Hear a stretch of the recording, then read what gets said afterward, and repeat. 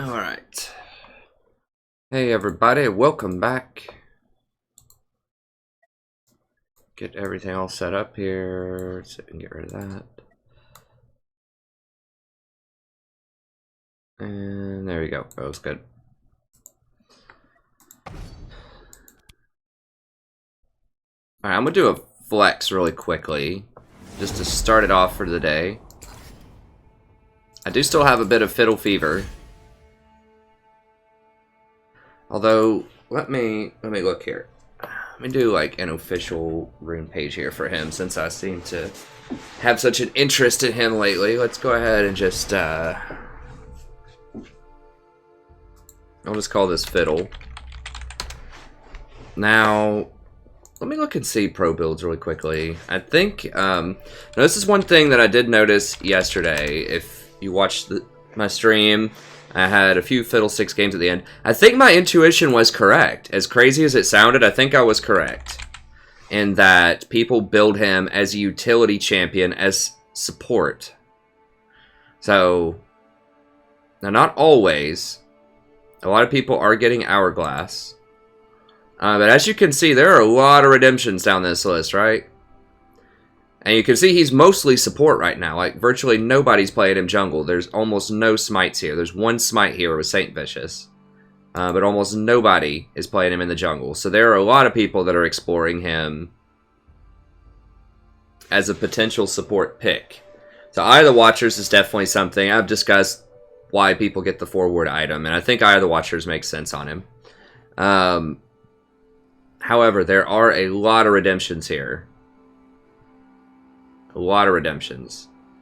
A lot of redemptions plus Locket, or people building towards redemption plus Locket. So, and mobility boots is definitely what you want. So I was right about that. So that you can reposition and rotate. It just makes sense with Fiddlesticks to be able to do that. But there are a lot of redemption lockets. There are a lot of hourglasses, though, obviously, as well. So that's a classic item. That's really good on him.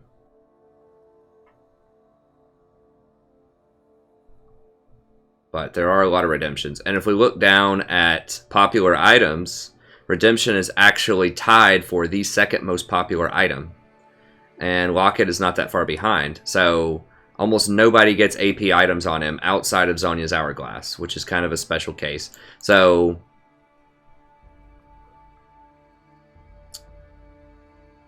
let me see here. So Wraith, I believe, is Korean, and he doesn't get redemption, it seems. Impact does get redemption. Smoothie gets redemption. I mean, Smoothie's one of the best supports in North America, I believe. Xpeke is working towards redemption.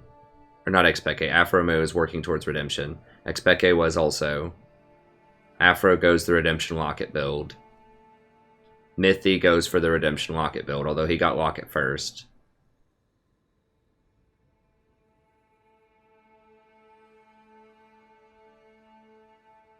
Okay, Lemon Nation doesn't go for Locket. Or doesn't go for redemption, rather. But a lot of people are.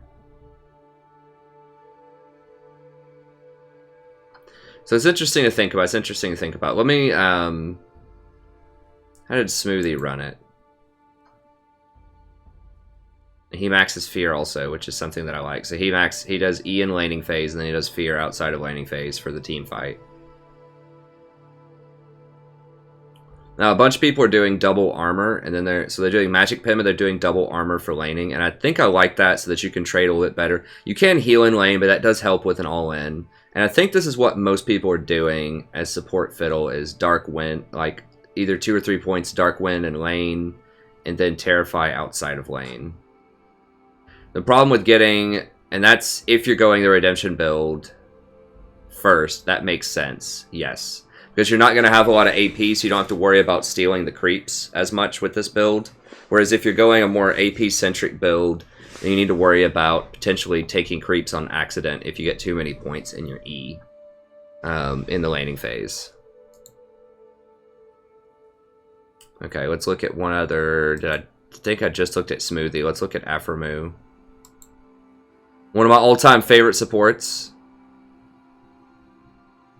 Okay, yeah, so he kind of mixes it up. So he gets 2 points in Dark Wind during the laning phase.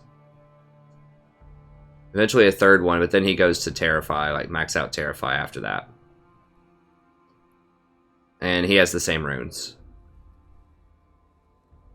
So I think these are the runes that I want to go for. Now he goes for Battle Trance. I think that Smoothie or some of the Koreans go for Insight.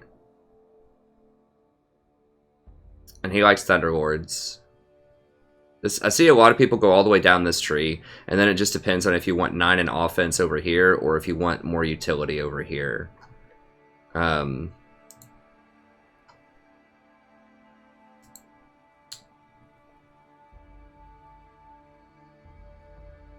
Wraith does it a little bit differently. He goes for the utility build over here. So I'm not...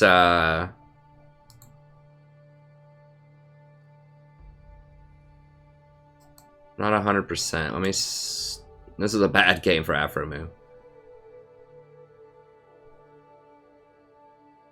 I don't like this one. That's weird. You need to go 9 down one of these trees. Okay. Alright, so let's do... And I'll open up the laptop over here. Sorry, I'm just kind of analyzing while people are still coming in. I'm just kind of thinking about this Fiddle a little bit more. I hadn't had time to think about it much today.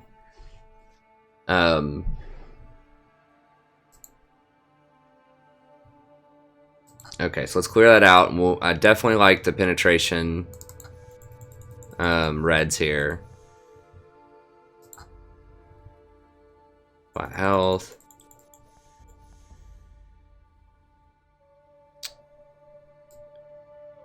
Ability power.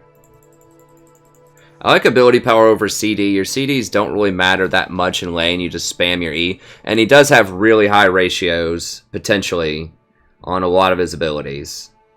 So the ability power is quite nice. And very relevant, even from a very early stage in the game. So that's going to give you 9 armor. So you shouldn't be taking that many hits in lane, because you just auto-push, basically, with your E.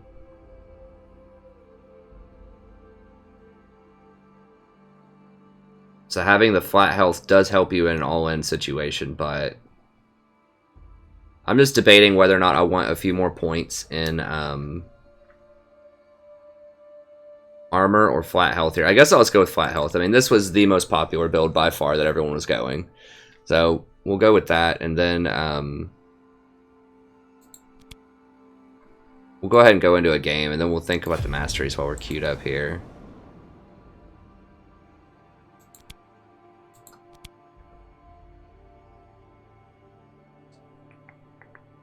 Let me see.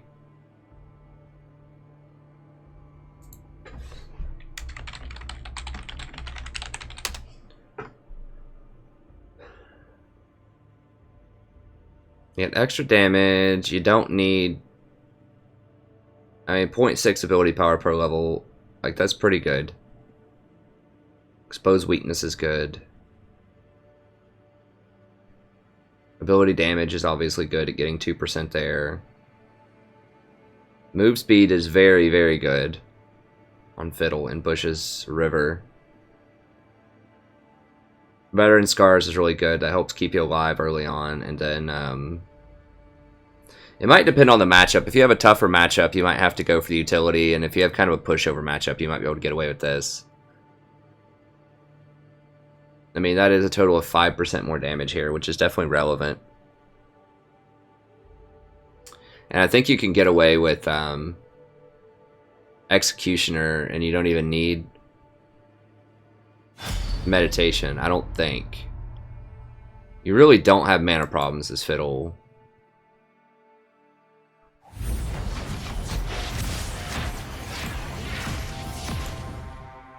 Okay, let me see what we've got going on in the chat over here.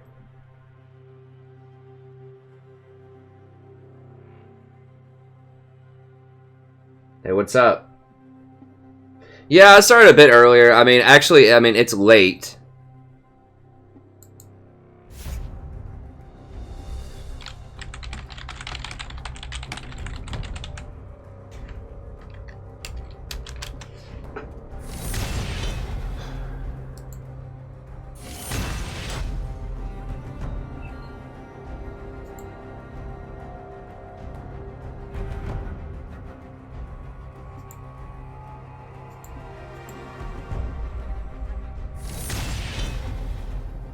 I mean, I don't care if you like it or not. I'm gonna pick it.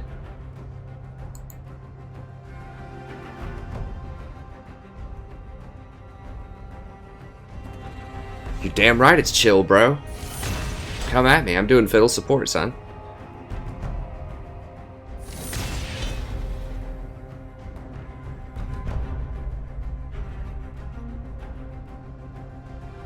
Kassadin is an important pick, but, you know, the whole reason that I'm not doing ranked solo right now is so that I can practice one Fiddle game right off the bat before we get back into it. So I could go for the Zhonya's Hourglass Rush into Redemption. Potentially. So you'd go Eye of the Watcher's Hourglass. And you'd have Redemption for later in the game.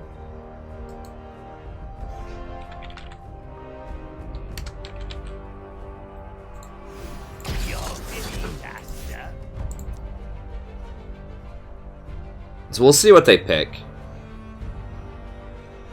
Do I go for Executioner?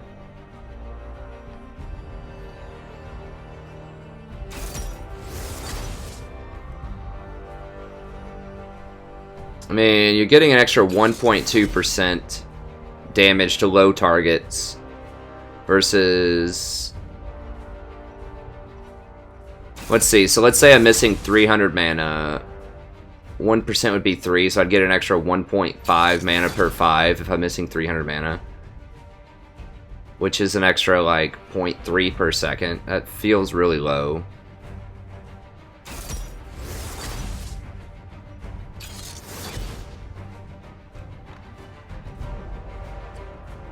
I mean, 1.2% damage is also pretty low. We'll split the difference. We'll keep a little bit of mana regen there. Now we're against Soraka. There's nothing that dangerous over here, so I'm gonna go ahead and go for the damage option. I think go for that. Exposed weakness is pretty good in team fights.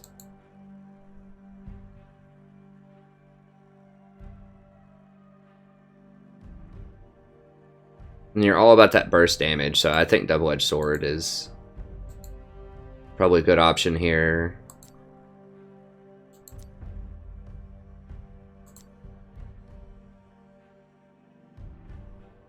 Okay, that looks fine. So we're not going to be able to do, obviously, to poke Soraka out in lane, but we can push her in, potentially, if she doesn't use her Q to counter push, which I don't expect people to do. This is still going to be a silver game. Hey, Matthew. And then I'm going to get some questions over here. Let me see. Hey, Zero. I'll try to get a Tom game in here tonight.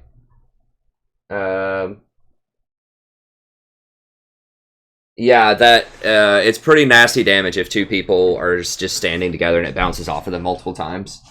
For sure. I'm not a huge fan of Annie. Like, she doesn't have any utility outside of her, like, bear stun.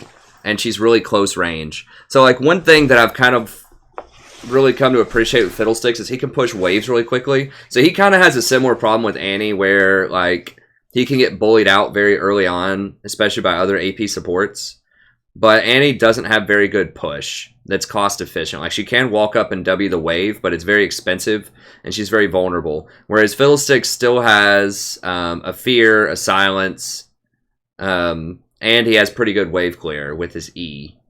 Obviously, that's going to take the fear out of the equation, or the silence, but he still would have the fear, and his drain makes him pretty good, surprisingly, at all-in situations. He does a lot of damage with that drain early on, so he's hard to engage on and fight, unless you're going to beat him up. And he has a heal, which is his drain, so he can just drain like a cannon minion or something and heal a lot of his health back, so... And he has similar damage, not quite as much damage as Annie, obviously with the Tibbers, but he still has pretty good damage if he comes out of a bush or something with his ult and fears somebody. So I would prefer to Annie. I would prefer definitely Zyra, probably Vel'Koz in many situations, and most likely Fiddle also. So Annie's okay. Just each one of those champions offers something that's a little bit different and special and a little bit better than Annie, depending on the situation, I think. So Annie's okay, but Hey, what's up, Lev? I'm exploring this, Abel. I think Fiddle might actually be pretty good. I did play him years ago. I saw a couple of... I don't remember if it was the same team in the last European playoffs. It might have been last weekend, play some Fiddle support. And so... Or was it... I think it was a European team that played him a couple of times. And I think they played him the week before also. So there's a couple of people, messing around with him. And I did try him out some yesterday. He feels pretty good. I'm not quite sure where to put him. I'm thinking, like, if you need someone to lock down, like, melee champions like Assassins, like locking down the Vi here or the Scion will be good if Lulu's banned. Because Lulu's banned a lot. And she has that point-click W, which is 2.25 seconds crowd control, basically. And Fiddle has the same thing. Now, Fiddle doesn't have the shields or the scaling off of attack speed that Lulu has. So I think Lulu's definitely better than Fiddlesticks most of the time. But she's banned a lot.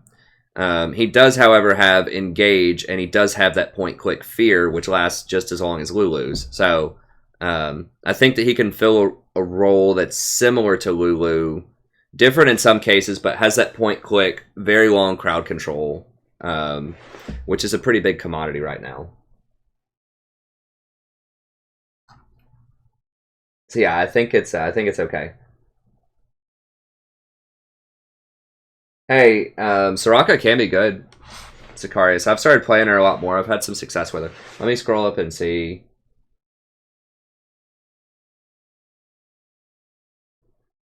Zyra is still pretty good, but hey, Auri. Well, welcome back, friend. Glad to have you back. I have had some trouble winning with Zyra lately because I think the meta has kind of shifted away from her because more people are playing Lucian and Ezreal, which aren't good with Zyra, and they're very good against Zyra. But I can try to get one in there. I know people do like her on the channel. I went from like a 65% win rate with Zyra pre 7.5 to like a 20% win rate after that patch. And after everyone quit playing Jhin, Misfortune, and all that. That was the patch that changed lethality. And that hurt Zyra a lot. Obviously, she doesn't use lethality, but it changed the meta quite a lot. And the champions people were playing. And the game slowed down a lot.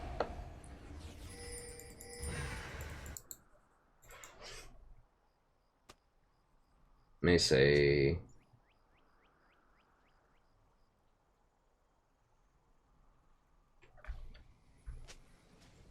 Thanks, Sicarius. Yeah, I am going for my biblical look here.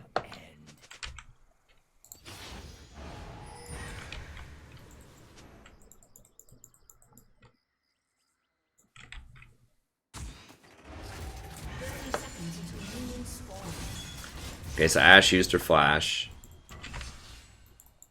So you gotta watch out for that. Vi, I don't think, is gonna come down in the first few minutes. We'll see. The end is near.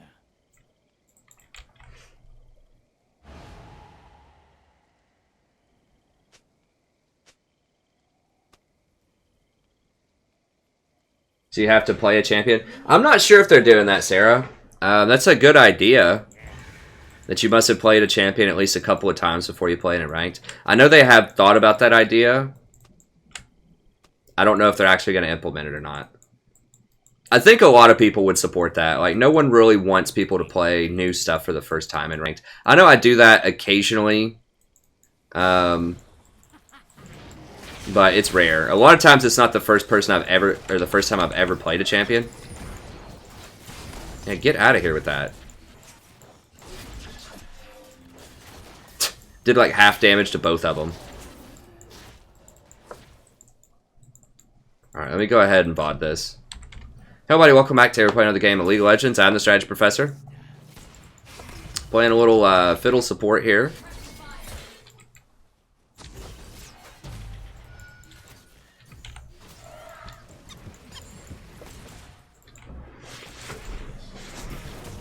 Just trying out Fiddle. I think he might actually be pretty good in this meta.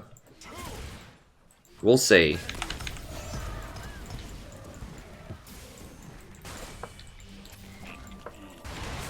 You just kind of auto-push waves. He has very, very good push.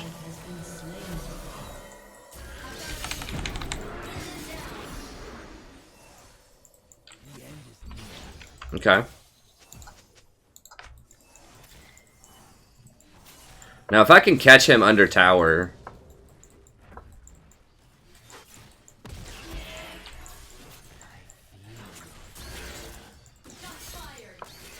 Sometimes you can catch people off guard and kill them under tower with the crow.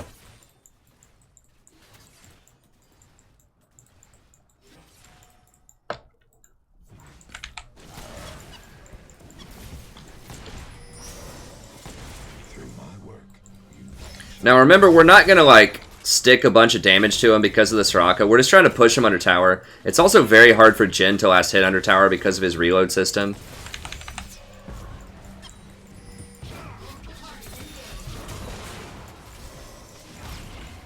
I'm going to go ahead and get a second point here, just for more harassment. She's getting a little aggressive there, but...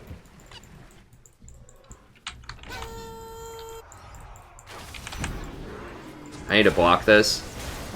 You need to flash. You need to flash. Like, why would... I don't understand why she wouldn't flash there. Oh, because she used it earlier. That's right. Yeah. I forgot she used it earlier, so I should have warded up a little bit. I didn't think Vi had enough time to come, so... Wow, what? Like, 3 different people just died? What the hell? What just happened?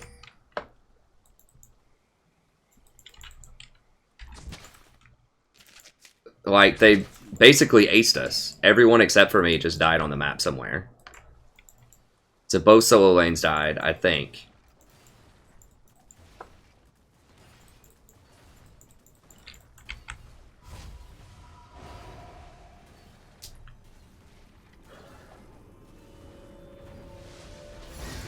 Well, whatever. I'll stay. This will let me hit 6 faster.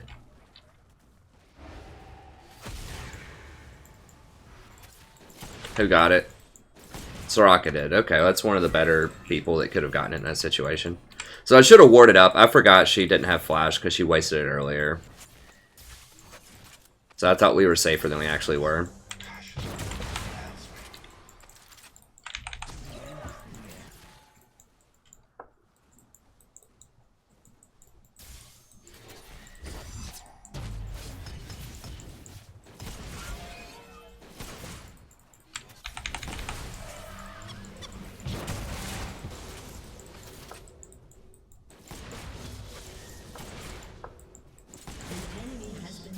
Okay, it's pretty good. How are we looking on CS? Okay, so we're still winning CS, which is nice. Every time I've played Fiddle support, I think my AD carry has been winning on CS, which is nice.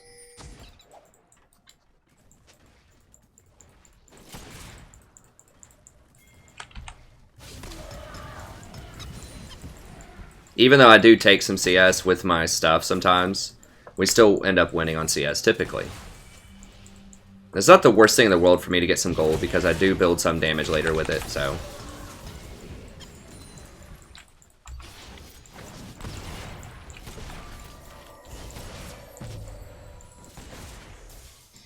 Breathe in the atmosphere.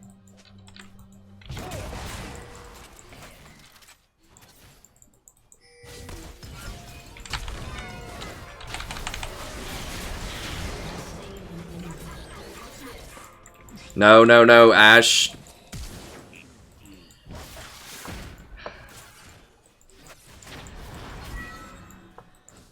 Well, I pinged the Soraka and they killed...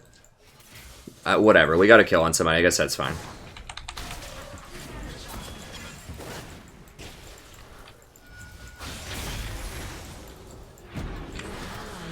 Is this real life? Like, I guess it's not solo, so it's... whatever.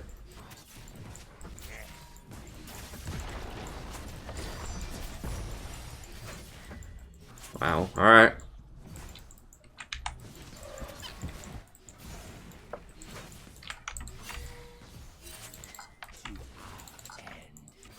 Ash, you just used your flash, buddy. You gotta back up.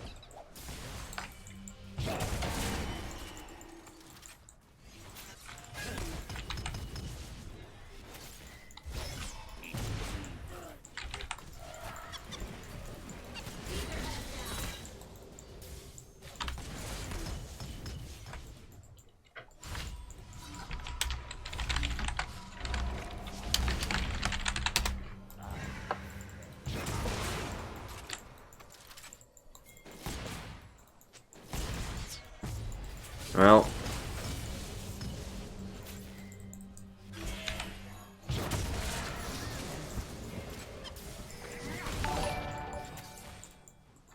I mean, pushing them to tower makes them miss CS too.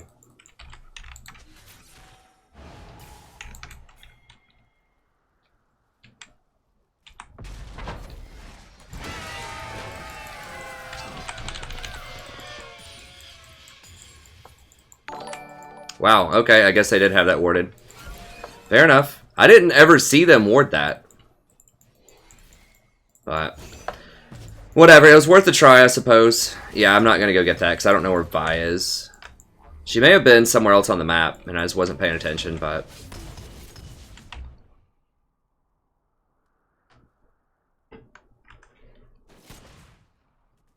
Scroll down a little bit here. Okay. We definitely want this, and I'm pretty sure we want mobility, just so that I can control the warding better. And then, we'll probably just try to get a Zhonya's Hourglass here. That is one thing that's changed over time. Zhonya's is much, much better for supports now than it used to be back in the day, like Season 3 when I used to get it. When I played some Fiddle support. I would not play AD Alistar unless you are just playing a normals or you just want to have some fun. I would not say that's very competitive right now.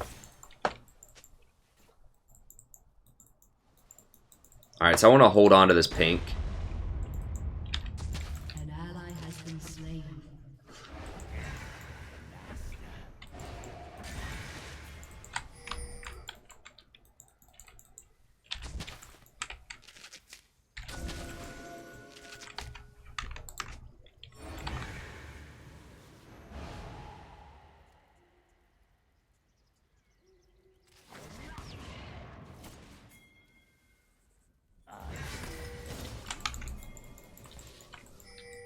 We just weren't patient. No, no, no, no, no, no, no, no, no, dude.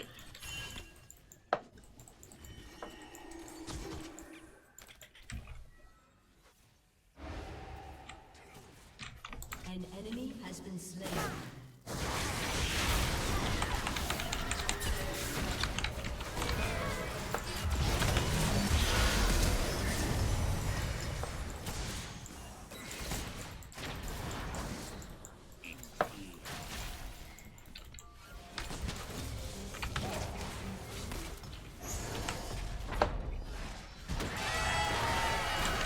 Are you serious right now? What the f... I can't believe it. I guess they have this warded because they saw us sitting there. That's pretty troll. Well, I guess we'll get the tower. Holy crap, these have not been good ults.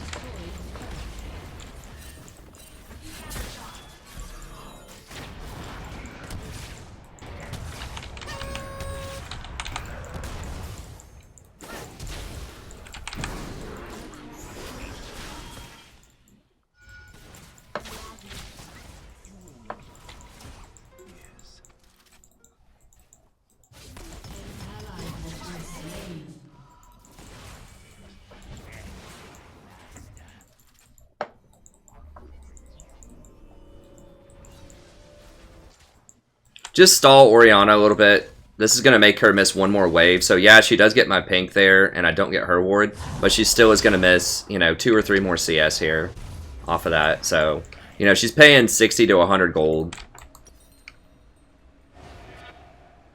An ally has been slain.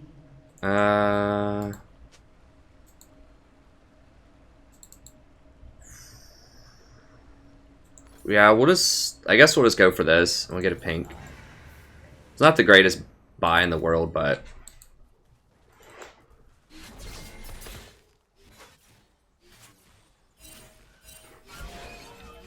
I don't know. Ashe is okay. But... yeah, the diamond is a little suspicious, but she's alright.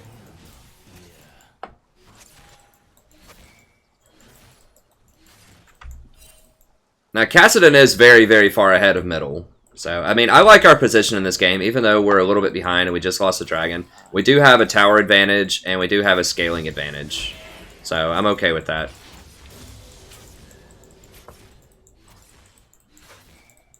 If I had wards left, I should have dropped one around Dragon. I think I did have one left. Now we know there's a ward. Actually, that ward is gone now. So let's go ahead and get some deeper wards in here. I do have my ult. We could try to get middle if they don't have it warded. Actually, I'm going to come down here. See if she comes up here or not. Now, she probably has this warded. She definitely has that warded, almost certainly. We don't know where Vi is. I can't.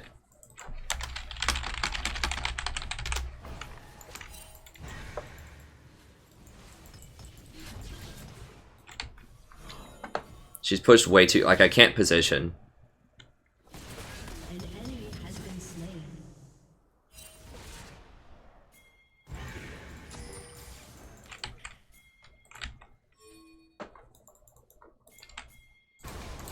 An ally has been slain. Yes, my master.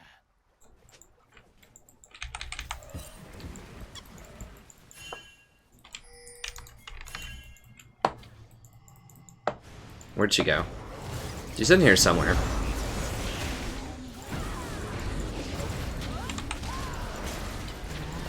been slain.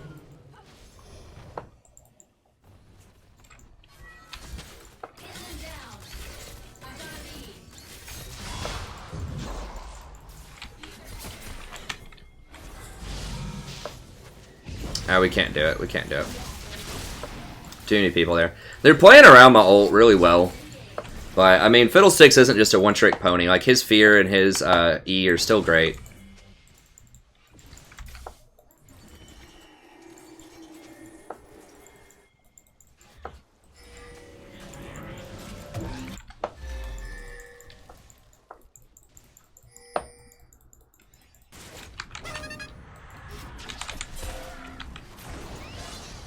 Okay, that's fine.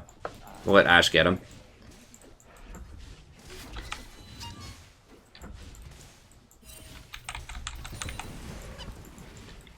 They are making her miss some crowd control to do that, or some CS to do that rather. But I knew she was gonna get him. That's fine. Okay, so we're going Fear again. You get decreased cooldown duration and increased Fear duration, which is all good. All of those stats are great. It doesn't scale nearly as hard as it used to, but it's still pretty good.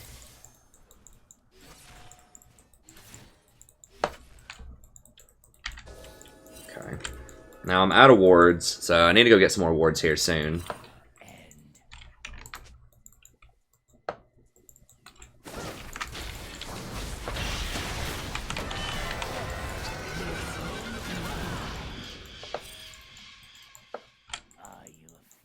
Probably overkill, but the thing is, I don't know if she has flash, and I don't know who else is there, so I just want to make sure that she goes down. And that's fine, because I'm going to back anyways.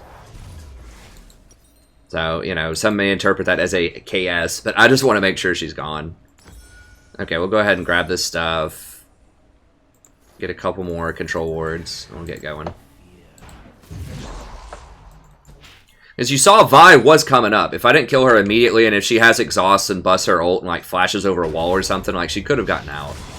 If I didn't ult in and fear her. So I've learned that you just go for the kill. If it's available, just get it. That's typically what's best for everybody. Because Vi still gets an assist on that. It's not like she doesn't get anything.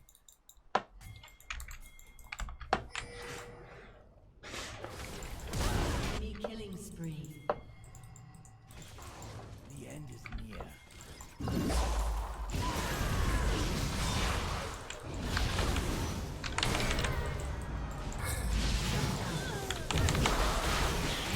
Okay, now that one they've got, so I don't have to, you know, I don't have to do anything with that one. That's unfortunate.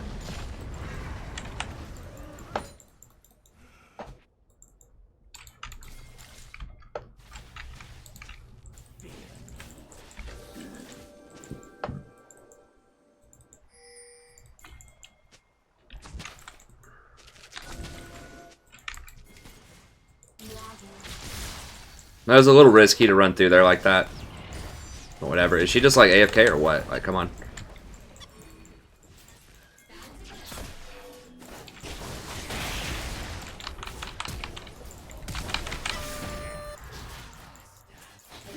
Okay, I'll give that to her.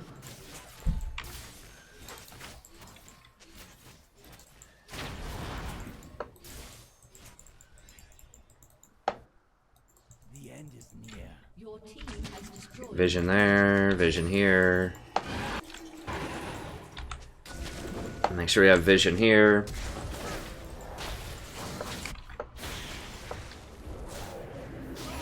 Okay, we got him. We got him, coach. No, don't let him get my pink.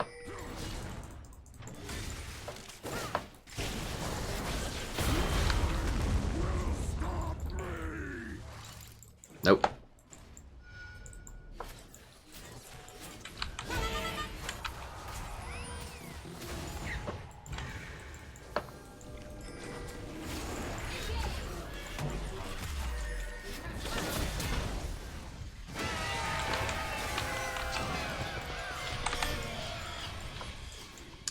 Yeah, that that didn't work out. Her flash kind of screwed me there. But it did scare them off of it, I think. Alright.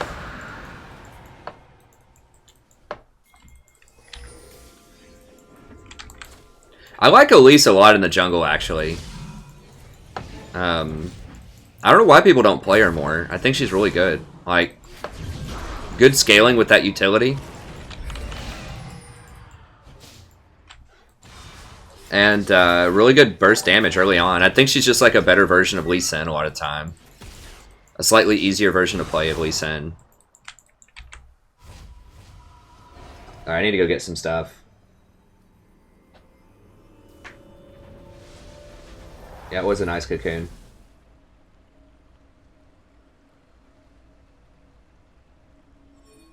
Oh, and 3 on ult. Hey, no, I did get one. I got the alley-oop ult on Soraka, okay. I got one. Alright, we'll get the forward item here, and we'll get another pink. Fear me. I'm 1 for 3. Or 1 for 4. Okay.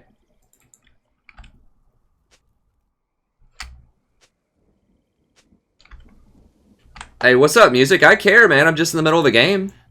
That's all.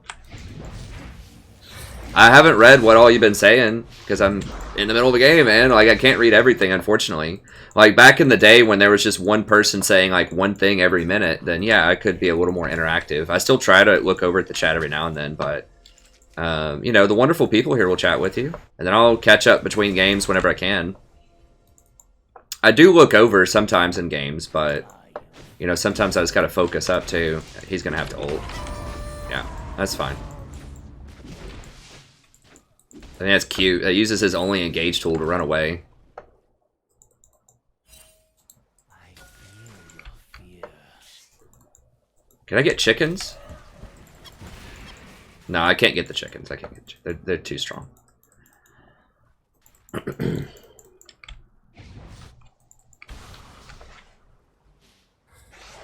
The end is near.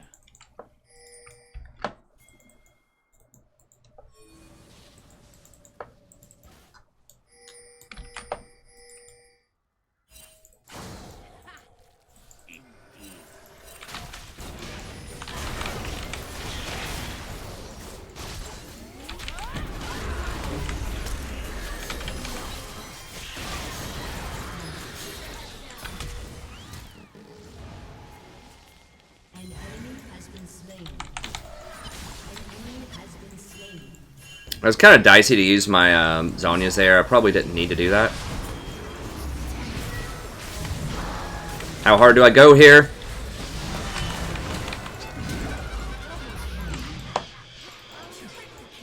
That's going hard, baby. If he just like auto attacked me once, I was probably dead. But I was gonna fear him instantly if he didn't flash when I did that.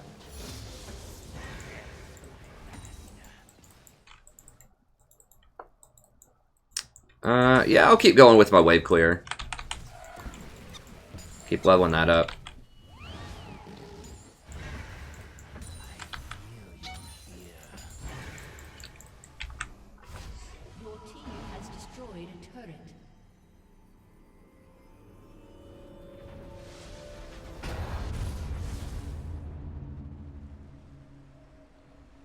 Enemy has been slain. Hey, Jacob. I mean, I don't know what to say, buddy. You know, I hope things get better for you. It's okay to be different.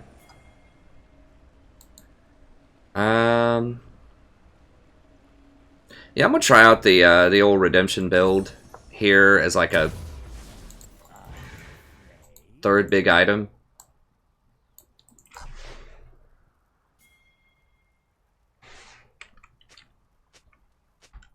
Yeah, I mean, there's mean people. Yeah, it counts as successful. Oh, come on, bro. That one counts. I went real hard on that.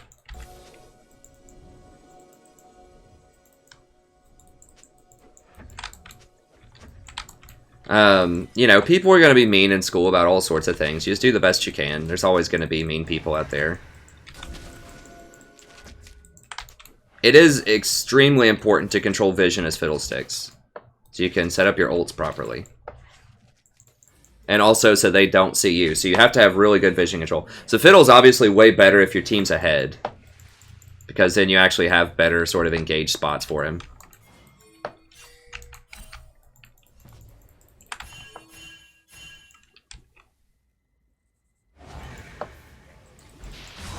Dude, there's nowhere else for me to be.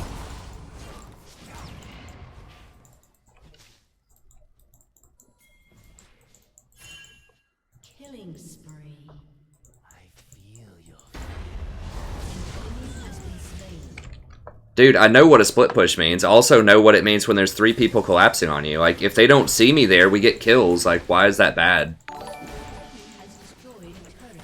Caston's like, LOL, split push means that I solo. It's like, well, sometimes. I can also bait them and kill them when they come to try to stop you.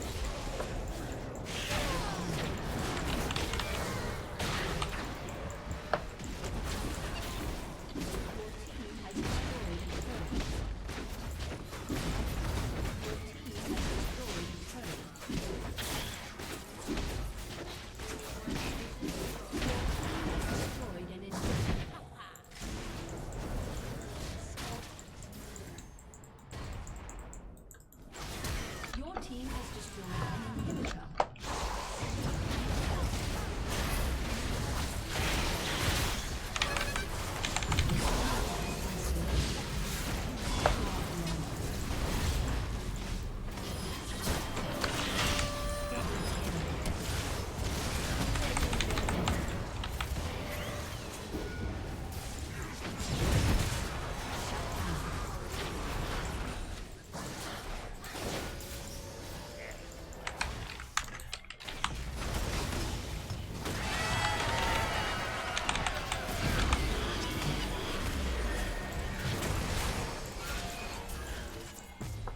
Damn, I can't believe that Soraka got that heal off.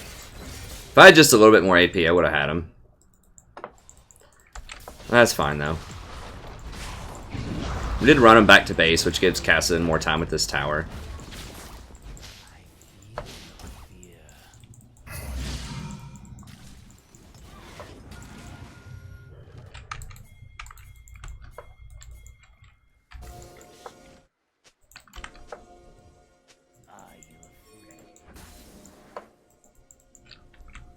Wow, I'm buying.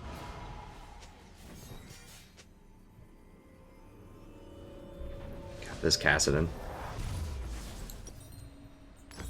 We've already seen the Elise miss one smite earlier where Ashe got the dragon.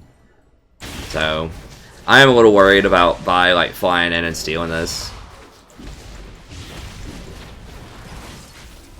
But it looks like they're gonna just give it to us, which is fine.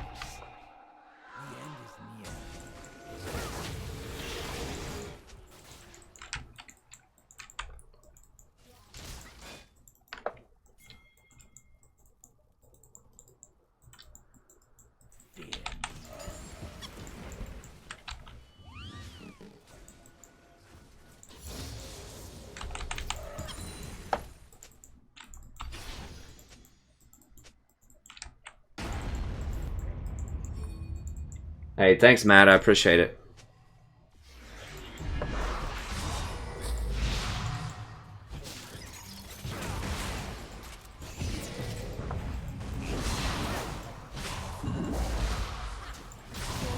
Has destroyed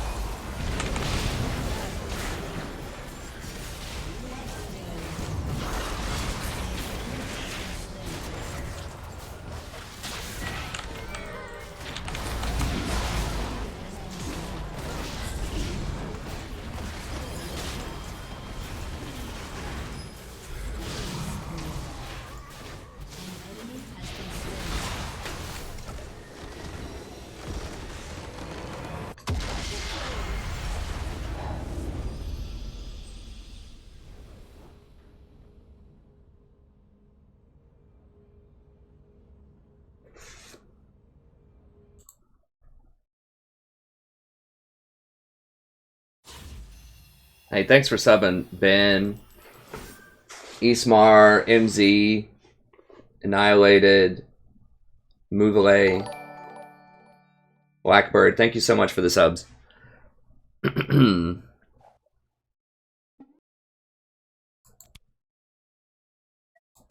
Alright, not bad, not bad.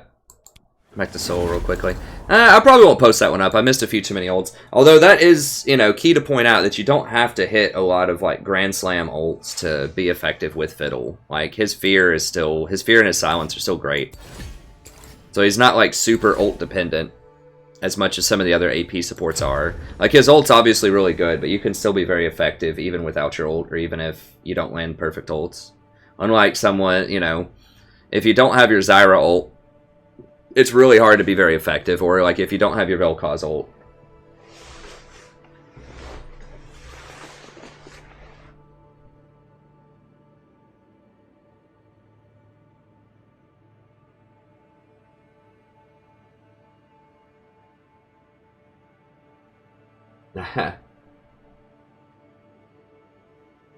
I think that's true, Joseph.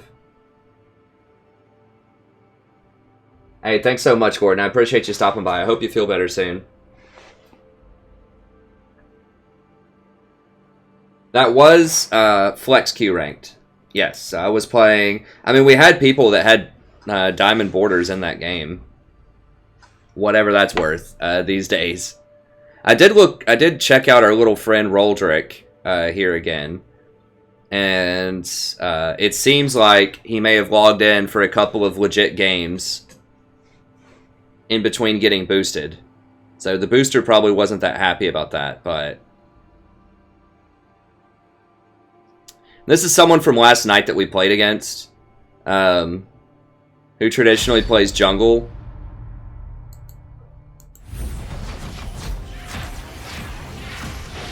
But then, and you know, he had like a sub 40% win rate, but then all of a sudden, look at that. Look at all that blue.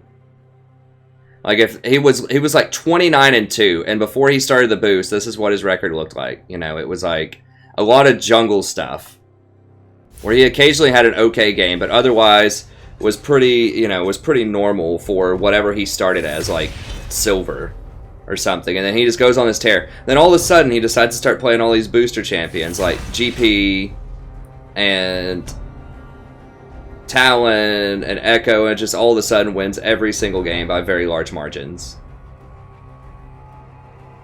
So it looks like the booster de jour was Jax this time, at least for a little bit. So anyways, I have been keeping up with him. His Hecarim friend also had, I think the Hecarim only played a couple of games with him. Sorted. Well, they played 10 games together.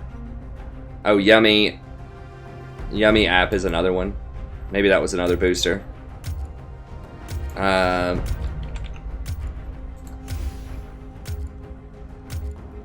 I'll just ban Graves. I'm curious now if Yummy app's a booster too.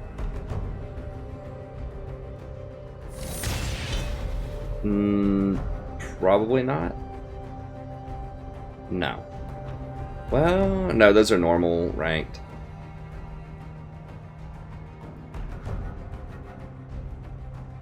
Nah, I don't think so. I don't know. I mean, it's possible the person is not a booster and they just completely changed what they decided to play and went 29-2, but that's the most suspicious looking booster that I've seen. Like, instance of potential boosting that I've seen. I mean, who knows? Maybe he just learned a lot all of a sudden and just decided to get like 90% on these two booster like champions.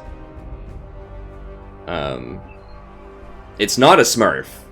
It's too many games to be a Smurf. But the Hecarim from yesterday, I'm not sure. Jury's out.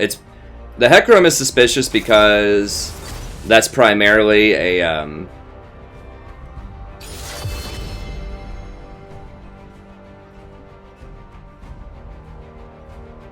Alright, Lulu is not banned. They went for Morgana.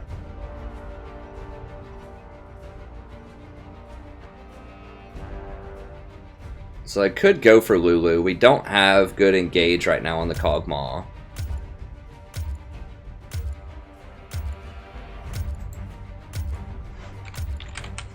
I think I'm gonna try out Fiddle.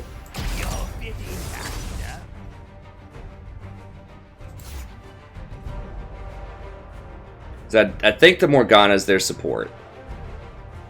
Lulu is not amazing against Morgana Cog. Like, we need more engage. We don't have people that can just dive in there and kill this Kog'Maw right now.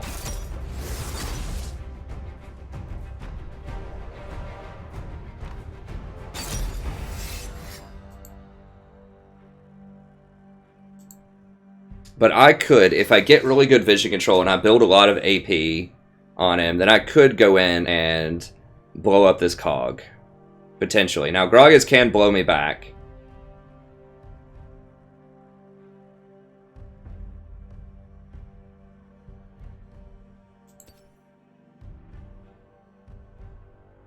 Yeah, I think I am going to go Ignite here, because Morgana can stop the application of my exhaust with her shield, but Ignite will still go through.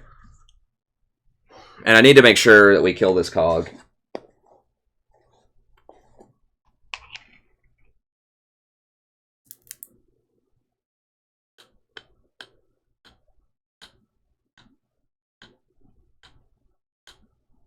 It's possible I should dodge it, but I mean, it's okay. We are kind of banking on Yasuo doing something this game, but they have a bunch of mid-game champions. Oh, it is Gragas support. Huh. I thought it was going to be Morg. Well, the Gragas support to blow me back out of my ultimate is going to be annoying.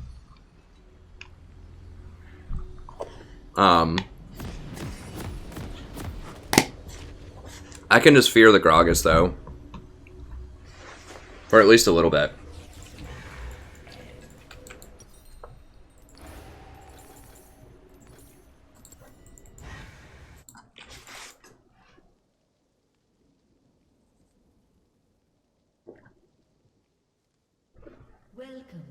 Hey, Emed. I don't know.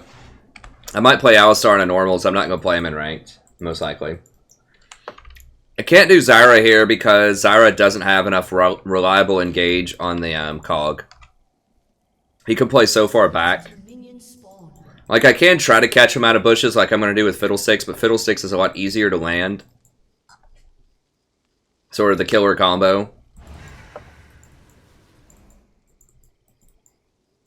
Because he's got the flash, obviously, and the fear to hold him in it, so... Zyra's not that great against long-range stuff.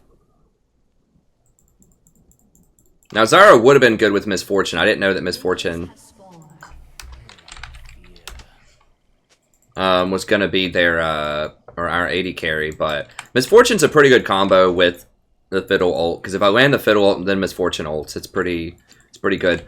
We don't have a, we don't have much of a front line right now. Like, Lee can frontline, potentially. Orianna can also do her ball onto me when I ult in.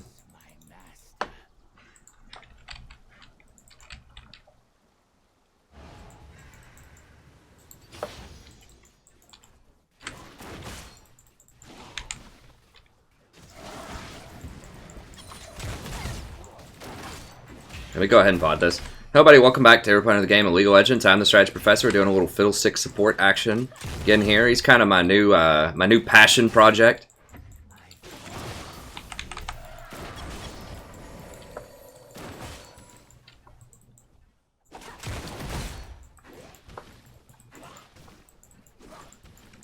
Okay, now I want to make sure I don't take her CS here if possible. That is one concern, is that you can inadvertently take a lot of CS off your AD carry with Fiddlesticks, so you gotta be a little careful there. Now, if they stand next to each other, that's perfect, but we'll see.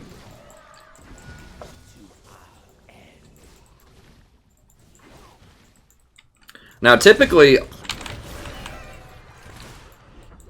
almost every time that I've played Fiddle, my AD carry has been up CS. So you do take some CS, but by pushing them into towers so hard, you are going to end up denying them a lot of CS too. Now you have to be very careful of ganks. with Fiddle, because you are going to push him in really hard. I mean, that's one really cool thing about him, is you can push that hard. The end is near. And because it has such a long wind-up between, like, how long it takes for the balloon animal, in this case, to get to him, your E, then you can throw it safely under tower and run away without taking a tower shot. So actually, the slow-ish projectile speed is kind of nice for harassing under tower.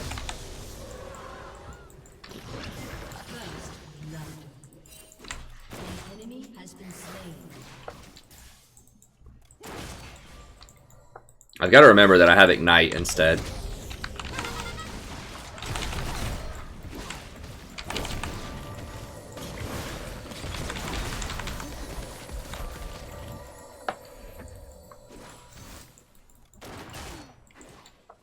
Yeah, that was bad. So she took like 1 or 2 tower shots on, I was gonna say under tower, but 1 or 2 tower shots, which is not great. Okay, Rengar is top. So he should be okay. The end is near.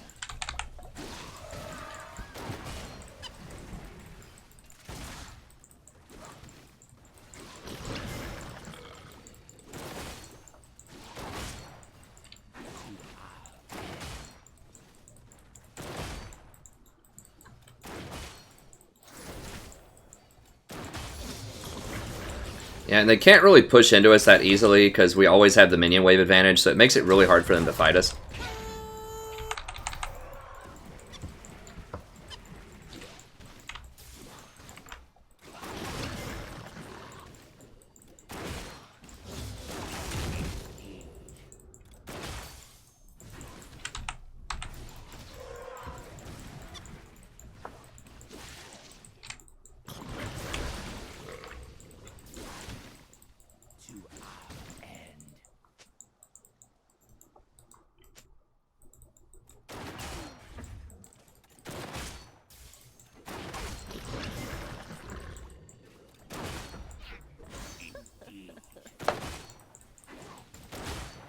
So she is actually falling behind in CS here a little bit. I'm a little suspicious that Gragas was over there checking out that tri-bush. Yeah, I'm a little worried that Rengar is going to be here.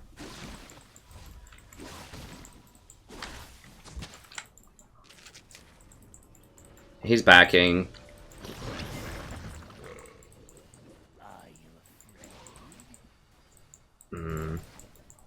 Yeah, he's kind of zoning me out here. I really can't contest him that much. My Kog'Maw's not getting a back here, though, which is good. I feel your fear.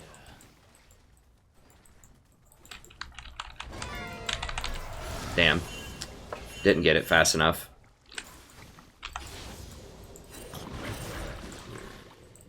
Okay, so now we're definitely way stronger than they are.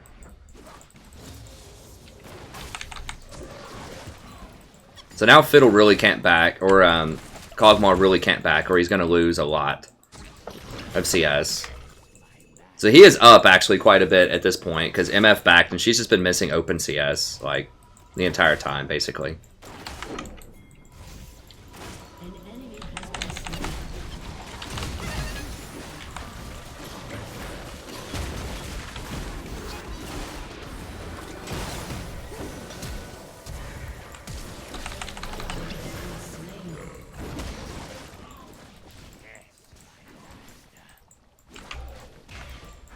I don't get it.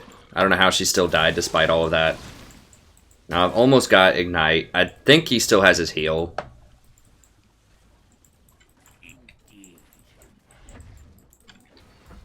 Like, we had an item advantage, we had summoner advantage.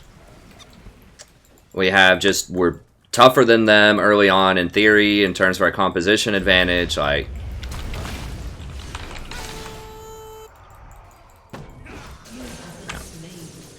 so top lane went bottom. So he didn't have teleport, so I wasn't really that worried about it. But I should have been paying closer attention. I should have just died there too. I thought maybe I could get out of his range, but he didn't even buy boots. I guess I didn't have boots either at that point.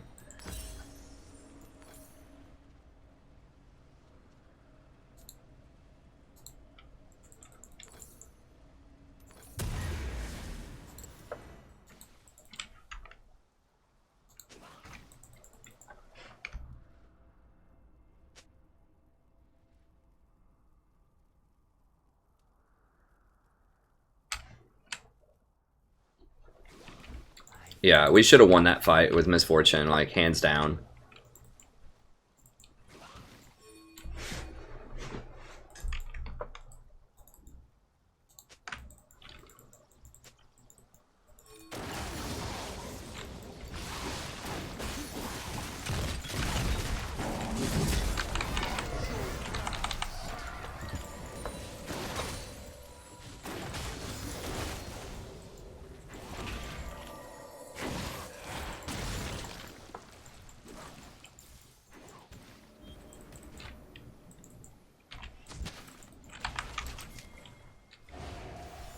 Lee, you want to come over here, buddy?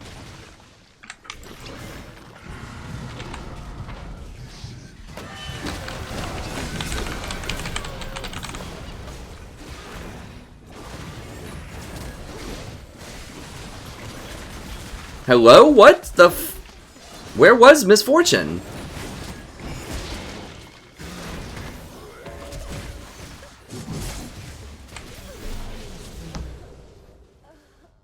Well, I think these guys are going to clean it up, I hope. Wow. Enemy double kill. What?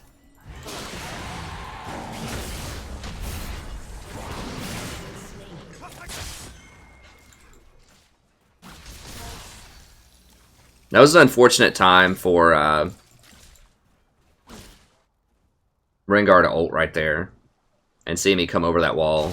Like, if Lee would have actually been there, there's nothing really I can do at that point. Lee Sin's going to kill me, so I might as well go for it. Because if I try to run out of that tri-bush, he's still going to probably kill me. Why is this dude always here? Like...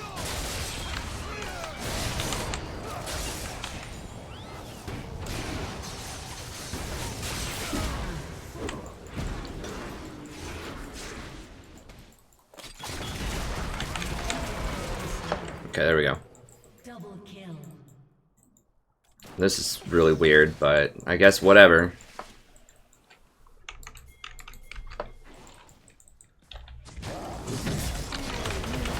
What the f- Why couldn't I Q him? I'm like sitting there spamming Q on him.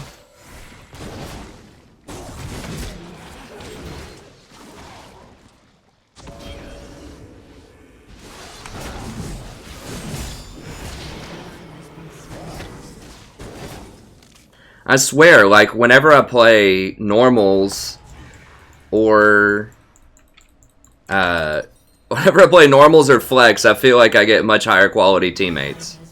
Like, it's not an exaggeration at all. Like, when I play with silvers, I think that I have higher quality games. The end is near.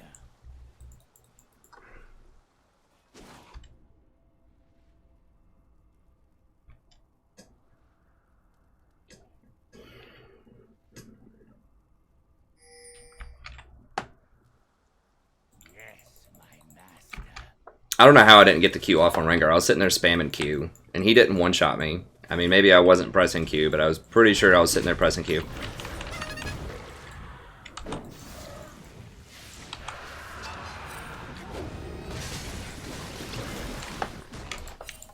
You have been slain. Like, Your turret has been destroyed.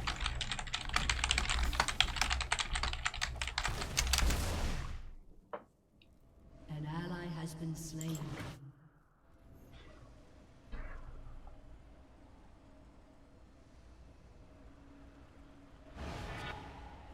Your team has destroyed a turret.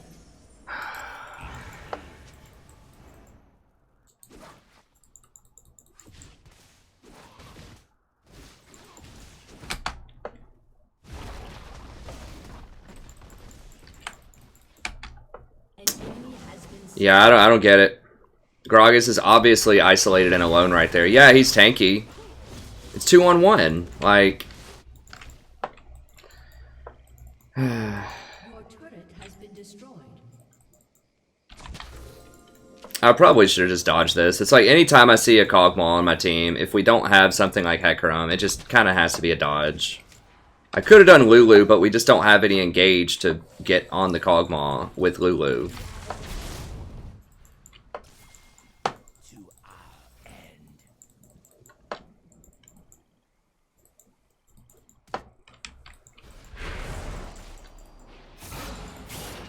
No, don't scare him off. Okay, I guess they're gonna get him. That's fine.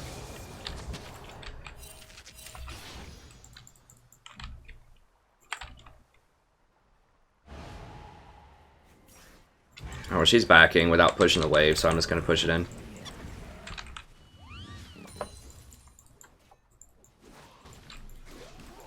Oh, I should have gotten mobility boots, and there's not even a tower here.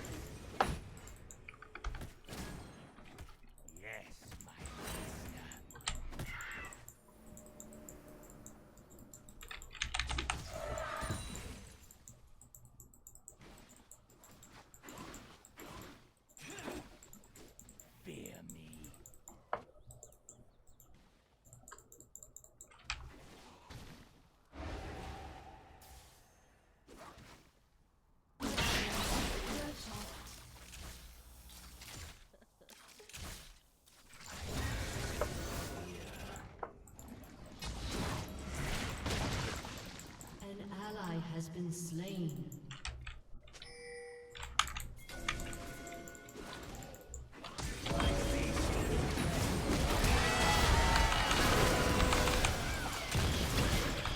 No way. Really?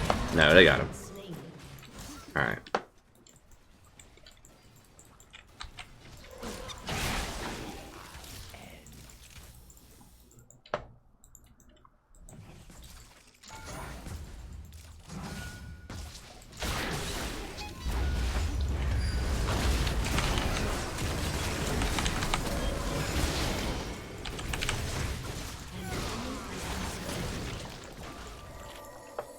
When I ignite him, just make sure that he dies there.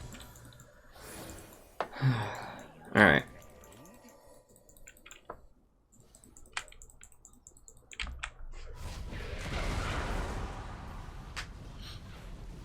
I mean, maybe I should go for Ionians here. Like, the ultimate is really important. I don't know. I was just saying, like, he doesn't need the ult, but he does have really long cooldowns with his fears.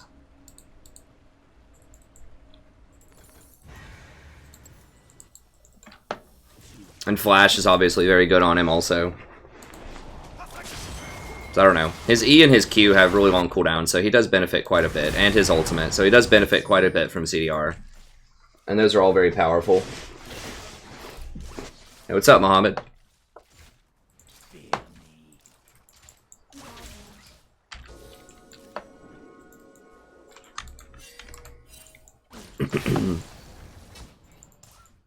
She should be able to get out of it.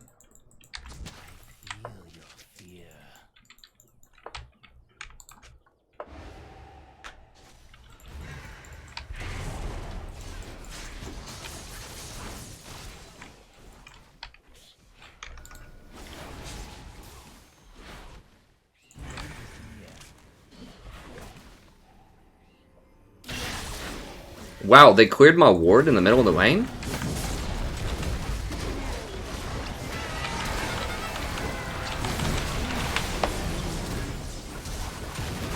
Y'all get in there and kill him? Does MF have... MF doesn't have ult.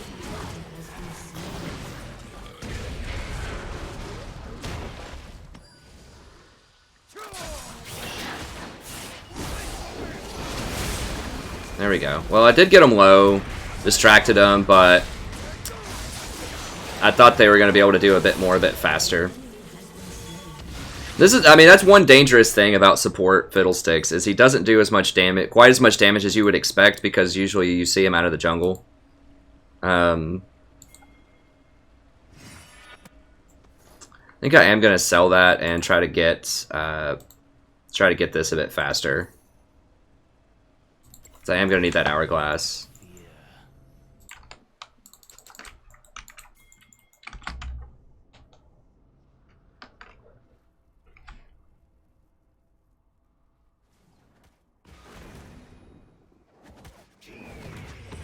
Yeah, a lot of top-end fiddles do build Redemption, so I do like it, but I think that I really, really need Hourglass right now, especially against their team, because I have to serve as a primary initiator. We don't have a great initiation outside of a Lee Sin kick or something, so... since I have to be the initiator, we're just going to give up this, I guess. Lee Sin's just not interested in contesting an Infernal Drake. Just got to get his red buff. Understandable. No, it's not. Like, why would we not go and contest that? Like, what the hell? I pinged it. Like, we knew it was coming up. We see them walking towards it on wards.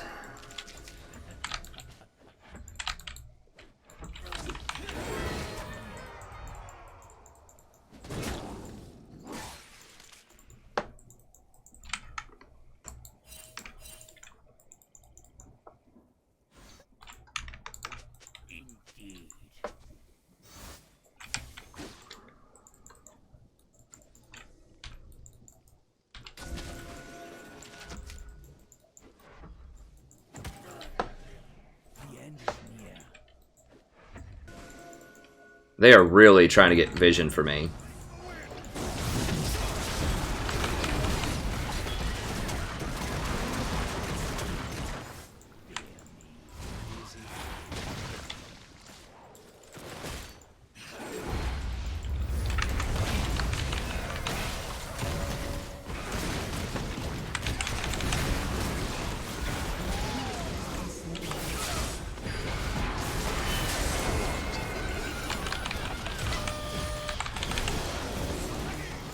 What the f-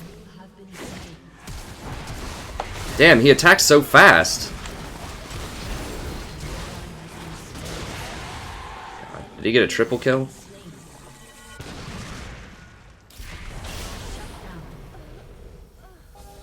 God.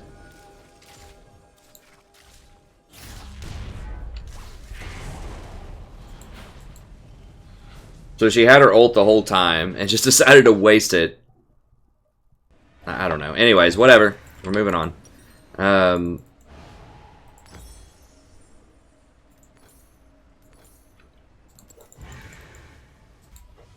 Obviously, my KDA is not beautiful. I'm not having a wonderful game here. They do have a lot of assassins for Fiddle, and they have caught me out of position quite a few times. And it's been a while since I've played him consistently, so I just have to get used to it. Like, you just can't ult into everybody until you get Hourglass.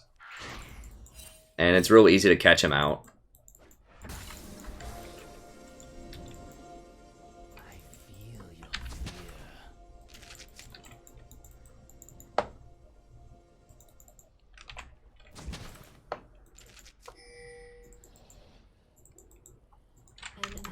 Has been slain.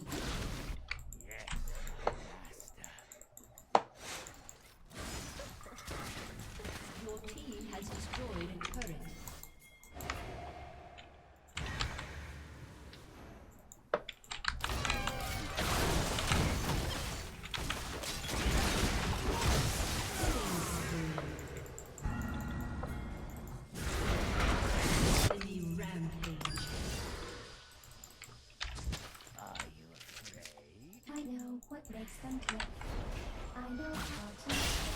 Can I do this?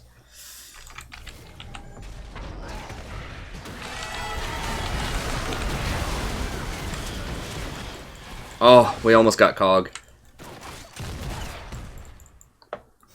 I was trying to just clip the edge of it and not go super hard against, because I didn't want to die again. So I just wanted Rengar, but we could have gone harder and gotten the Cog. I mean, my ult plus Misfortune's ult, after she gets like one more item, is just probably going to be lights out. How did they even see me? I guess they blue warded this and it caught vision of me for a second.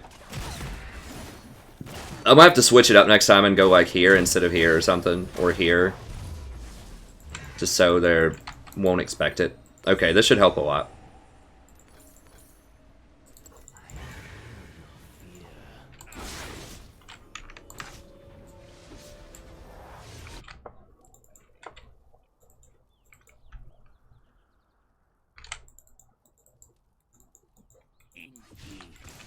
Yeah, the Q lasts for quite a long time. Not nearly as long as it used to last. It used to be a 3-second fear, and now it's only 2.25. So it's a shadow of his former glory, but, you know, it still is pretty good.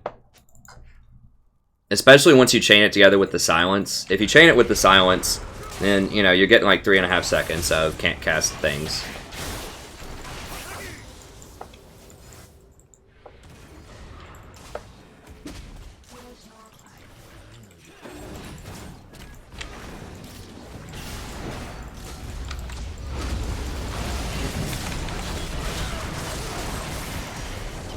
I don't have an ult. Woo! What the hell? What?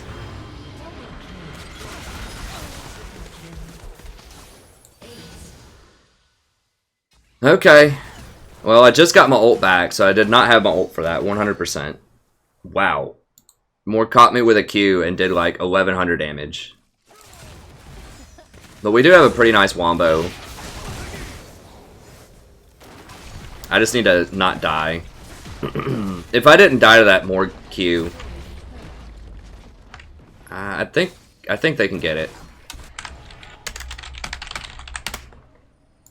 Your team has destroyed a turret.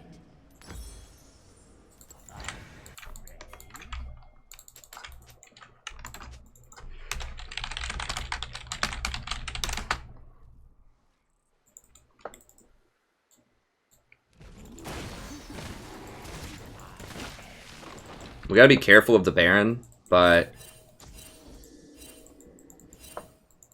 I don't think they'll do it.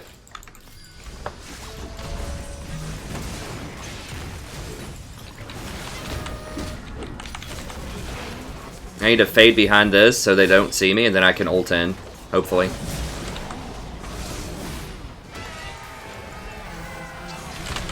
Oh no! God bless that. that was bad. This is a bad game. This is not a good game for me. Not a good game for me. That Morg, like Morg threw the Q right when I flashed. I just didn't. That was just bad. Ugh. That was nasty. This is one of those games you just want it to be over because it's just not happening in this game.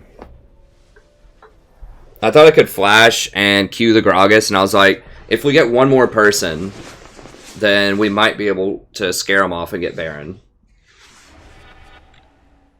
That's false. I died there. Okay. Let's see if we can get this. I don't think... I mean, we have vision on Baron. If I just get one good ult off... Another, I've had it like maybe two this game, like good ults. If I get one good ult off here, then I have been impactful though with my fears, even though my ults have been a little off.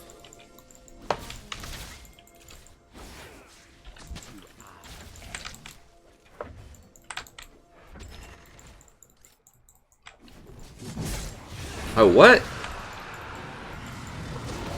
Get him! Get him! What just feared him? He's just running? I guess the Void Ooze.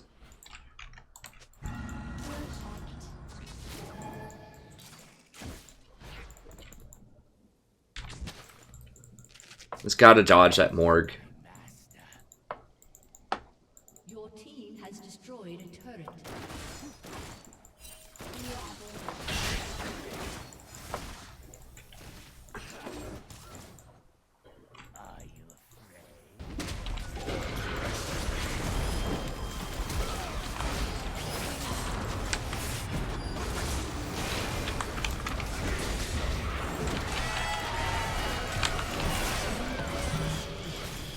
Just go back and get the guaranteed person off of that.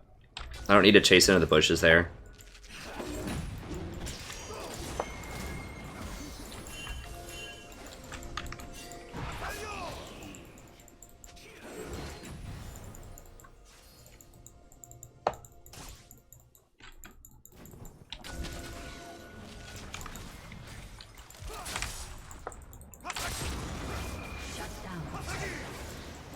That's bad. Alright, let's get out, get out, get out. I don't have my ult. Oh god.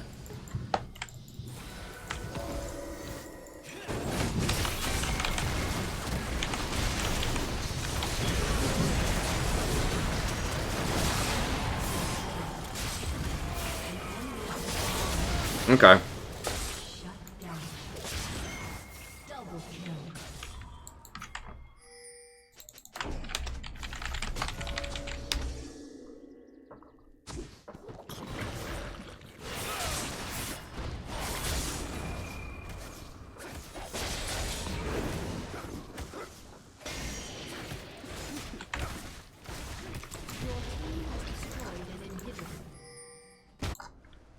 Alright, I'm gonna go ahead and get Void Staff, or try to start getting Void Staff.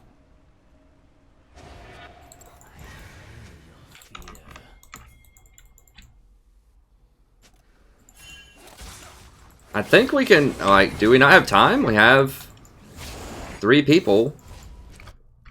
Okay, right? Can we? I feel like we had time.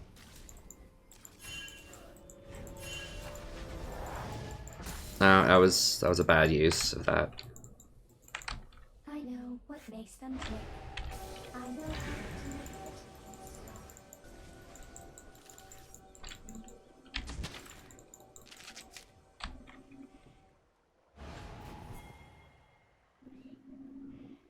it. My master.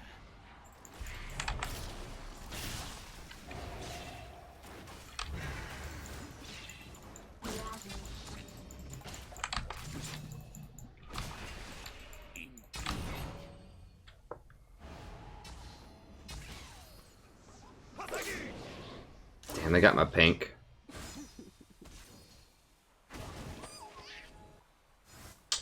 If we would have been here, we could have caught that Pantheon out.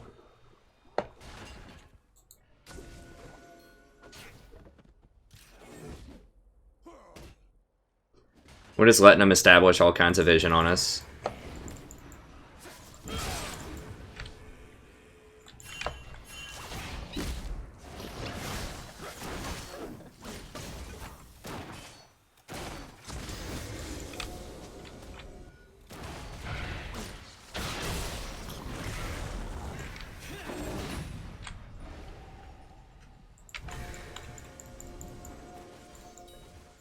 I can't get that. If Morg hits me with a Q, I'm gone.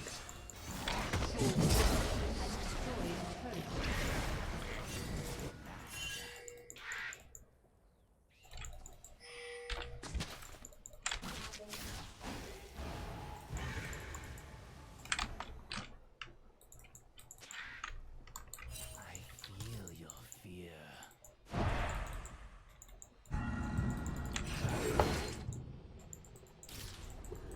He should be able to 1v1. Oh god.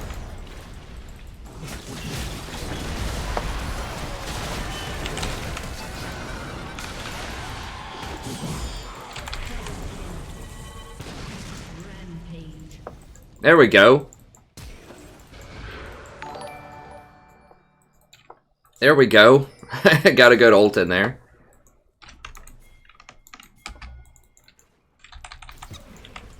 Can we just end it? Has destroyed a turret. I guess maybe we can end it with the supers. Yeah, sure. Okay. Alright, I'm coming down. That was a bad call. I should have just tried to end it with supers. Or over here.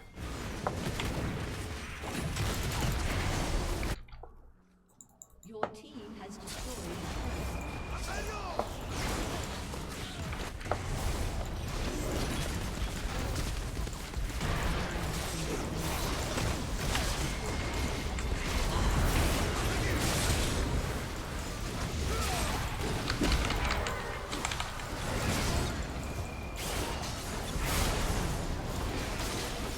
I don't think we're gonna get it.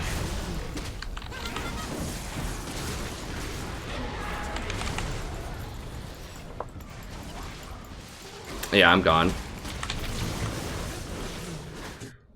Yeah, if I would have gone there faster, we could have ended it. I was thinking just get the side lanes because we didn't have time to run it up the middle, but because we already had supers pushing, then we could have definitely ended it. I don't know if I could. I don't think I could have focused the Nexus there. I think I would have just gotten evaporated.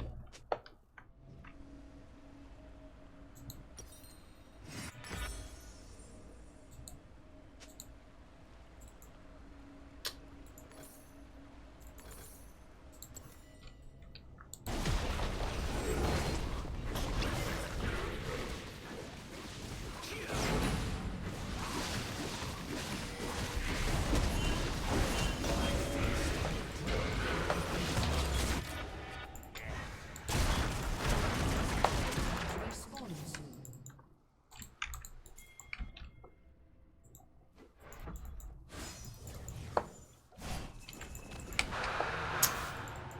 Well, that's annoying. The end is near. Oh, right there, right there. If we get him, that's game. Okay, I think that's game. Alright, right there. So he backed at an unsafe spot, and that's it, basically. But I don't see how they win this without Cog.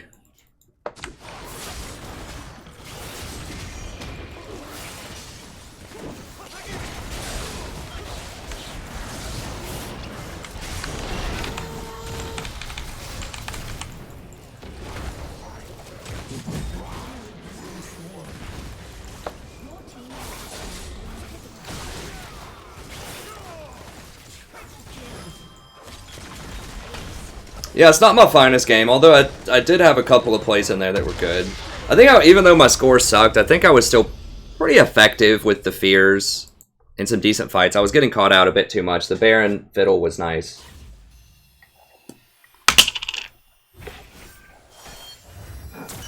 So yeah, definitely not a not an amazing KDA there.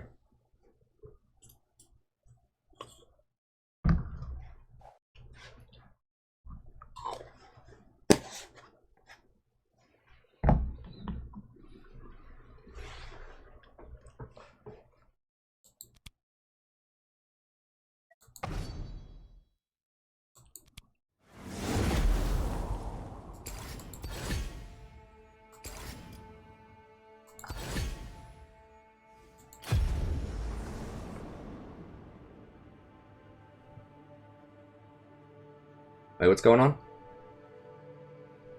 Hey, thanks for subbing, Dom, Sander, Blackbird, Ben, Ismar, and MZ. Thank you so much.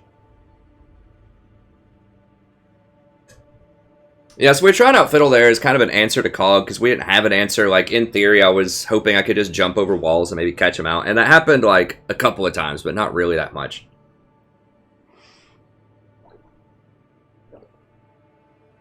It's also a pretty good combo with Orianna. It is peanut butter, yeah. I'm just eating straight peanut butter out of a jar with water.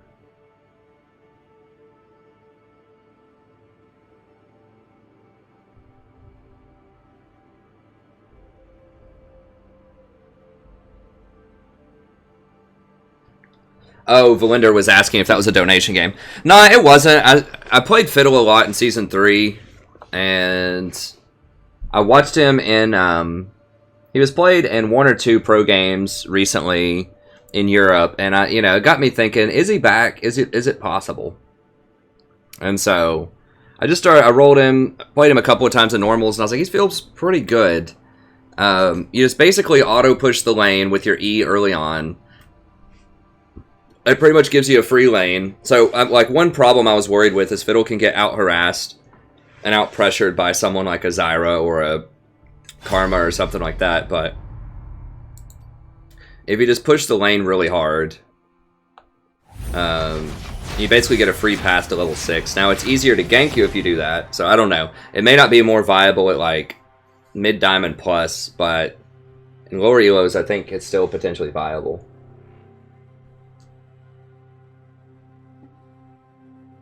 Yeah, he also did pretty well.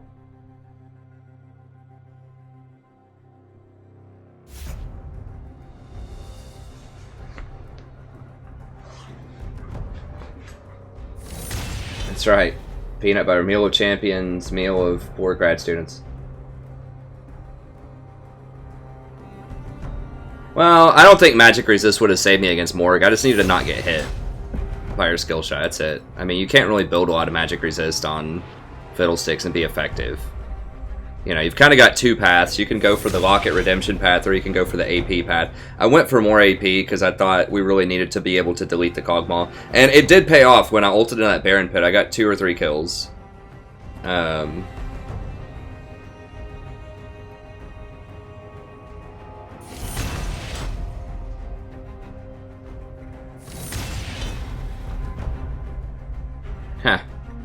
Yeah, I mean, I've been winning a decent chunk with Fiddle support. I mean, 50%. I thought I played him more than 4 times. Yeah, I've definitely... Well, that one wasn't a real game. Let me see. Let me close this up here. When was this? 18 hours ago. Okay, so, oh, I haven't refreshed this page.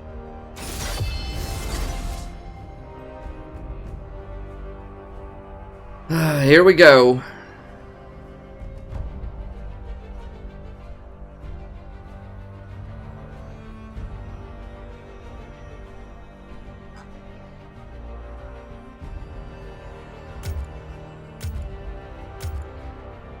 I don't know what's going on. I might dodge this. We'll see. Alright, we're going to go for Soraka. Soraka, in theory, is a good counter to Lulu in the mid-game, but it depends on which AD carries we get. If we get Ezreal, like, if they pick a Kog'Maw or like a Twitch, we probably have to dodge. If they pick like an Ezreal or a Lucian, we can probably stay. That's a very bad sign.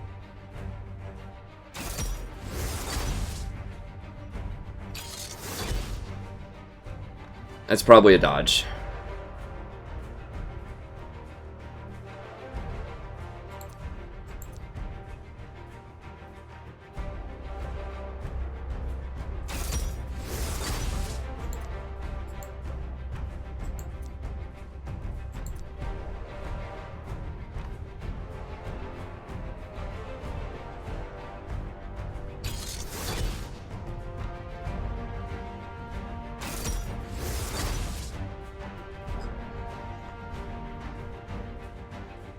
Yeah, it's a dodge.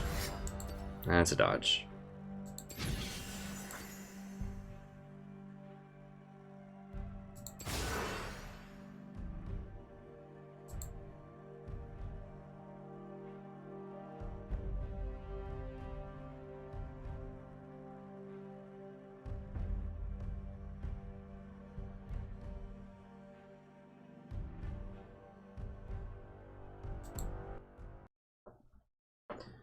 Yeah, you gotta dodge that one.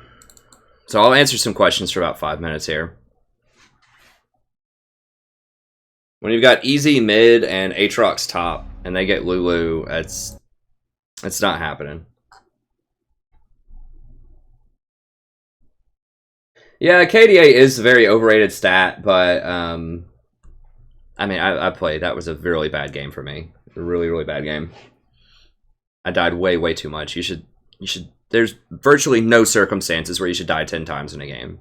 Like, if you're dying 5 times in a game, you need to start asking yourself some questions. Even on something dangerous like Fiddlesticks, like, you just have to learn how to position better.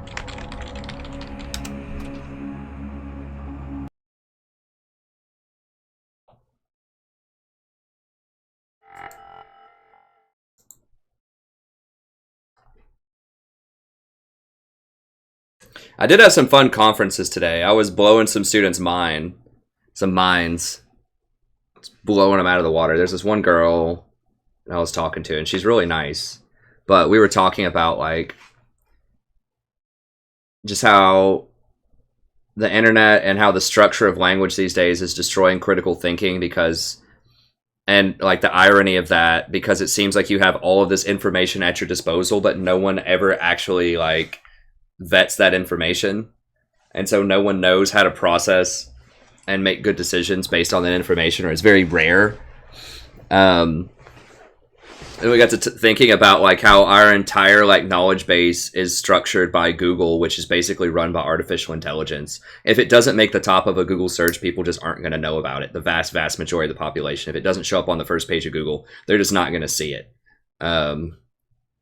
And like how that gets determined in terms of like, you know, ad revenue and hits and like what that's driving at. And it was a very interesting conversation that I had with her, and she was like, oh my God, I never thought of it like that.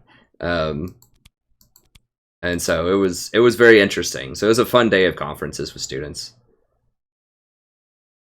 Shattering some minds. I told her about the Matrix, and she just couldn't process it. She was just like, it was great.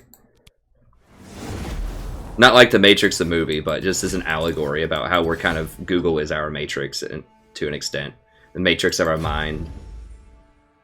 The thing that kills me about that last game is no one was going to dodge but me. Like, everyone else was perfectly cool with that. They're like, yeah, sure, man. Aatrox top, Ezreal middle. Sounds good. Yeah, they got Lulu. I think we got this, guys. And they were totally cool with me going Cleanse Ghost, also bottom lane. Like, I switched my summoners to Cleanse Ghost. So, like, yeah, we got a Soraka with Cleanse Ghost. That sounds good. Let's play it out. Like, no one's going to dodge that except for me.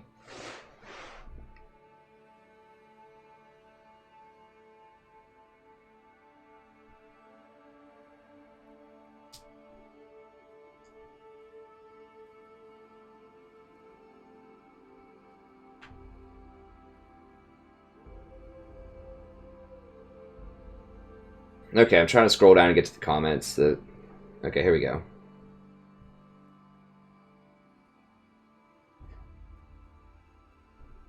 Yeah, I don't remember what my LP is right now. I think it's... We're still kind of... We've been hanging out kind of like around Platinum 3 promos for probably about a week now. We've probably been in the Platinum 3 promos no less than 6 times. We'll get up there. We have been as high as Platinum 2 this season. We were Diamond, of course, last season.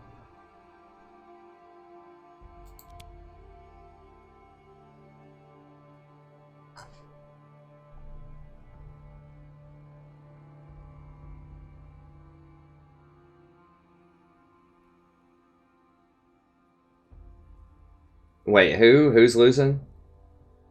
I'm gonna have to refresh that page. Okay, I'm gonna have to look it up on here. I know it creates kind of the streamception, but my computer's going processing really slowly over there.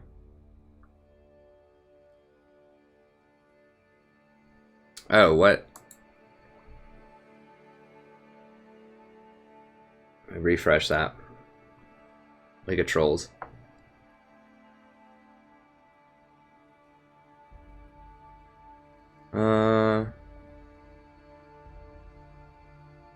GP is a booster champ. Like, I wouldn't recommend playing GP unless you're like master tier or higher. Hey, what's up, Ahmed?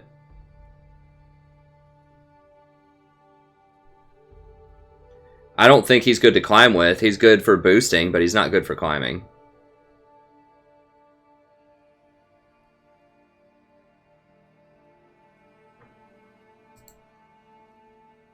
Like, who's the best? The best mid laner, I would think the best mid laner right now, if you get really good with them and you just completely want to take over games, is probably something like Echo. Either like Echo or maybe Vlad. Just something that can snowball really hard off a couple of kills. Maybe Talon. I don't know after the nerfs. Talon can still be really good though. But if you're a mid laner, I think something aggressive that can roam really well consistently. I think Echo is probably the top sort of hard carry. I do like Anivia a lot too, but she's a little bit different playstyle. A little bit of a different playstyle. Yeah, that was bad. So basically, it's smooth peanut butter. Basically, I went with if they pick the Ezreal or Lucian, and if I pick Soraka, then we can outscale the Lulu. Potentially, if my ADC picks something like Kate or Twitch or, something like that.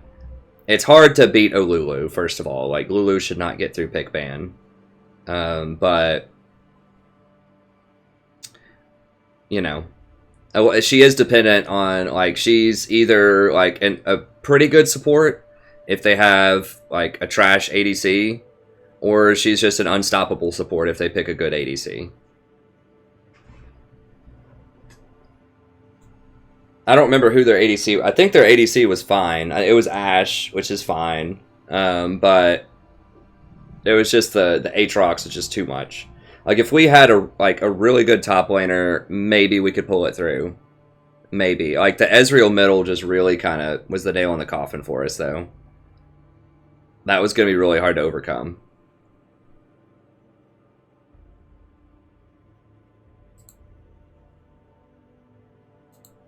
Where are we? Here we go. Let me see. Well, he didn't pick Easy into Annie. The person picked Annie into Easy. No, I don't dodge an ARAMs. Why would you ever dodge an ARAM?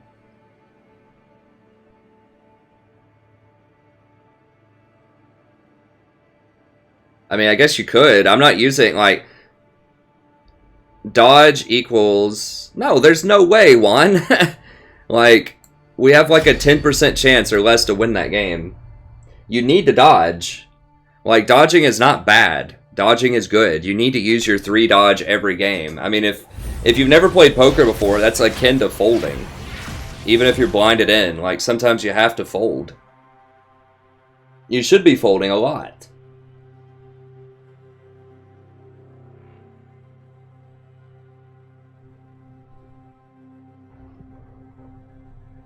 Like, I should be dodging more. I would be dodging more if I didn't run a stream.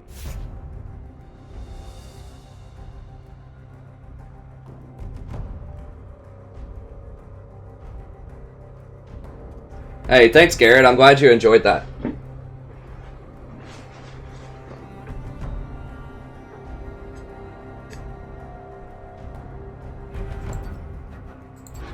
Take off my troll summoners here. Kassadin, yeah, that's a good point. Kassadin's actually really good too. For climbing. I mean, there's a difference in champions for boosting and champions for climbing. Like, if you're just, like, about as good as everyone else in your elo and you're trying to get better and just kind of work your way up, I think things like Anivia, Vlad, Kassadin, I think all of these can be good. If you're boosting, however, something like Talon or Echo is probably some of the best boosting champions.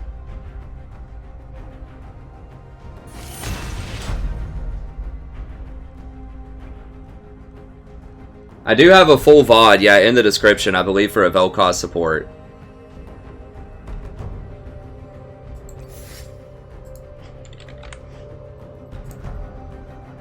Oh, actually, they might get her.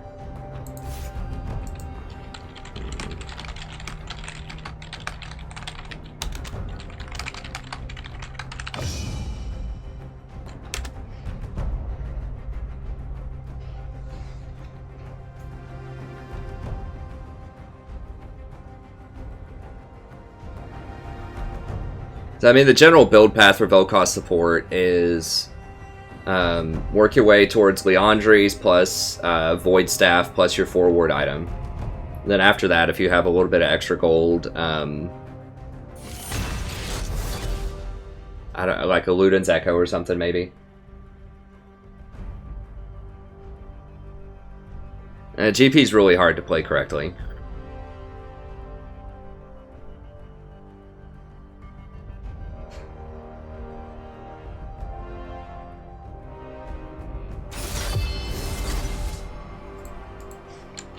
We're gonna go with old Trusty here. I could pick him Kog'Maw, but oh yes. The Tempest is at your command. Master Yi's pretty good, but I'm still a firm believer in Hecarim.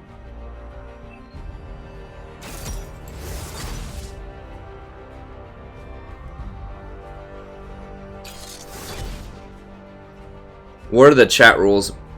What are you talking? Like, are you mentioning like specific terms, or for Nightbot, or are you talking about just like general etiquette for chat? Oh, I can just ask you on here.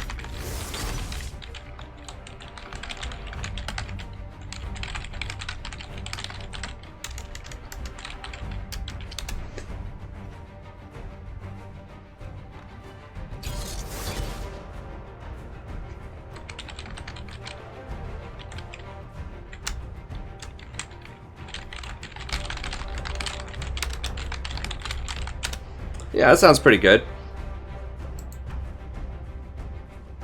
I mean, it's not hard. Like, the terms aren't hard. It's just be a friendly person. You know, be reasonable when you talk to other people. You know, that kind of thing. But it's, you know, it doesn't hurt to have it up there. For sure. I mean, I know that's a novel idea, and, like, you know, gaming chat rooms is to try to be civil and, you know, create a good environment. But I guess it is. So yeah, just having that in there would be nice. I just started playing him yesterday. I thought it was pretty good.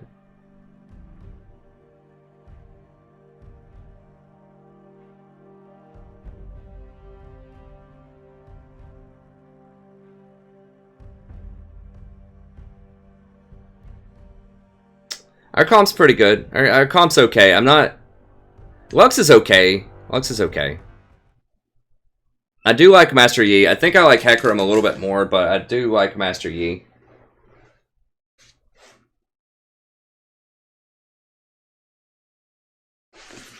Hey, Hans. This is the Season 2 Gold Reward skin. Golden Up Reward skin. Yeah, it's the Victorious skin. So it was the Season 2 rewards. The only one of those that I don't have is Jarvan. In Season 1, I was Silver.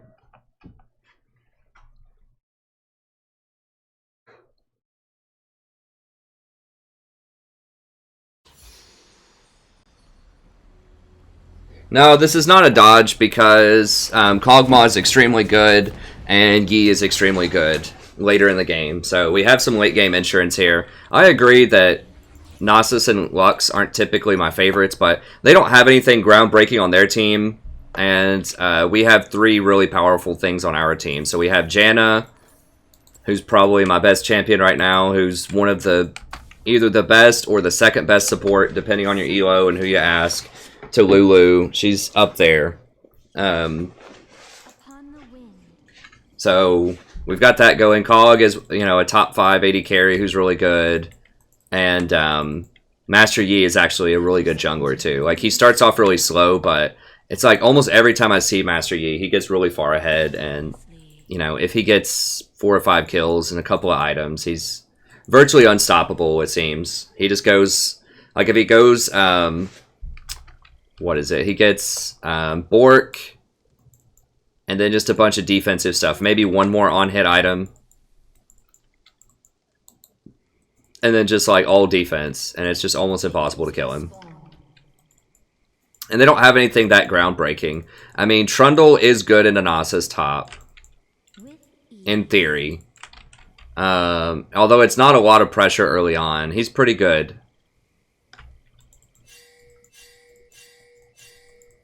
Well, of course, when we have a decent comp, we've got the Lux probably AFK. Bot lane is kind of a wash. Like, Zyra is good against us early on, but we should outscale this Vayne. I should outscale the Zyra. With ease.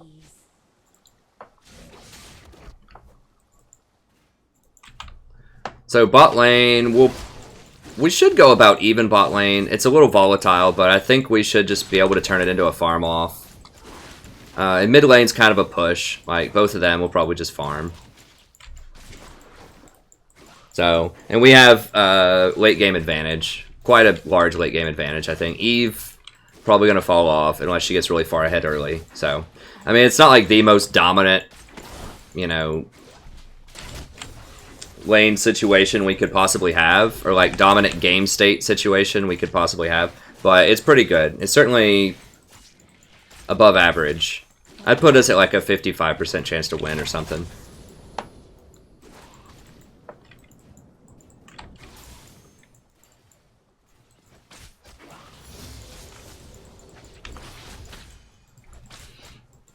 Maybe higher, maybe 60. I don't know. Like, a lot of it does depend on execution. Like, Lux has to hit her skill shots, but none of the other champions really have a ton of skill shots. It's just a lot of right clickers, so that's what I like to see.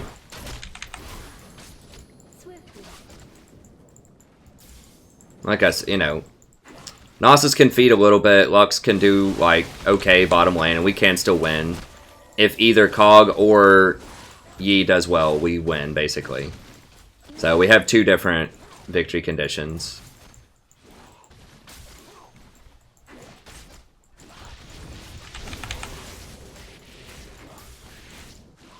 I mean, I'm a victory condition of sorts too. Like, once I get Redemption, Locket, and Ruby Sightstone, they're just not going to get through me.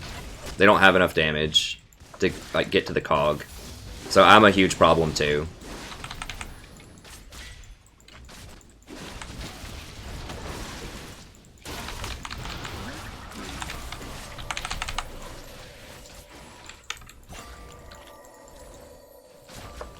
Yeah, so I shouldn't have stepped up to do that to her. I'm just gonna have to chill for a little bit. It's fine. As you wish. Oh god. Nasus is like, leave me alone, dude. I just want to farm top. It's like, no. Yi should go up there if he's gonna get kills. Or if he thinks he can get kills or summoners.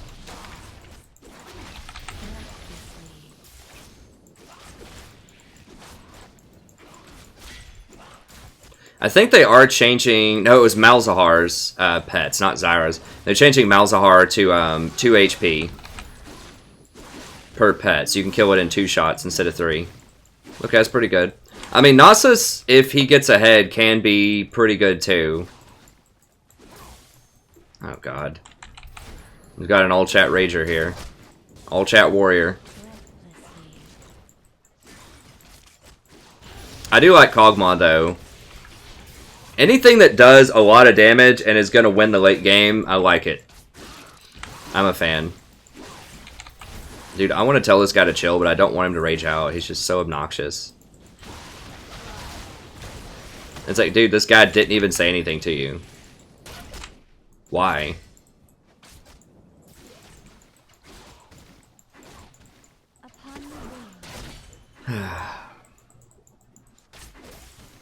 I guess at least he's saying it to the other team and not to our team. But there's a pretty high probability that if anyone goofs up on our team at any point, he's going to start raging at them. So it's not a good sign.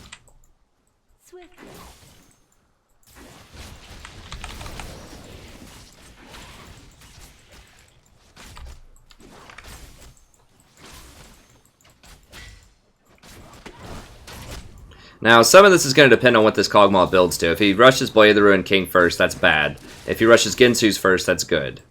So, we'll just see. I mean, having the extra lifesteal in lane is nice against this lane, because they do have a decent amount of poke. Although Zyra's really not hitting us with that much.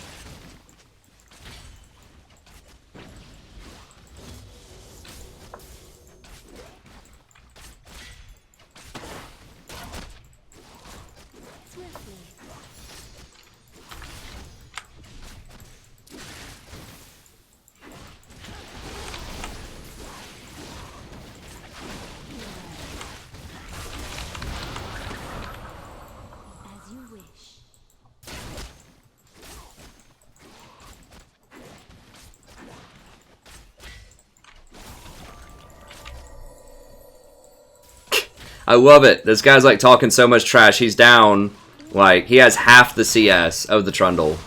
And he's just sitting there talking trash. He did get a kill, which is good, but he's only has half the CS. Like, the guy has 20 CS at 7 minutes, and he's sitting there talking all kinds of trash. Well, I'm not that surprised. The good players typically don't talk trash. They just let their game talk for them.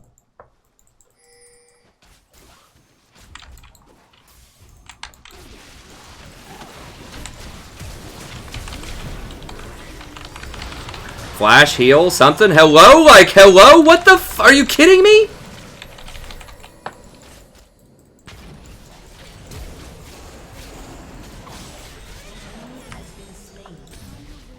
Oh my god, what's going on?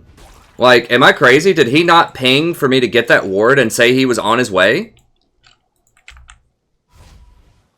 No, don't. Well, okay. I guess, is he gonna get out?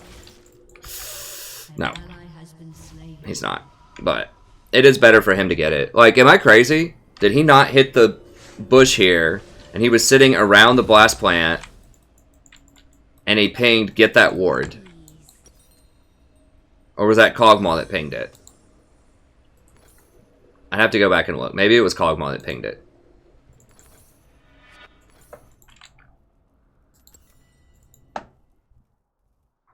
As you wish. I thought that was the game plan. Like, it would have worked beautifully. Like, if Master Yi would have been sitting right here waiting for this blast plant, I go up, start a fight, Master Yi blast plant's over, boom, we get them all, kill him. Kog died with his flash.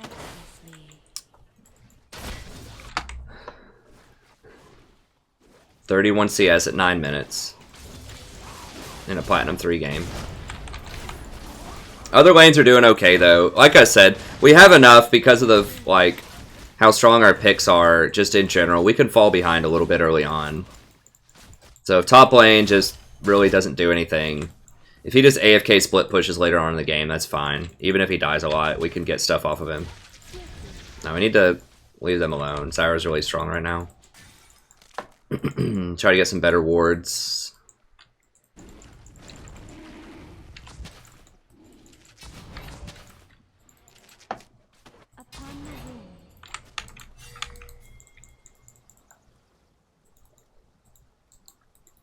Okay, good. So he is going for Ginsu's, I believe.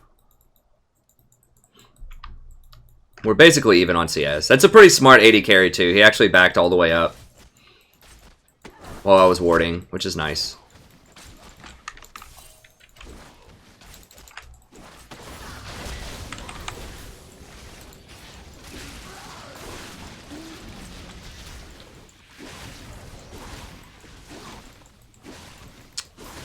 Lux might be dead there. Yeah, she's gone. Now Yi for the cleanup. Okay, yes. Alright. Yeah, Yi's going off. I swear, every time I see Master Yi. I don't think he needed to flash that. She missed her E, but that's fine. I think Master Yi might be the best, like, booster jungler, honestly. Because he's just, like, right now, I don't know what it is about him, like, why he's gotten so strong over the last few patches, but he's just a complete terror. Like, almost every game I see him in, he's very relevant, and he's very scary. He almost always gets fed early. I don't have any wards, so we gotta be a little careful. They actually do have a ward on Dragon. He doesn't have a lot of mana. After he does his next buy...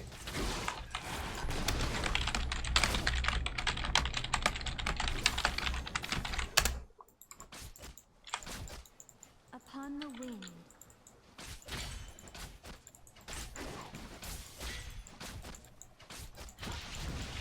I mean, we might as well go do Dragon, because we're not going to do anything here, so...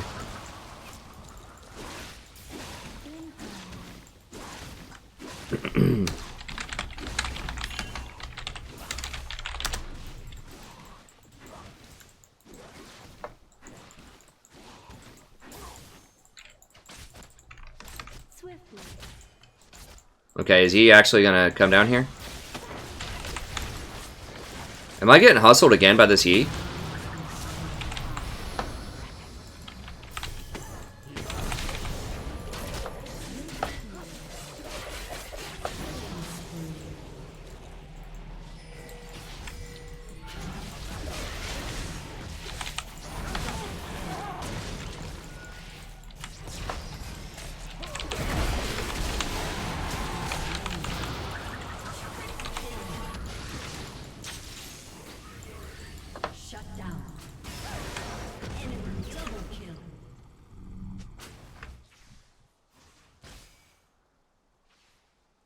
I mean, Lux was dead.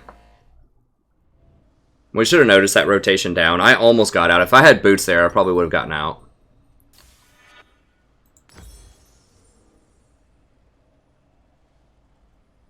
But boots aren't super necessary early on Janna, typically.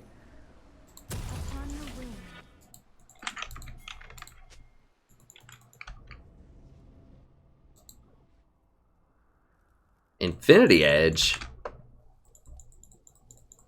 I don't know about that. I feel like tanky stuff plus Bork is really good on a variety of sort of on-hit champions.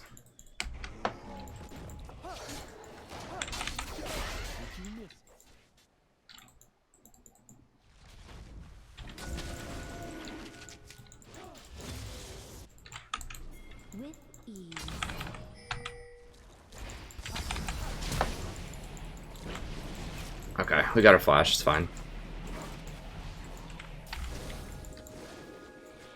Yeah, he's gonna get it.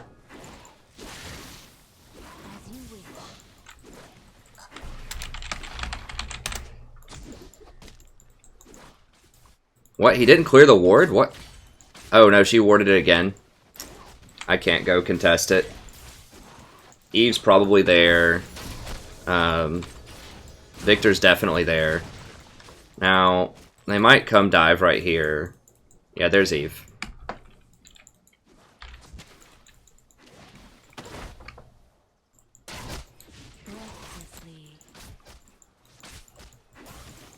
So Vayne's more powerful right now. We have to wait until Cog finishes his Ginsu's.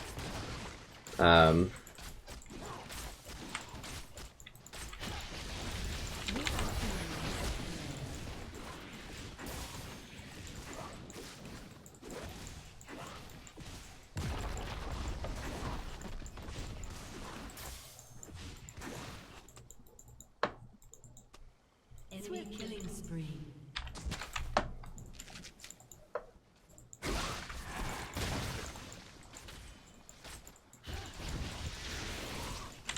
I kind of want this Nasus to lose. He's so obnoxious, but, you know, I want to win, so that really trumps all.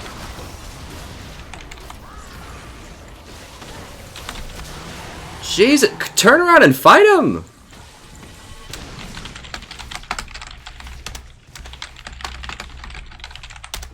In harmony.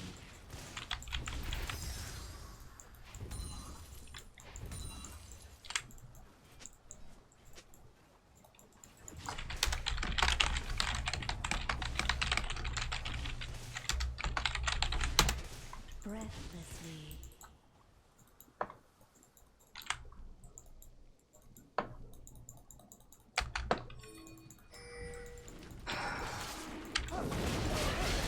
So, I think I got knocked up by the Zyra ult. The tempest is upon us.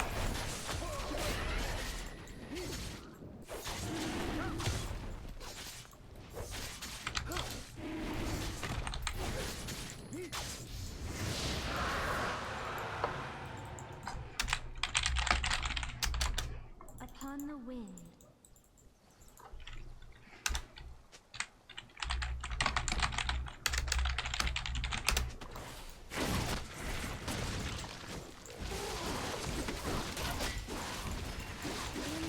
Like, he's quoting me like something that I said, like, is inaccurate.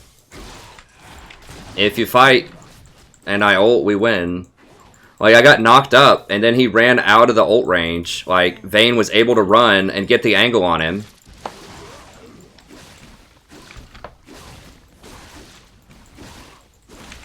I shouldn't even be talking to him that much. I mean, it doesn't matter. He's incompetent. It's fine. We've got Yi going off.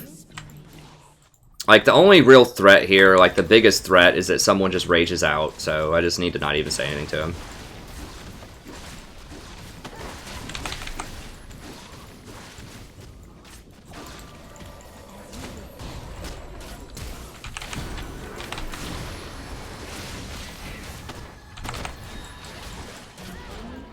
Look at that.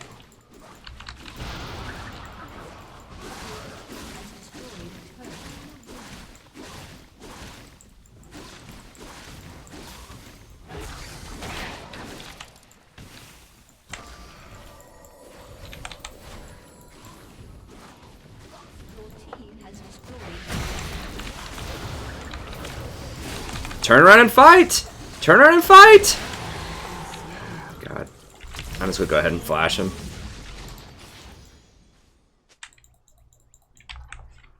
Oh gosh. Like, all he needed was one extra auto. Like, if he just would have put on his W and just auto move, auto move, auto move, she would have died. And he would have lived. But, I mean, it's fine. It's whatever. Like I said, it, you know, as long as we can just keep it even remotely close, this Yi's just gonna keep taking over the game. Like, they don't have anything that can really answer him over there. They have virtually no peel. They have no tanks. It's 10-2. Swiftly. Yeah, probably Tabi.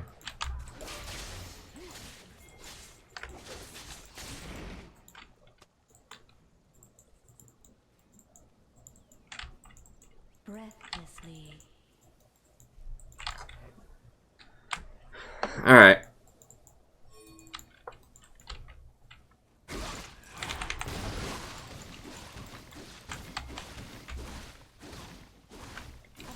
What is he getting now? Is that part of Hurricane? I don't think that's Hurricane.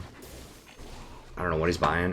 Frankly, it doesn't even matter. As long as I just keep Yi alive, if I'm just around Yi and I just keep him up, we just win everything, basically. In harmony.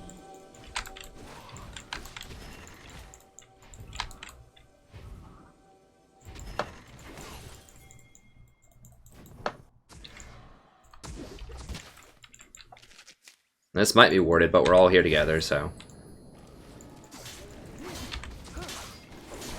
I really hate how you can't see the bush from that spot. It's just so troll.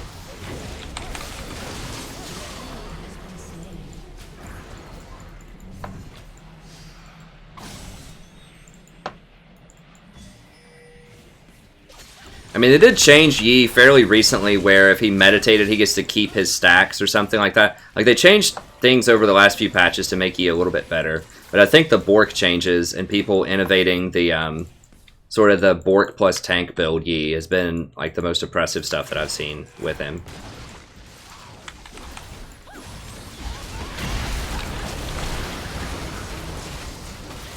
He's gone.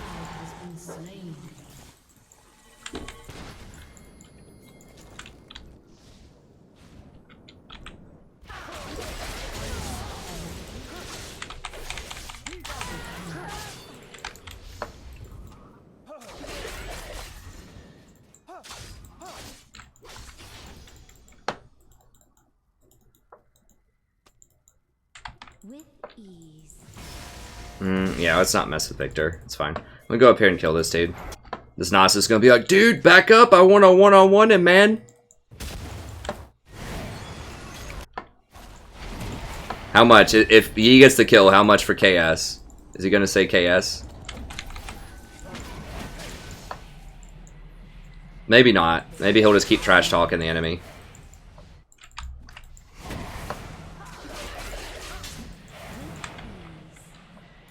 Frankly, I don't even think it matters if Nasus goes AFK at this point.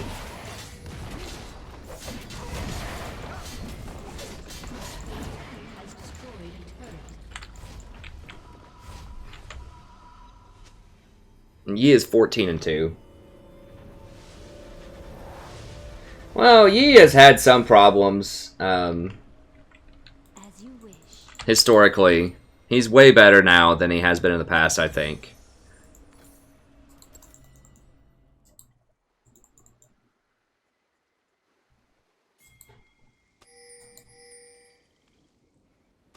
I haven't even really seen this build before. I mean, this is just like all damage build, which I don't think is as good as like the on-hit plus tank build, but I mean, the fact they don't have any tanks and they can all get one-shotted by him does mean something. The Fervor, actually, the Fervor is probably what really did it, now that I think about it. Like, the Fervor plus the Bork changes are huge, because his Fervor stacks transition into more true damage, and obviously more AD. So I think the Fervor stacking... He has Fervor, right? Yeah. I think that's a big deal. That's a big part of the equation for sure. What?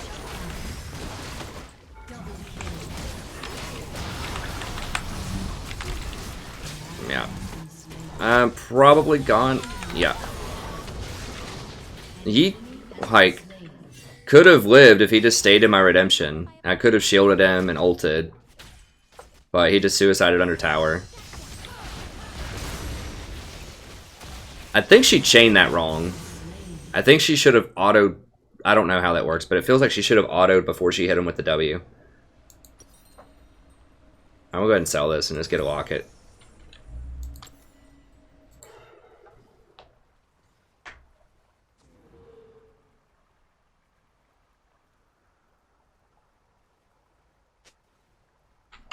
Trundle is not Bjergsen. Upon the wind. There's absolutely no way that Trundle is Bjergsen. I mean, APE was okay for like a half a season there. Bjergsen would not play Trundle as a champion.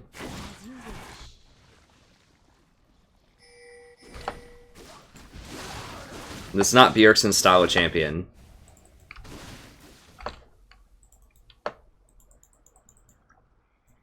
And there's no way that he's going to get beat by a Nasus that has 20 CS.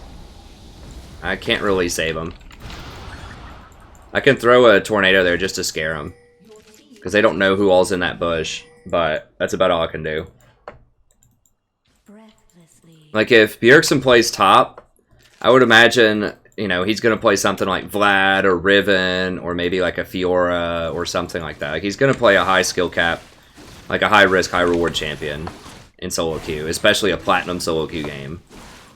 You know,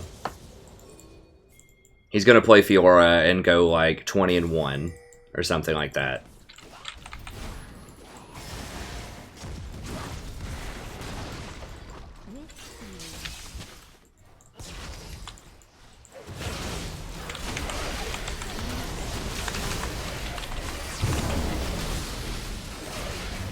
Well, he didn't run back to me.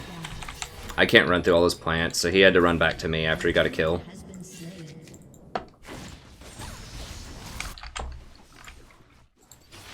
He needs some tank items. And I know he's got Bloodthirster, but... Kog'Maw's starting to come online, though. Even though he's 1 in 6, he still, like, is starting to do a respectable amount of damage.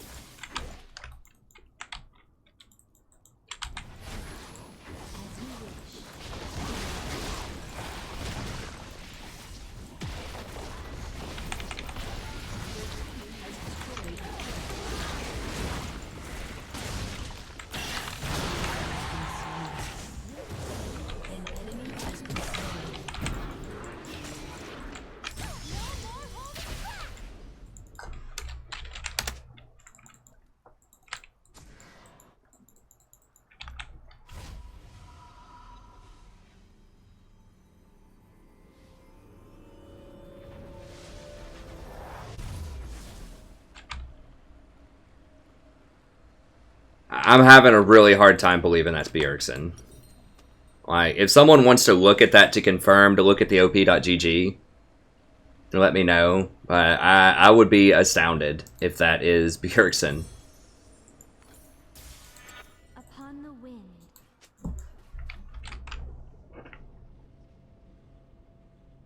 I don't see how that's possible.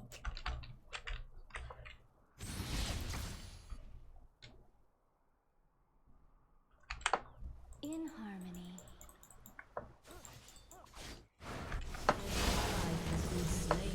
Like, this guy might have a name. Oh, God. Yee? Seriously, dude?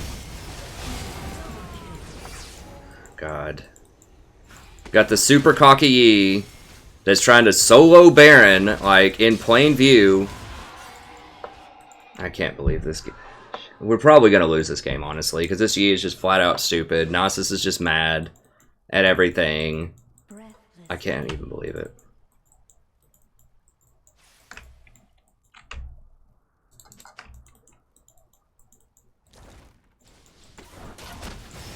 No vision control. Doesn't even back up when he sees people coming. He had flash. No, he didn't have flash. But, like, that's just, I don't know. It's just very frustrating. It's just so stupid. Like, he's so far ahead, and he's just trolling, and he's probably going to lose because of it. Refuses to buy a defensive item. He finally got a Hex Drinker.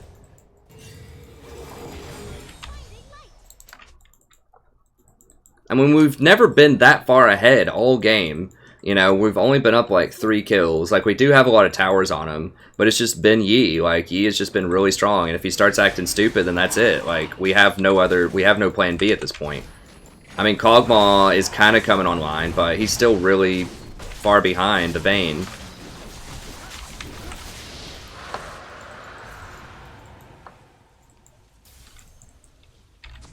An ally has been slain. As you wish.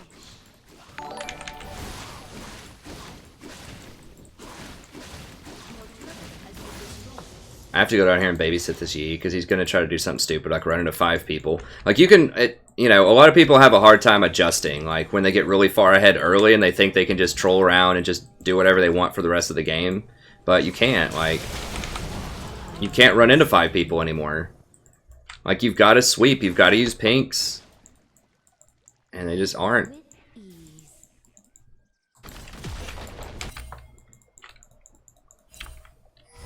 Your turret has been destroyed. Wait, I mean, there's a decent chance we lose this. Like, we were winning it because of Yee, and we're going to lose it because of Yee.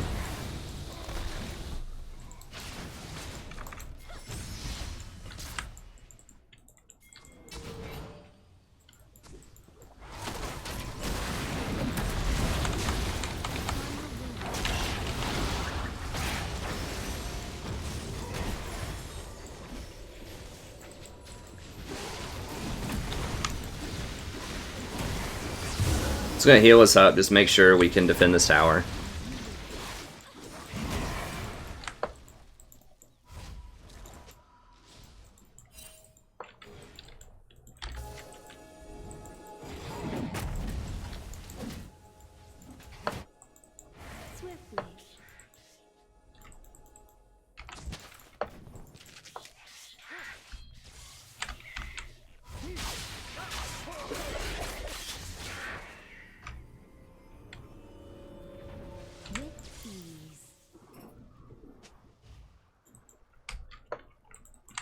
Our comp is not, like, our comp is kind of better, but it doesn't matter if this Yi's going to keep going 1v5 and not build a GA as a final item.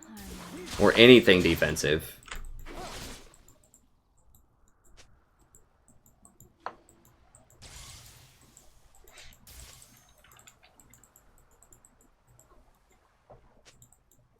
Breathlessly. He's like, dude, I got a Hex Drinker. That's good enough to go 1v5, right? Like, no. If you built Bork, plus your on-hit jungle item and all tanks, then yes, maybe you could 1v5. But, I mean, we've got some insurance. Kog'Maw is getting some items now. We've got a little bit of insurance here. But, it's a very thin line we're walking here. I don't have... Okay, now I've got...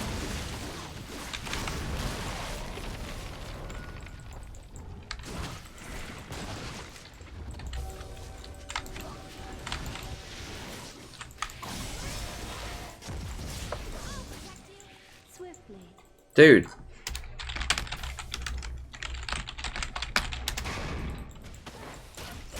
Like, there's not even a tower.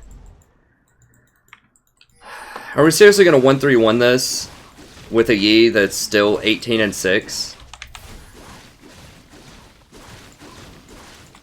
This is so dumb. We're 1-3-1ing with a Kog'Maw.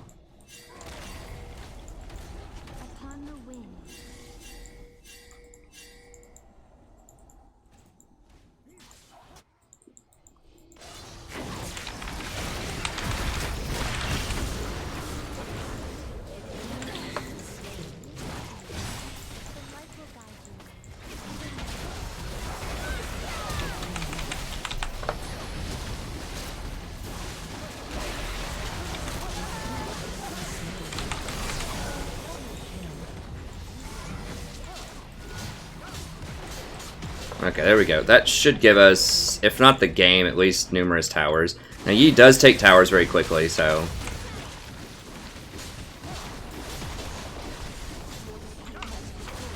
That's probably going to be game. So this is a lot closer than it seemed. Because Yi was trolling around. Like, guys.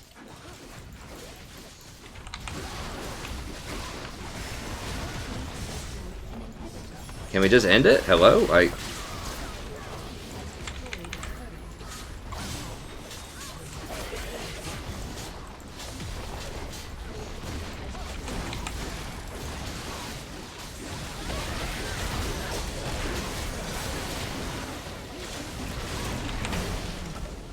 Alright, we got it.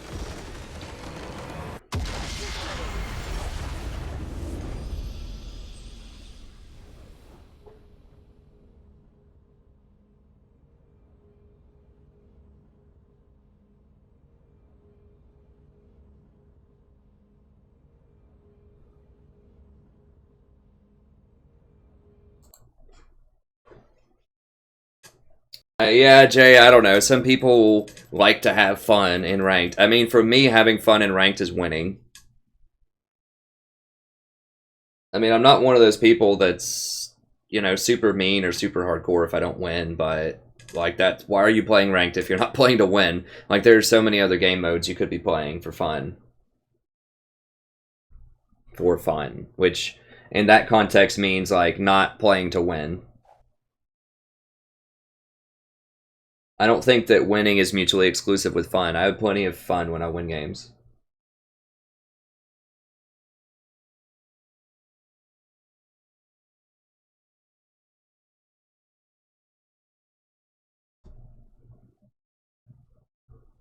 I mean... Who was that? There's just no way.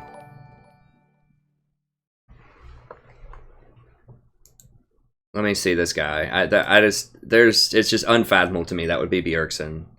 I don't think so. I mean, I played against Elimination, who's like a...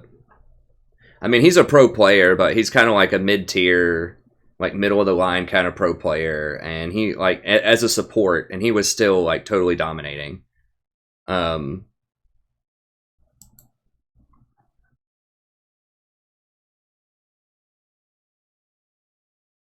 Bjergsen's, like, probably the best player in North America right now. Yeah, there's no way that Bjergsen is like a 51% player at Platinum 4. No. Like, maybe this guy's name looks very close to what Bjergsen has, but there's just no way this is Bjergsen. He's just a normal dude. It's fine. I mean, he's got a great Twitch and Nasus win rate, but he's not Bjergsen. He's not a pro player. Give me 1 second. I'm gonna go grab a drink really quick. I think my wife came home with some groceries or something. So give me just 1 second here, and I'll be right back.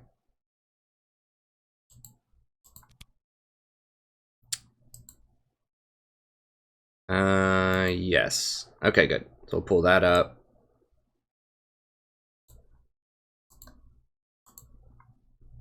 All right, so I'll go ahead and I'll get us back here, and then we'll play another one here in just a second. But I'm just going to go grab a drink really quick, just see what's up with my wife. So just 1 moment, and we'll reconvene.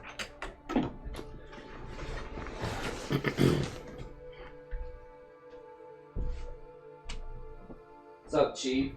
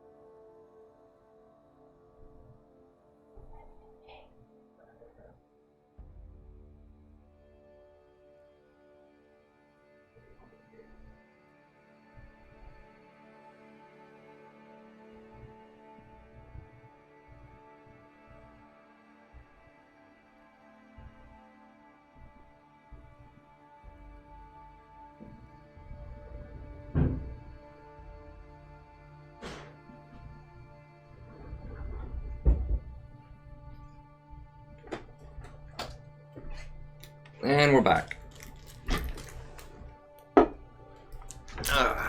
Alright. Let's crank it. Let me scroll down.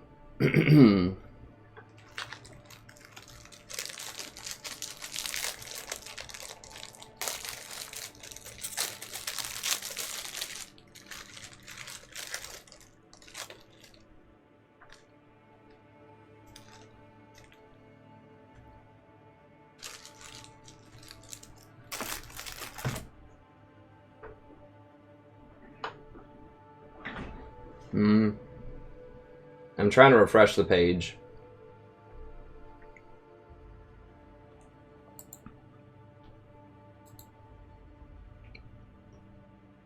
Oh, we almost got to 200. We'll get back up there. Anytime I take a break,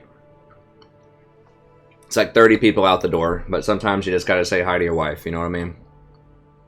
And grab some Pop-Tarts that she brought home. Heck yeah.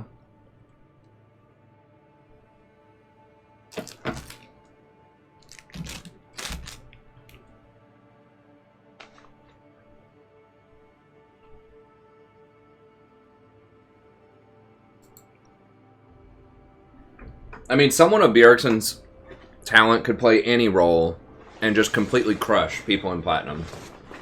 Just off of game knowledge and mechanics. Like, even if he doesn't know, have a lot of practice with the champion, or even if he doesn't know matchups a lot, he'll still be able to do it.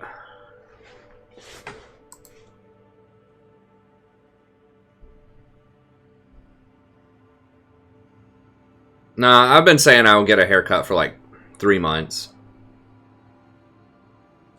I just didn't have time today. Like, I have so little time for anything hardly. I'm so busy every day. It's just like insane. Like, I slept for an hour and a half last night.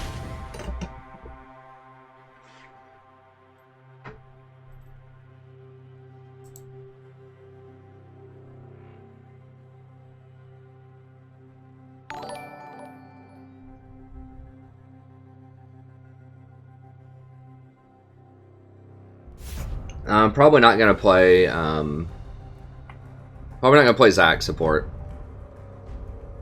Not in ranked. I've tried it in normals. It was disappointing.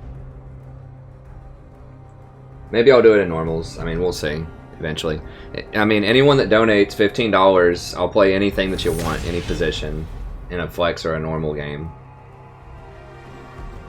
Hey, Diego, welcome, and Jorking, Lastone, Dom, Sander, and Blackbird. Thank you so much for the subs.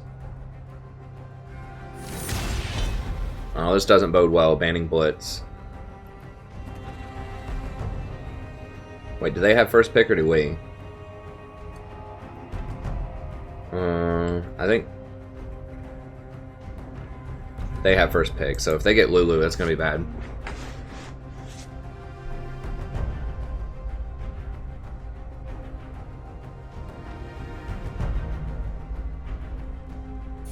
I'm not going to do Ashe support in ranked, and probably not in normals, frankly. I don't even want to promote that champion as a support. It's a completely troll, made-up thing by the YouTube Illuminati.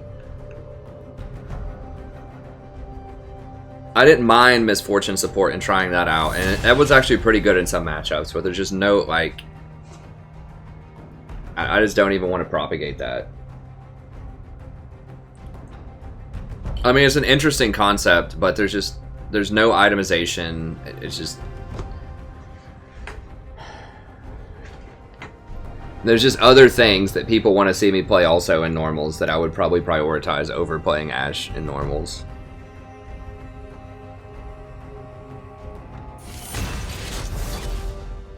I mean, there's just a 0% chance I would ever recommend anyone play her as support under any circumstances. Oh God, they got Ivern. Ivern's a real terror, but at least I get Lulu, I guess.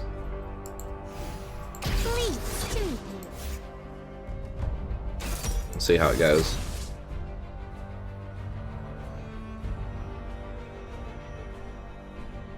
Nah, I can stay up. I'm not really that tired.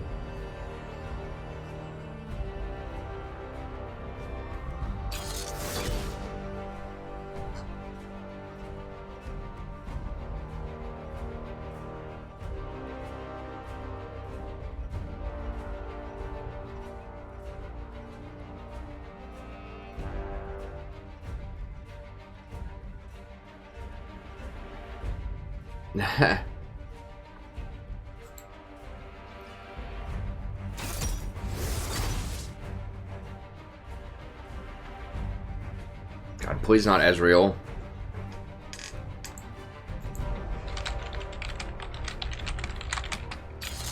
No.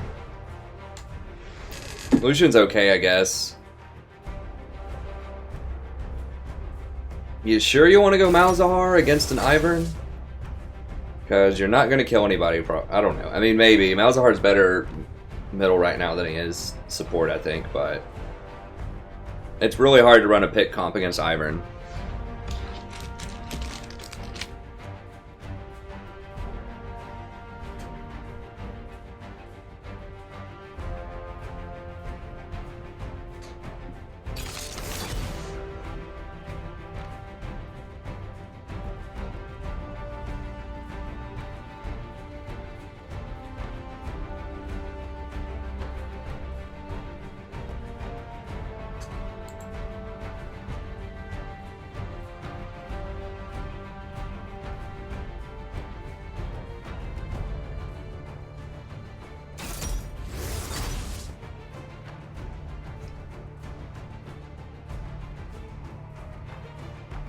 that I do stick to specific sport champs for one.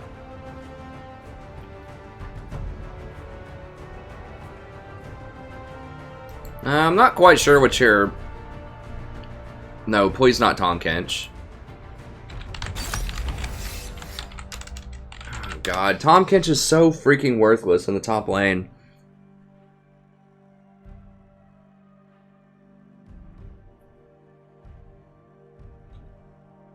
I mean, if I had a 3-point dodge, I'd probably dodge this. Like, that Tom Kench pick is so bad. I mean, does the guy at least have experience? I guess I'm not going to dodge it. Please tell me he has at least a 50% win rate with like 20 games on Tom Kench minimum.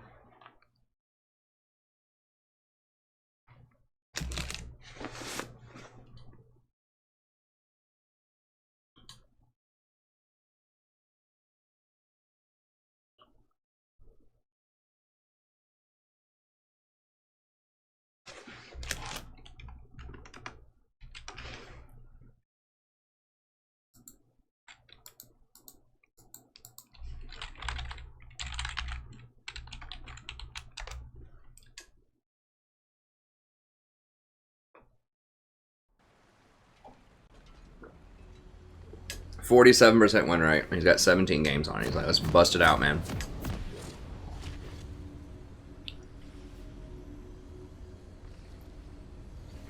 I mean, I do have a lower pick rate on Janna, but it's a much higher play rate at least. I mean, I just play whatever's good, if that answers your question, what you were asking earlier, Abbas. If it's good, I'll play it. I mean, I just play whatever makes sense in certain metas and team comps. So I don't have a particular style or a particular champion that I play all the time. I mean, Janna is historically the one that I play the most probably, but I'm willing to play anything that's good. 30 seconds until minions spawn.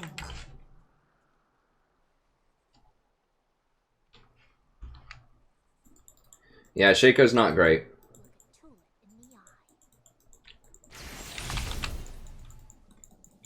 Seriously? How do they even get over there?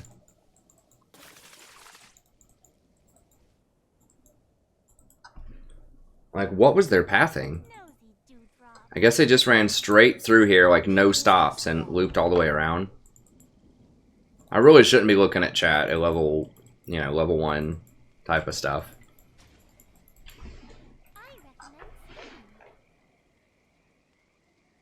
Three points in dodge?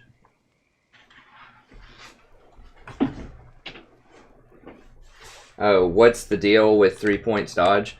Oh, a 3 points dodge is when your first dodge of the day is only 3 LP points. But I used that a second ago, so that's what I meant.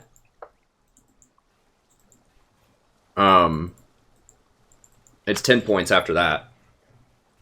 If you don't know how dodges work, you should familiarize yourself with them and you should use them liberally if you want to climb. Like I said, if I didn't run a stream, I would dodge way more. Okay, Tom Kench. Alright. I do like Tom Kench into Wukong better than Kennen. I thought it was going to be Kennen top. I forgot that they had a Wu.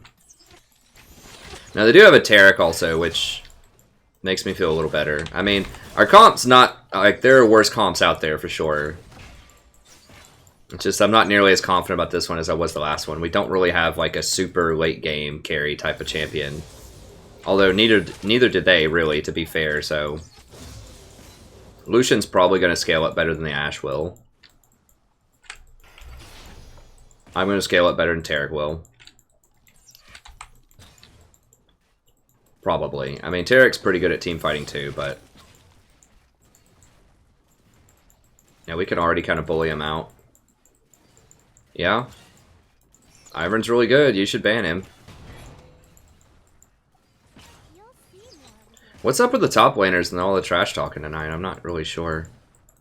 She's going to try to W shot to kill this. We need to body block it like that. There we go. Make sure she doesn't get that cannon minion. They are really scared of us.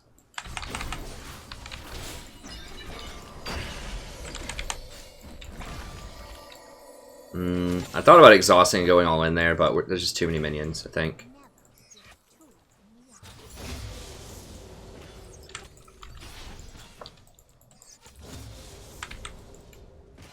They do have a heal too with the Taric, so you know we need to be a little careful with our trades, but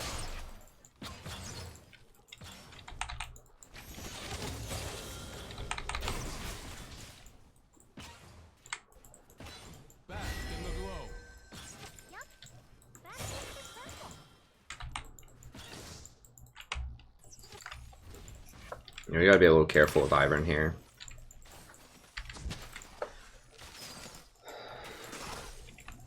Ivern's arguably the best jungler right now.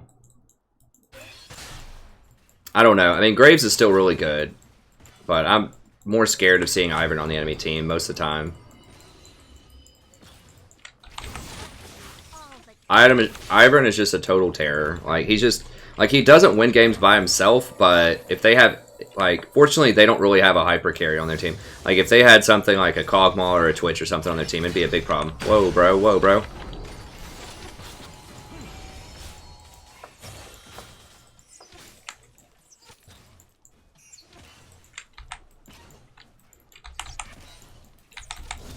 Okay, I made her miss a couple of CS by hitting me there.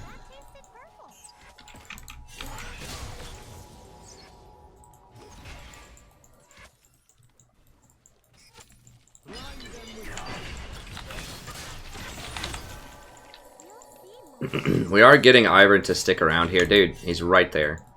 Alright.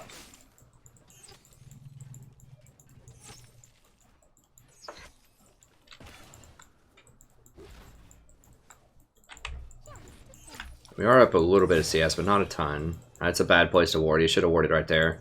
You already have upriver warded. I'm gonna have to flash that. Is Shaco coming? No, Shaco's just farming.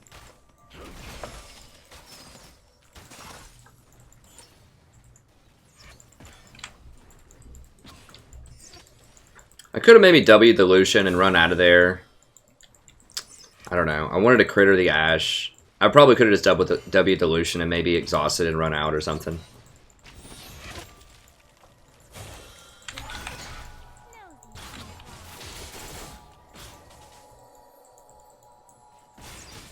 Hey, thanks, Blue Croc. Malzahar dies with ultimate? What?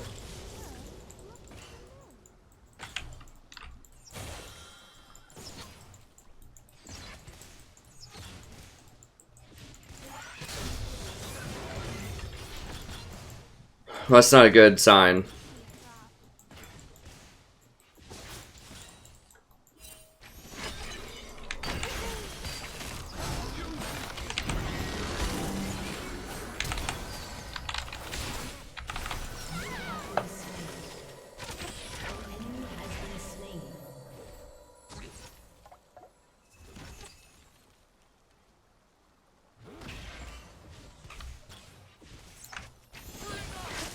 Well, he's been camping this lane for like 3 minutes now.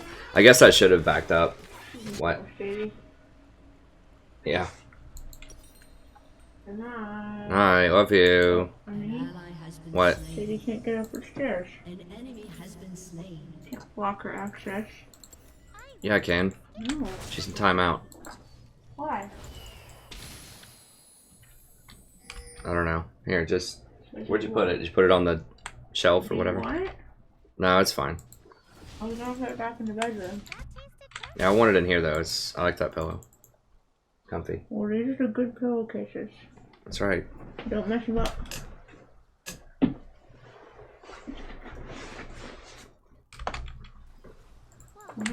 Alright. Maybe two. Yeah, I should have been a little bit more cautious there without having my flash. Like, Ivern could sit there for 20 minutes. Who knows? I didn't have a sight stone. I didn't have any ward coverage, so... Now, they're probably going to pink that. And we're pushed in right now, so I'm not losing too much experience. Try to get some vision of him. A little on the dangerous side. I don't think they'll have this warded yet, though. And I do have the blast plant. Yeah, he's here, so he's going to go camp.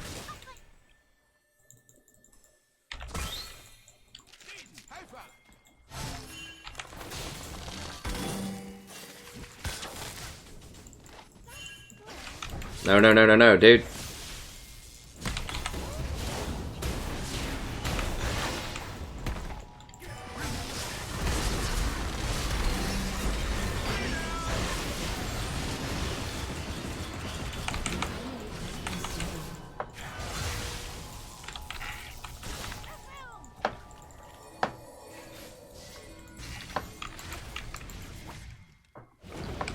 That's a good call. Good call.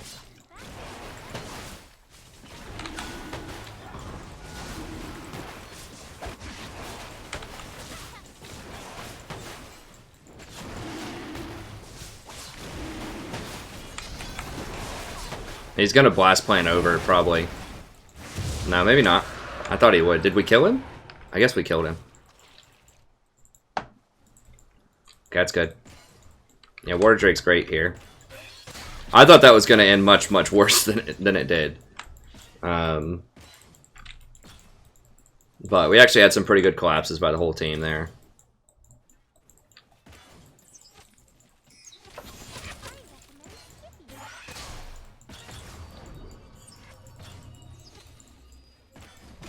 I think the Ash Arrow hit the Malzahar passive. I'm not 100%. I think that's what happened there.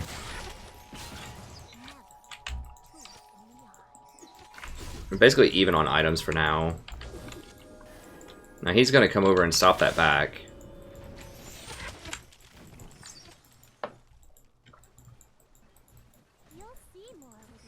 We know Ash doesn't have arrow for a little bit. I don't have wards. Ally has been slain.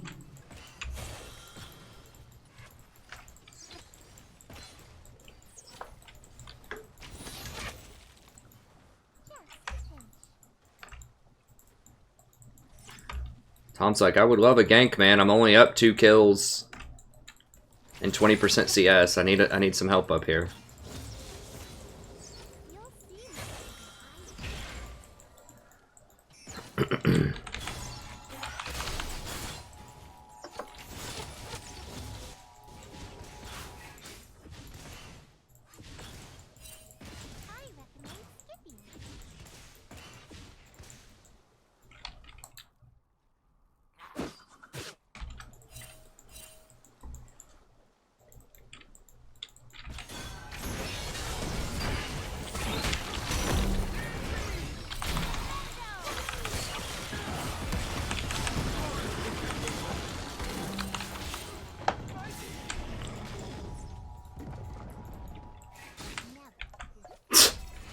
That's hilarious.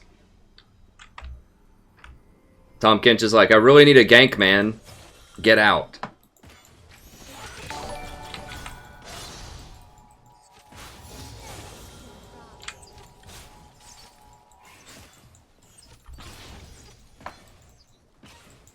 Someone needs to teach these kids some manners these days. They just don't know how to talk to people anymore. With all their internets. They just don't know how to talk right no more. Ain't nobody got no niceness about them. No common sense about them. You can't expect someone to do something nice for you if you ain't even going to say nothing nice to them about it.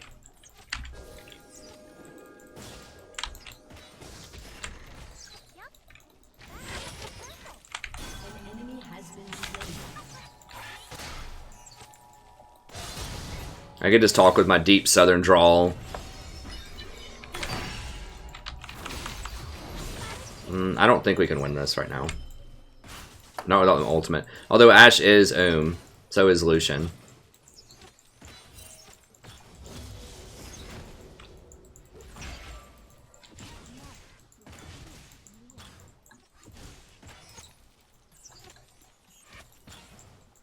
I do get Lulu like probably once or twice per stream.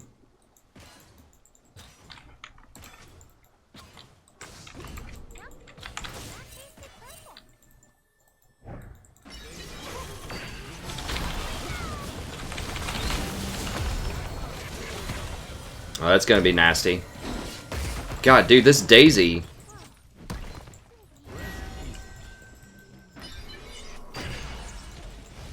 Holy crap, like, can this guy possibly be bottom anymore? Like, is it even possible?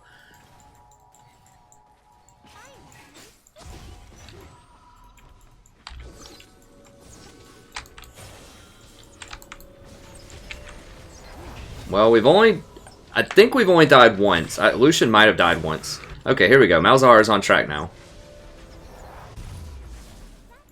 I mean, this is a good example of how, like, not to die to ganks. I did die the one time, so I goofed up early, but the rest of it's pretty good example about how to, you know, not die to constant ganks. Lulu is fairly safe. She's not as safe as Janna, but she's up there in terms of safety. Hey, Jimmy Zhang. I am from Tennessee in the United States. Knoxville, Tennessee, specifically. I currently live in Ohio. Yeah, Lev knows the accents.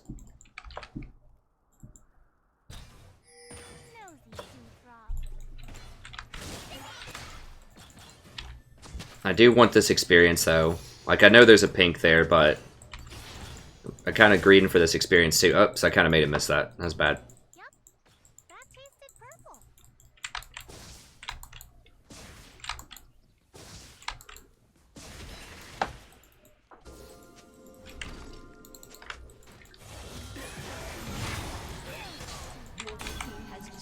I mean, like, Kinch is doing fine.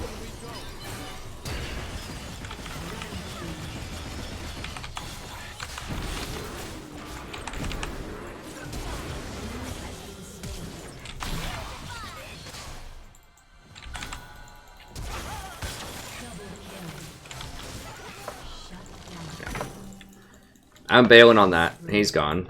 As soon as he went under that tower. I mean, if Ivern didn't show up there, we maybe could have done it.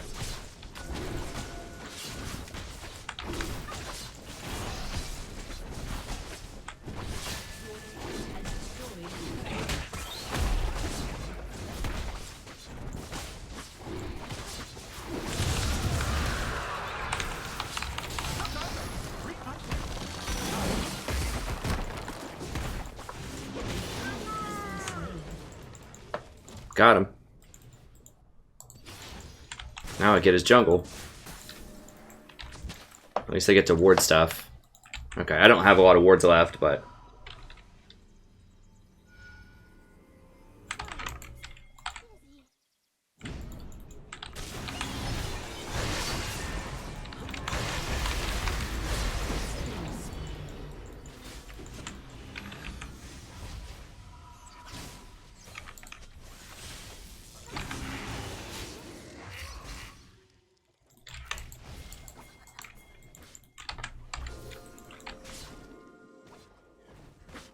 Okay, she's going the safe way.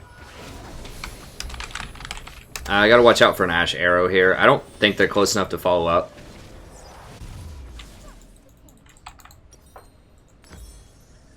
Alright.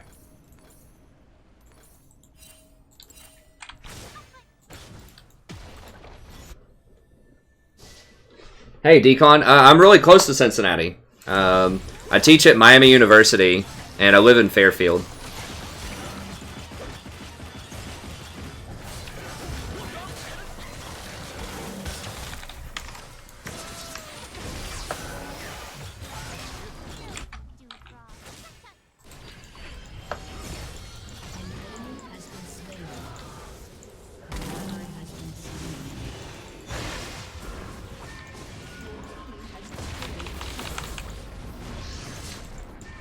So I did kind of enable him to make a dumb decision there by redemptioning him.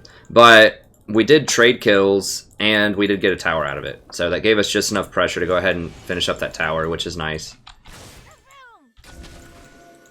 And now I get some good vision of this area.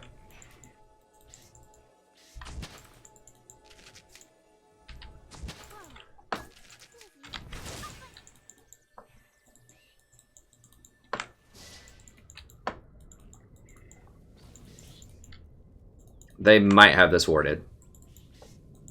I don't think so.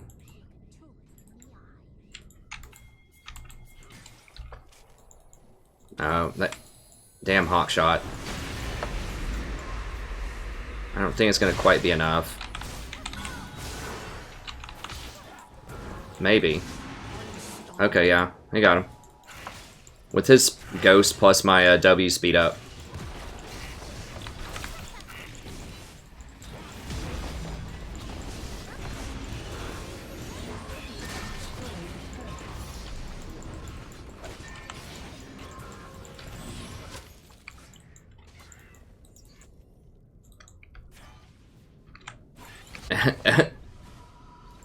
Elephant for life.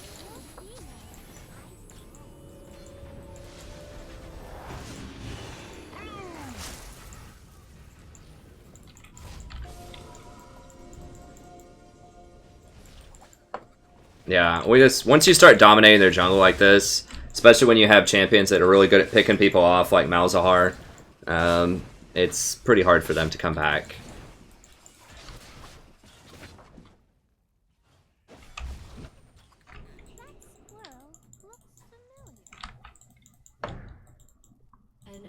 Okay, there's like 3 or 4 top.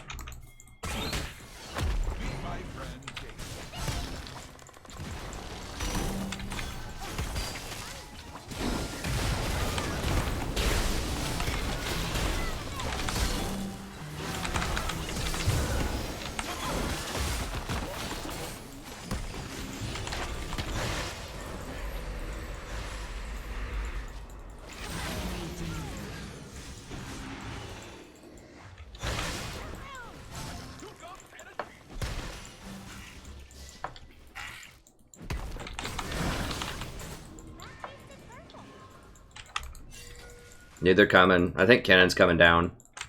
No, never mind. He's middle.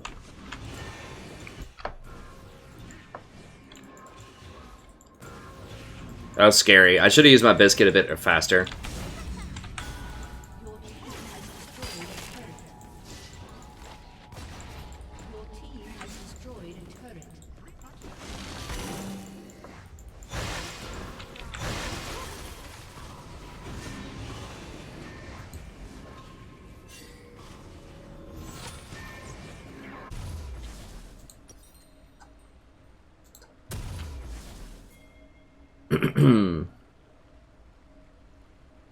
I'm gonna try out Moby's here. You definitely do lose some CDR off of that, but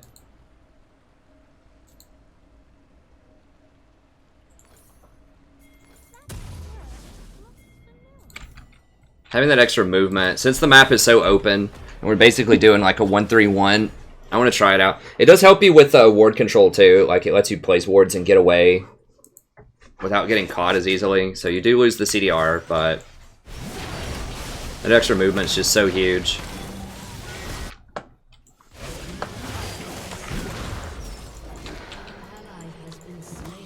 No. Let's not do that.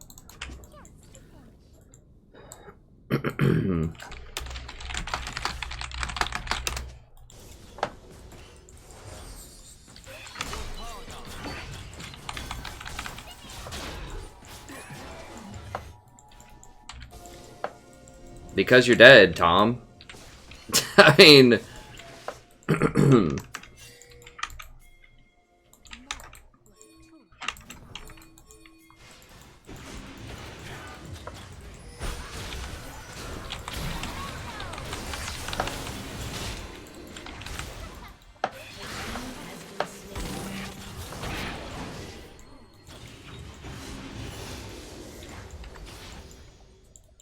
Yeah, I really do think that I like Mobies. I think that might have been a pretty big mistake I was making. Like, Mobies are, like, the Ionians are really nice, but the Mobies are just so good for rotations and, like, ward control.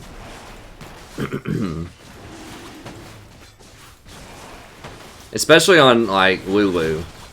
I always kind of go back and forth, depending on metas, and whether I like Mobies or Ionians better on a lot of supports. I think Lulu, the mobility is just really nice. That way you don't have to use your W as often to get places. Because she kind of has a slow base move speed. Slower than Janna, certainly. I mean, these Wind Dragons are kind of relevant. They did make a change fairly recently, I think, where you can actually...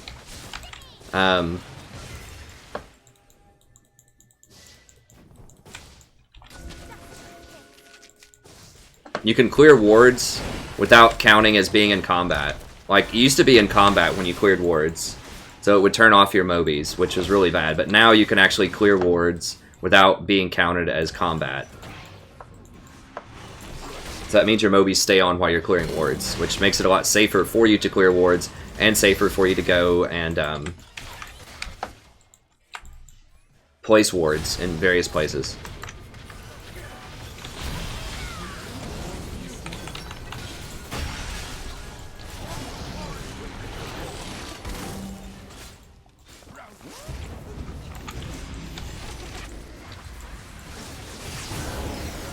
Keep him topped off. Gonna give him a little attack speed there.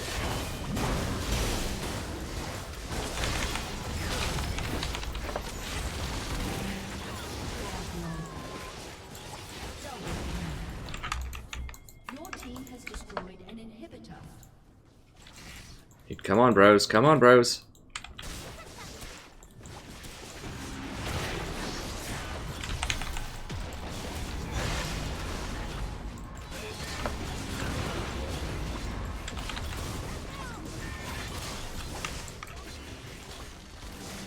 We've got time. 2 of them are dead. Destroyed an inhibitor.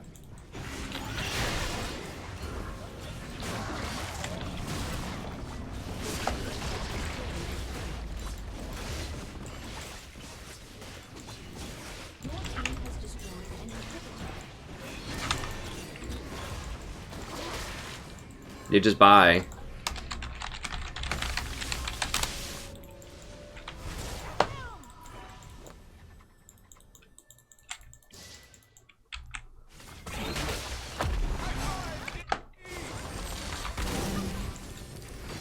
Legendary.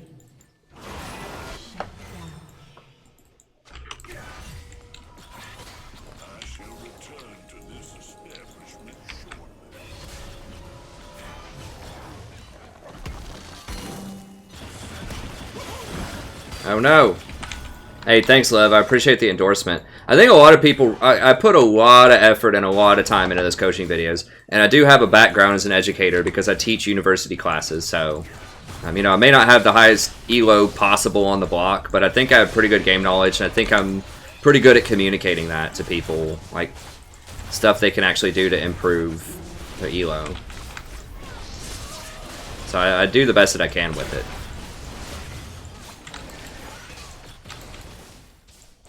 I think $20 is also a pretty good rate too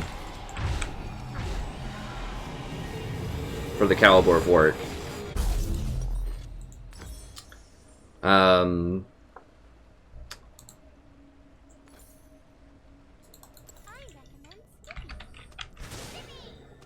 see here.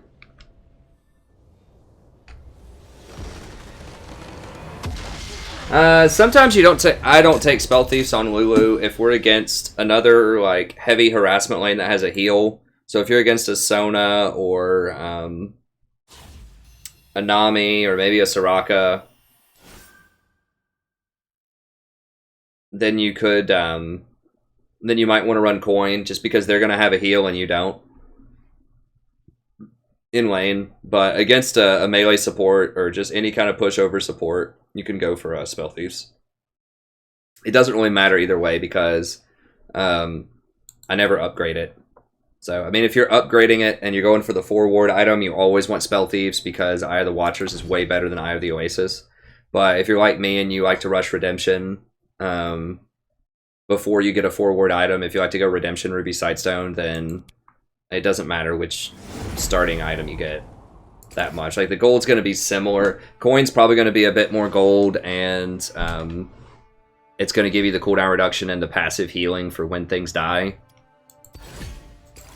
But Spell Thieves is going to give you a little bit more damage because you get that 5 damage on hit, which does add up early on.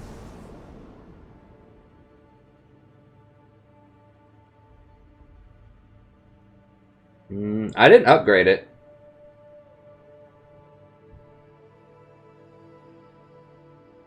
I'll probably... Hey, Ryan, I'm 33. I'll probably do the warding video either tonight or like tomorrow afternoon. I might be able to get it done tonight or tomorrow morning. So it should be up very soon.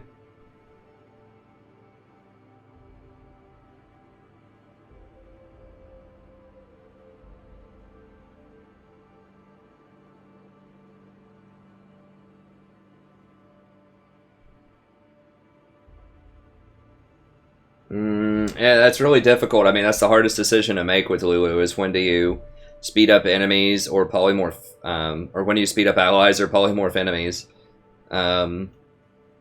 Typically your priority list, and I talk about this in my Lulu guide, your priority list should be polymorphing like dangerous assassins, like polymorphing dangerous enemies that are close to you. Or if you're really far ahead and you're just trying to chase them down, using the W to speed up your allies. Or if you're near a tower and you want to try to take it faster, using it on your AD carry for faster attack speed. Thanks, Kenya. Yeah, I will try to get more sleep.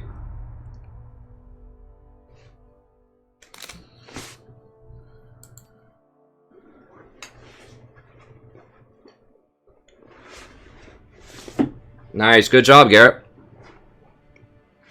That's those instant results.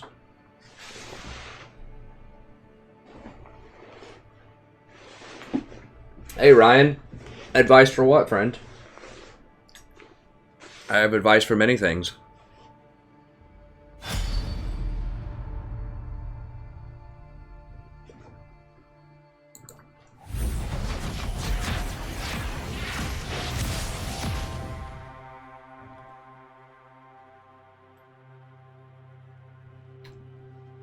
Yeah, I mean that's a real threat, Matt, because sometimes with the hitboxes on champions, if they're overlapping, like if an enemy is right on top of your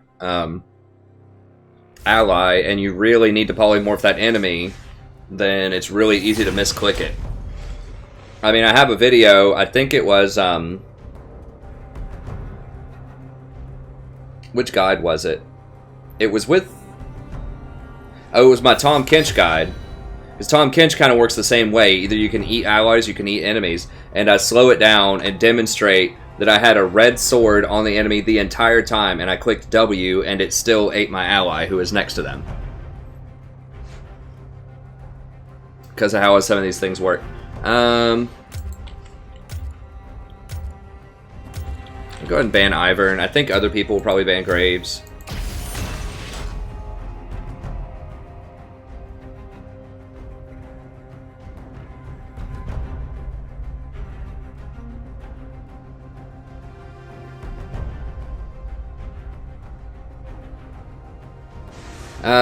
So some champions like Tom Kinch and like Lulu have abilities that have where you can target allies and enemies, and they have different effects depending on whom you're targeting. So, like, it's real easy to misclick that.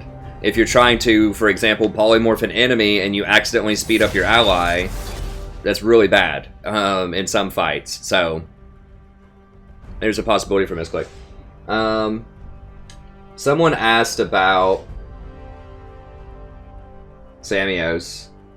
It's really difficult. I mean, I have a whole guide about like compositions and matchups where I talk about that some. I'm probably going to do another guide about it soon.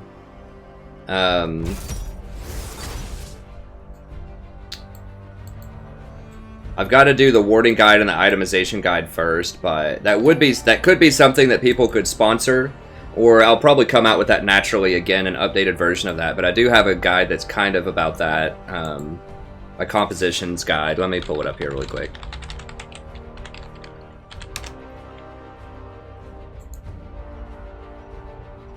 I mean, the short answer is there's not a good answer. Like, it depends.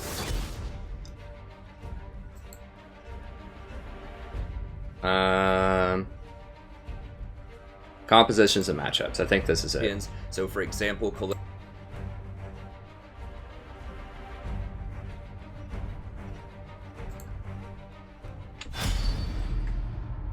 I'm gonna wait a second in case there was a troll in that queue. Let me see. Yes, I think it's this one. Okay, so in this video, I talk about why compositions are important, what makes a good composition for solo queues, so stuff you should be looking for and thinking about that your team needs. 2 things that I don't recommend for solo queue. What is scaling? Why is it important? And then best supports in their matchups. And so this one would be pretty nice to look at. Now, the best supports are, you know, that one could be a little outdated. And I talk about kind of a point system where... And some of this, like, I don't prioritize Malzahar nearly as much as I did. But, like, the kinds of things that I'm talking about in this video, even if the specific champions change a little bit, you can sort of see what I'm talking about. Where I kind of develop a point system where you can add up your points and see, like, which champion you should pick based on the points. Now, it's very rough, but this is the kind of thing you could be thinking about in your head. Like, okay, they have this. We need disengage. So then your champion pool in your mind should go down a little bit because they have a bunch of divers. So, you know, you might think something like, okay, Janna's on the table. You know, maybe Fiddlesticks, maybe Nautilus, maybe Zyra, that type of thing. Or if you're like, okay, we need to engage because they have a Kog'Maw, some kind of threat. You know, you might be thinking, okay, Nautilus, Thresh, Lulu, Blitzcrank, you know, you might think of that. So there's not a really quick, easy answer for that. But I do talk about all of that and how you can think about that in this matchup guide. So I'll go ahead and link it here really quick for you. And I'll try to come up with a more current one. But like I said, even though the champions have changed since January, like, the ones that I talk about may not necessarily be as good as like now as they were then. The concepts still apply. You can use the concepts to think about, you know, what you should pick and what you shouldn't pick. So let me go ahead and post that.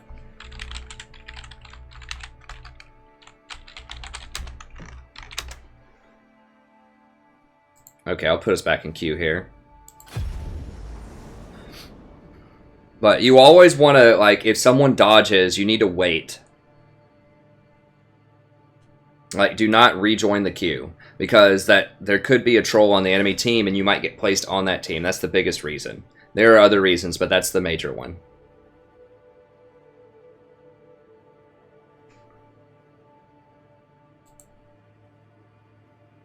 Alright, let's go ahead and get rid of this.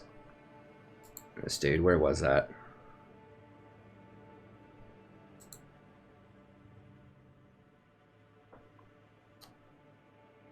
Yeah,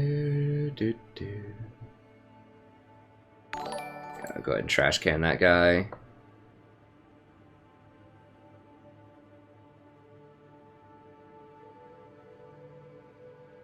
Huh.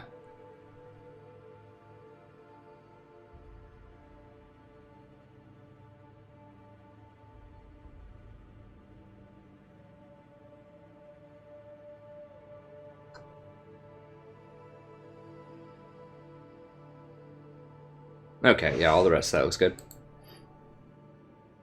Like, I don't mind, you know, in the comments, I don't mind productive, like, if people have differences of opinion or they just want to talk about stuff or, you know, whatever, that's fine. But, you know, the malicious, malicious comments either directed towards me or other commenters or people in the community, then I go through and clean those out.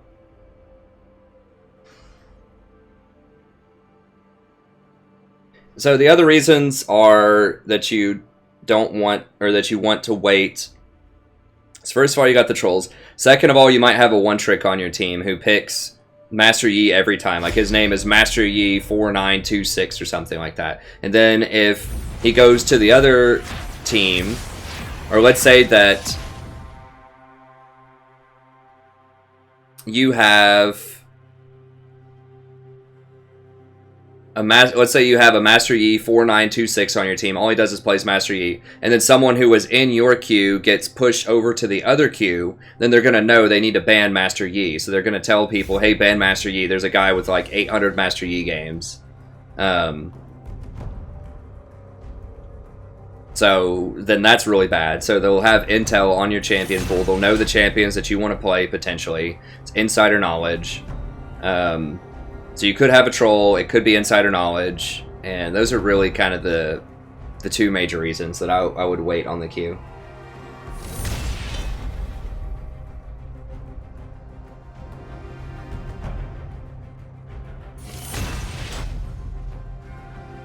I linked the guide in the chat.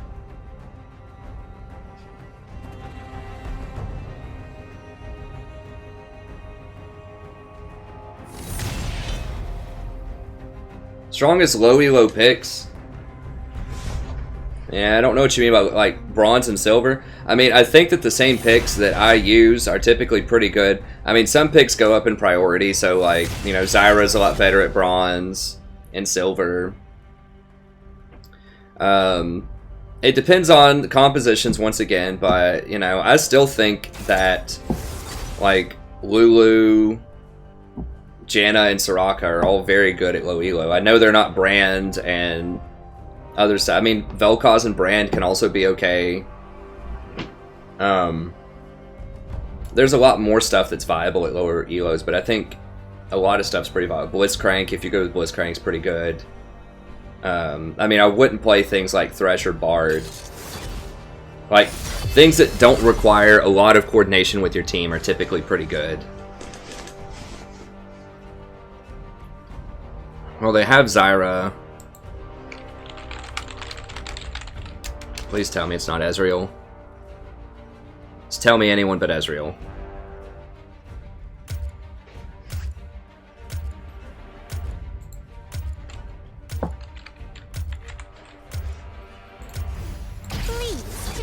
Well, Lulu's up, we'll just play it.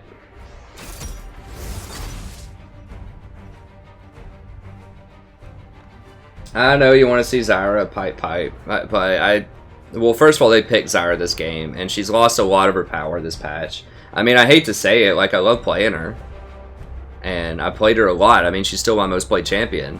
But you gotta be real, or at least I had to be real with myself when, you know, I went from a 65% win rate to a, you know, to like a 56% win rate over the course of like 2 patches. Which means I lost a lot of games. I would think I went like 2-15 with Zyra since patch 7.5.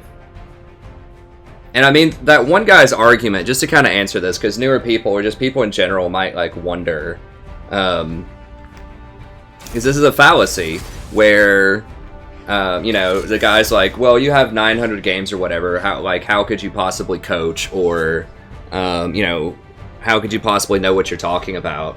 It's like, okay, so you're telling me if we give like Greg Popovich or some other like coach or something like that, it's because he can't dunk a basketball anymore or whatever, that he doesn't have anything valuable, any valuable knowledge that he could share with players to help them win more. Like, just because I can't play at a pro level, just because I'm not a pro, doesn't mean that I can't know a lot of good stuff about the game and that I can't communicate that to other people to do well.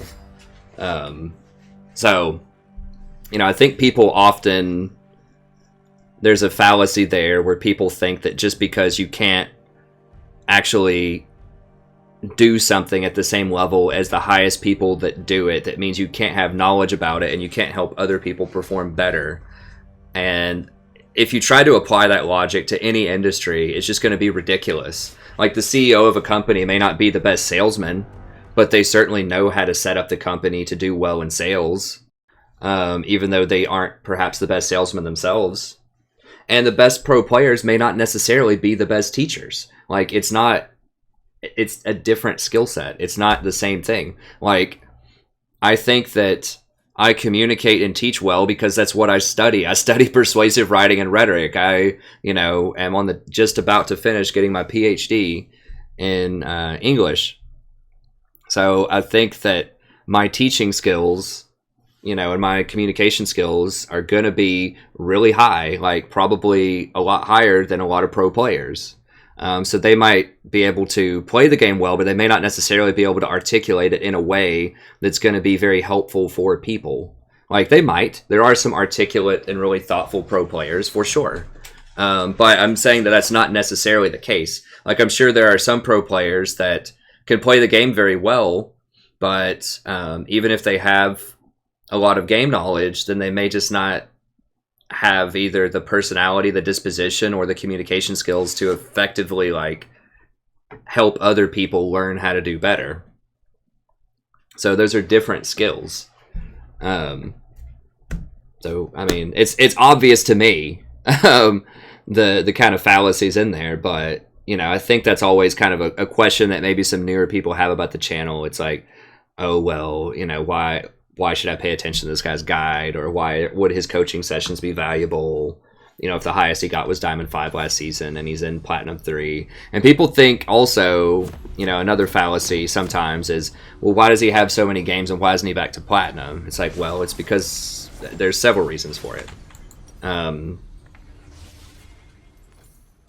Well, let me see what we're against Zyra. Yeah, I'm going to get coin. There's a multitude of reasons. So first of all, you know, metas change, and champions, I had to get used to it at the beginning, and I fell behind early on because I didn't adjust. I've been a little bit slow on the meta rotations this season, and that just happens sometimes. So I will get up there. It's a very long season, but you got to remember also that I play solo queue as support without a dedicated duo. I'm 33. You know, I have other stuff that I have going on during the day also. You know, teaching university classes, I have a wife and things like that. And I also run a stream. So I'm constantly trying to talk with people, trying to interact with people, playing champions sometimes that aren't necessarily the best, but that I just want to play some, you know, some stuff that people have been asking for. And then also, like, just explaining everything that you do, like, does take some concentration. So, you know, if I just found a really solid duo queue and just, like, focused up and went, like, really hard for, you know, 14 hours a day for like a couple of weeks or something and didn't stream and just really put 100% of my concentration into the game, you know, I could probably get Diamond in a week or two, but I really don't care how long it takes to get there.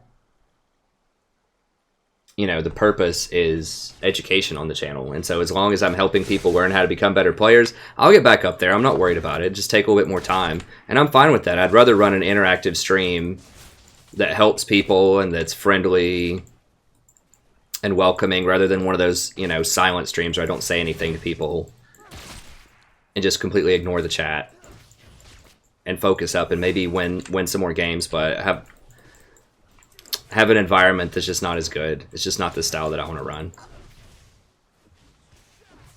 So it's a combination of definitely mistakes that I make along the way, but then also just some logistical stuff like that.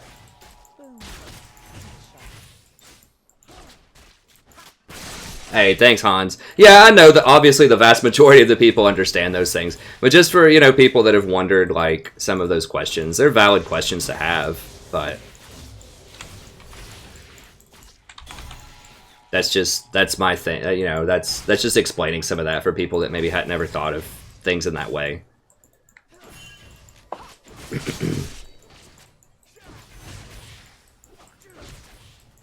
I mean, another great example is like Michael Jordan, right? Like the greatest basketball player of all time as the manager for the Charlotte Bobcats, and the Charlotte Bobcats have been god-awful for a really long time, and they've made a lot of terrible decisions in terms of, you know, management. So he's not really a great manager, but he was a great player. But people, you know, who aren't in the know, who don't really think of those as different fields, you know, might think, well, he was a great player, why can't he be a great manager? It's because it's a different skill set. Like, it both involves the same topic, basketball, but it's a different skill set. And there's lots of examples like that of people who were maybe average to subpar players that end up being, like, amazing coaches like Phil Jackson, to people who are amazing players but don't make great coaches or other management type of positions. It's just a different skill set. Oof, that hurts badly. Oh, God.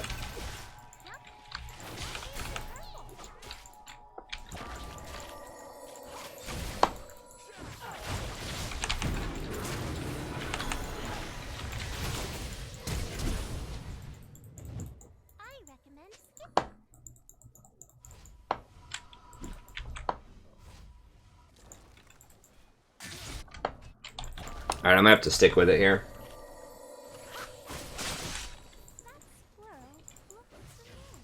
I'm gonna be a little careful with Zyra. She's pretty dangerous right now.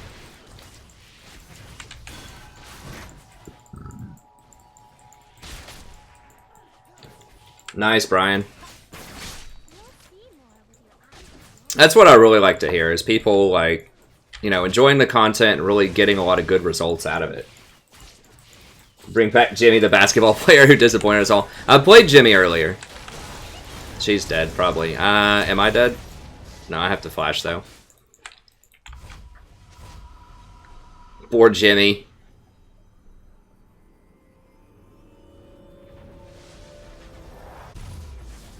Hey, thanks, Saucy. I appreciate it. I appreciate all the kind words. I wasn't deliberately trying to fish for kind words, but I do really appreciate it. I was just explaining, because I know it might be on some people's minds, especially like newer viewers. Well, is he washed up, you know, and should I even really listen to what he has to say? And it's like, well, yes and no. I mean, I think I have good advice. I can be wrong about stuff. But I do think that I hopefully have some valuable things to say. Even if you disagree with, like, some of my stuff, I hope that I at least get people to think critically. Like, to actually question, should I get this gold item or not? Right? Like, should I upgrade to the forward item? It's like the most common question. So even if you disagree, even if you think, yes, I definitely should, maybe you're thinking critically about it now, like why you should. Even if I wasn't able to change your mind.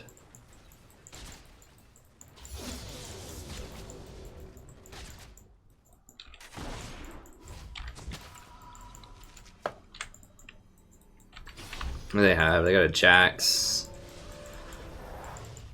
I mean, our team comp's okay. It was a promos game, so we can't really do much about it. Hey, what's up, Beardface? Doing great, friend. Thanks, Mean Bunny. Master Yi Penta. Nice. Good job, Silagora. I went Ancient Coin this match because we're getting Zyra. So they have the more aggressive lane. They're going to have more pressure early. And I just want that extra healing in lane. Because we're not really going to bully her out. So, and I don't upgrade to, I don't upgrade the gold item. So, like if I was going to go Eye of the Watchers, I would definitely start with Spell Thieves all the time, no matter what. And that's what a lot of pro and challenger players do because they need the forward item. But since I rush Redemption and go Ruby Sightstone, then it doesn't really matter which one that I get. So I just get the coin because I want the extra healing early. So you do lose a little bit of extra. You lose that 5 AP and you do lose the 5 damage on hit, but you get healing and you get some cooldown reduction. And the money's probably about the same. Although I can't really auto-attack or cast spells on the Zyra that often. So I'm actually going to make a lot more money with coin, probably. But it's mostly for the extra healing in lane. Which ends up being like roughly 5 health per 5, so it's about 1 health per second, which is not amazing, but it's okay. It's about a rejuve bead worth of health, I think.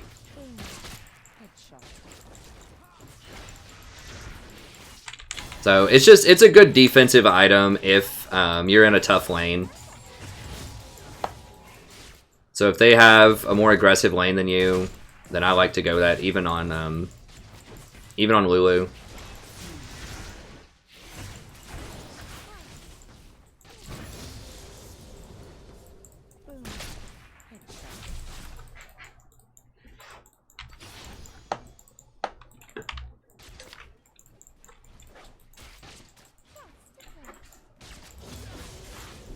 We don't really have to do anything amazing here. Like, if we just stay close on CS against Zyra and lane, I'll outscale her later. Like, once I get level 6, and especially once I get Redemption and Locket, then she shouldn't be able to kill anybody anymore. If she doesn't get a lot of kills in lane. Her Ignite's going to fall off late game too.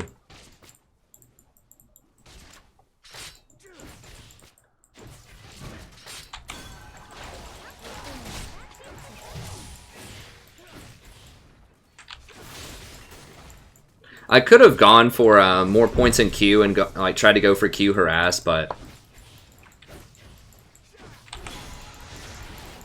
okay, make her use those plants, so if Mundo comes in, he's not going to get snared up in a bunch of plants.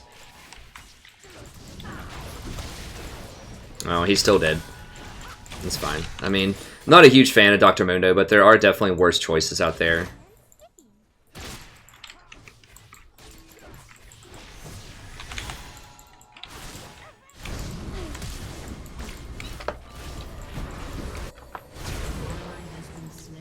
Oh god.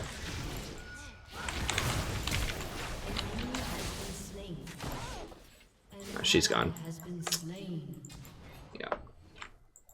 Yeah, not really a huge fan of the old Mundo. Are they actually gonna go for this? No way. Well.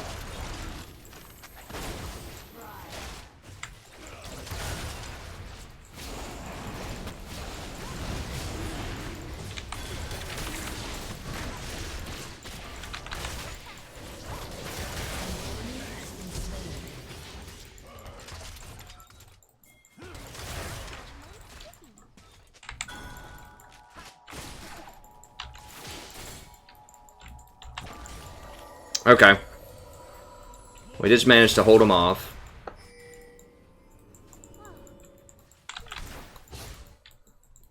Whoa, he still got his E off? Oh, that's so troll.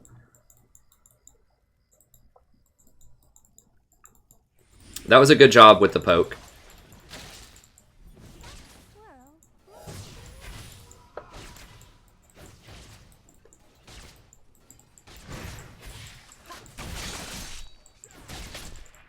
I think that red's going to give her some extra lifesteal, which is nice.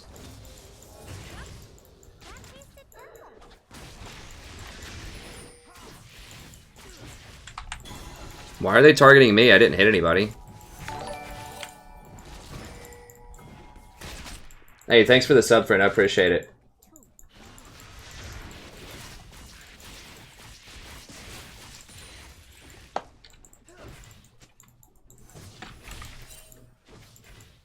I can't get up closer. I'm too low.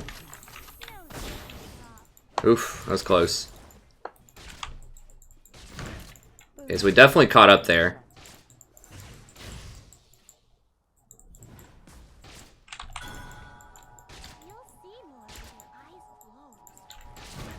I do have ult.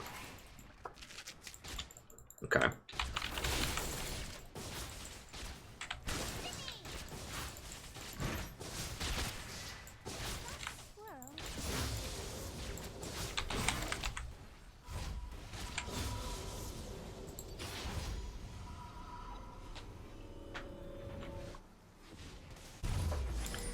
Alright, go ahead and grab that.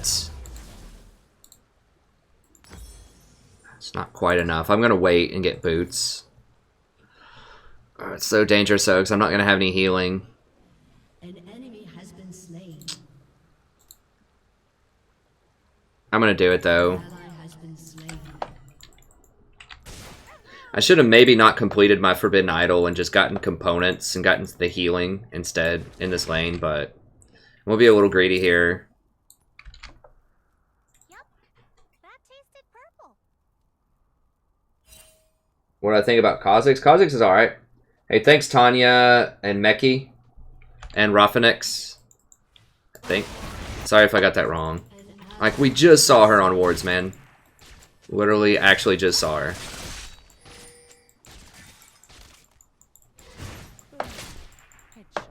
Like, she swept the ward near the brush.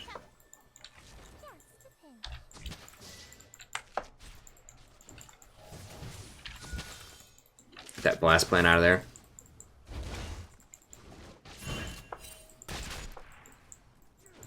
You'll see more with your eyes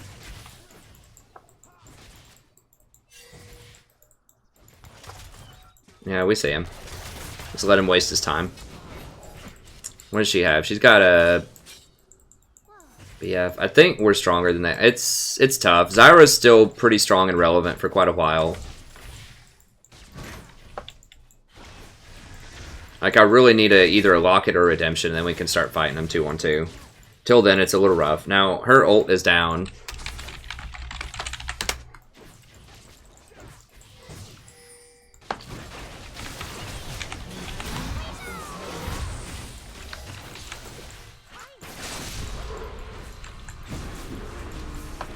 I should have exhausted the Zyra.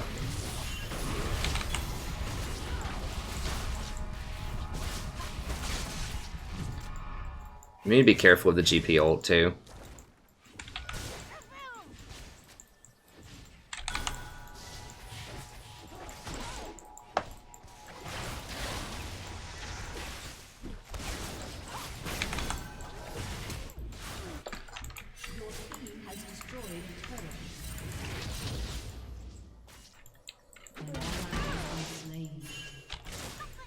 ally has been slain. Well, ladies and gentlemen, what am I going to say about this? If you've been to the stream for a while,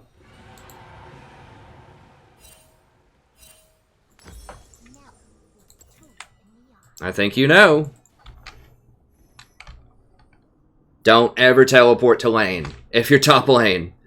I mean, it sound like a broken record. It's like at least 2 or 3 times a stream. Gnar teleported to lane, Jax teleported bottom, Jax gets a kill and Infernal Drake, and they get another kill, and they deny a full minion wave at a tower. Gnar gets, what, like a couple of minion waves or something? Not worth. Almost never worth.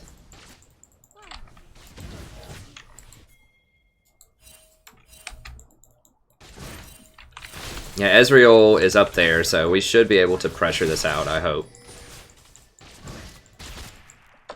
You'll see more with your eyes closed.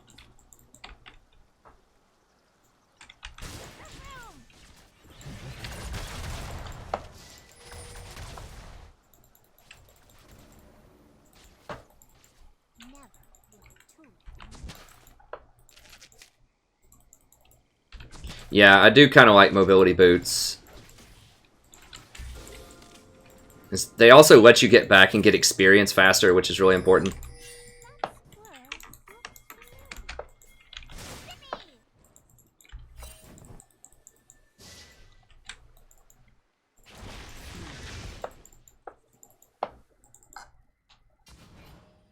You'll see more with your eyes.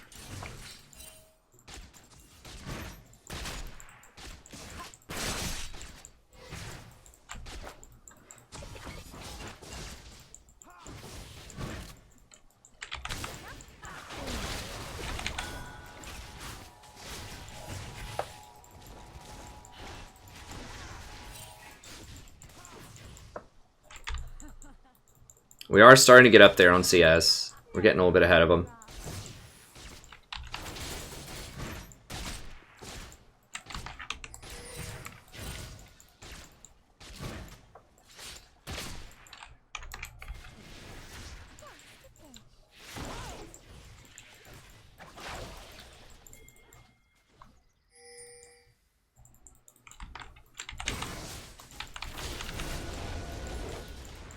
I recommend skipping.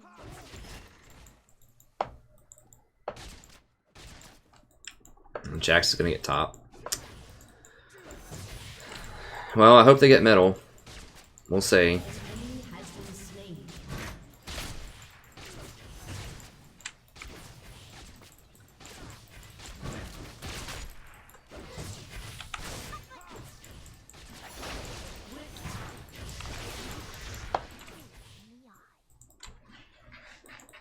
They should be able to get middle, I think.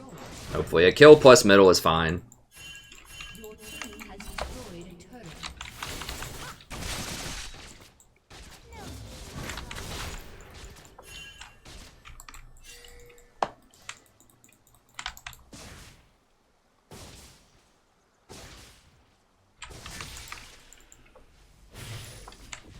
God, these global clears.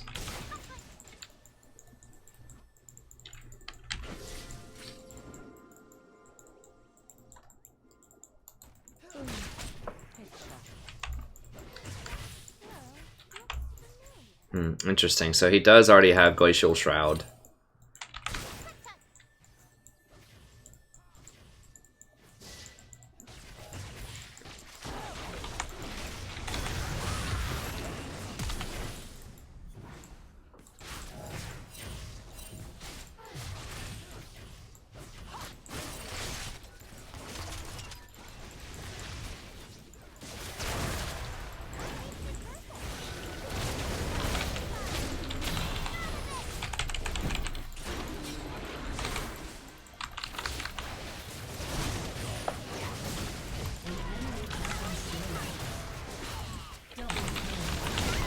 What? What? Okay, she got him. Jesus. I didn't know she's gonna do that much. Holy crap. I should have run a bit faster then, I guess. I mean, how fast was that? That was over 14 seconds. I mean, something... It was like one auto or something. Just crushed me. So I should have run further back. Alright. That's a pretty big power spike. You'll see more with your eyes closed.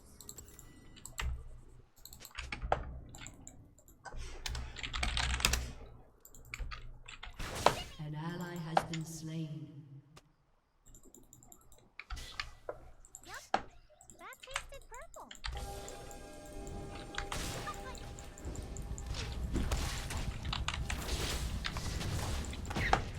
I want to have this all set up for when Dragon comes rolling in.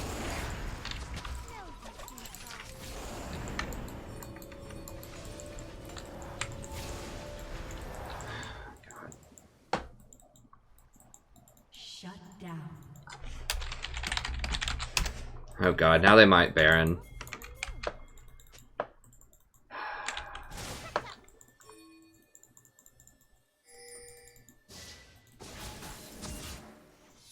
Okay, they're not doing it. They can do Baron really quickly with Shyvana, so people need to quit trolling and pushing up that far.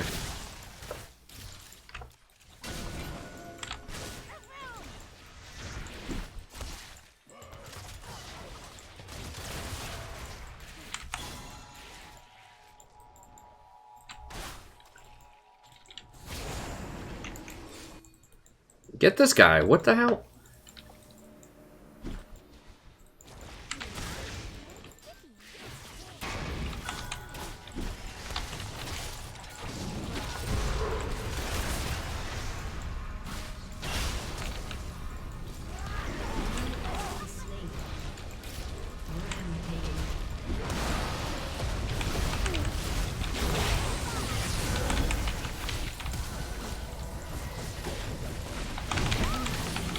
Damn it, that stun though.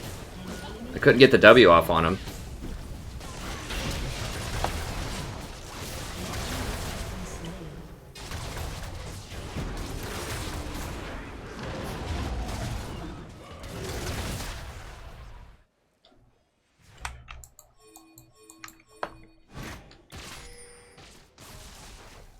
I mean, they could maybe get middle, but I think GP's going to be able to clear it with his barrels. I should have W'd the Jax faster.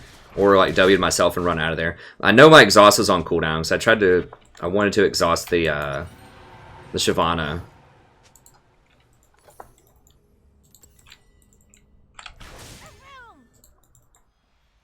Shyvana does a lot of damage. I need to make sure she gets W'd. I mean, the ADC's okay.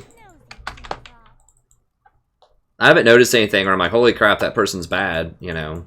She's okay, she's like average. I mean, I'm not having the greatest game in the world either.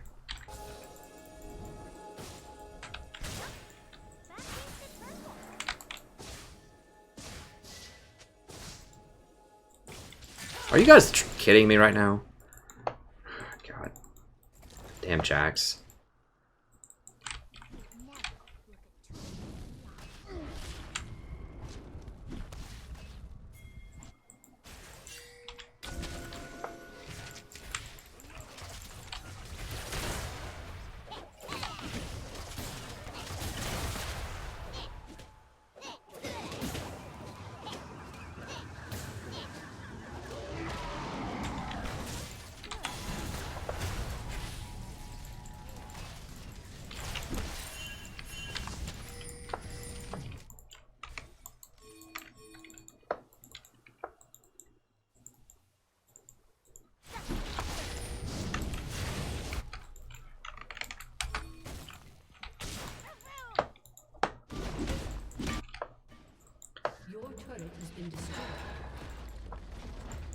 I recommend skipping.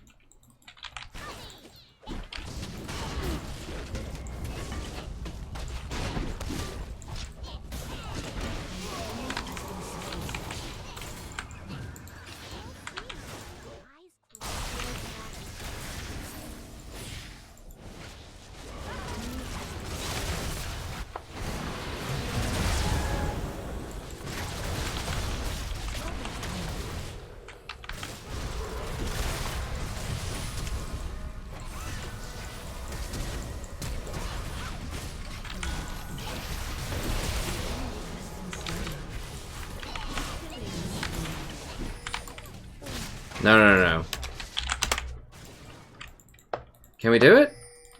Just do mid.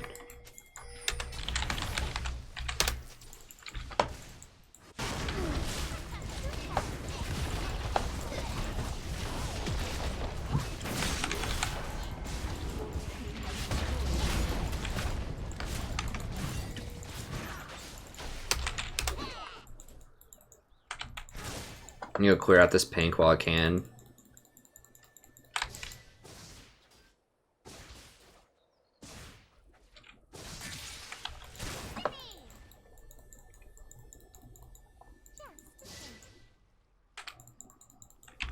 Yeah, I really do like the Moby boots quite a lot.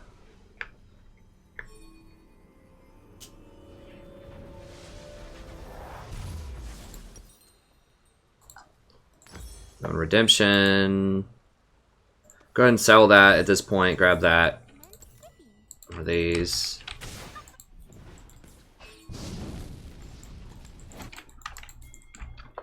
This lets you rotate so much faster. Lets you control vision better. This lets you be where you need to be.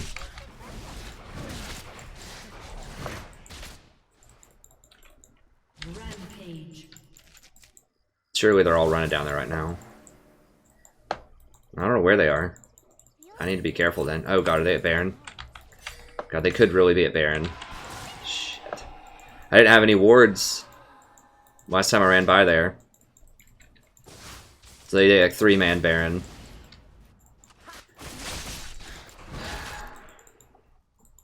That wasn't even on my radar because we saw a GP middle and we saw Jax bottom, but even with GP and Jax not there, like Shyvana can still do Baron.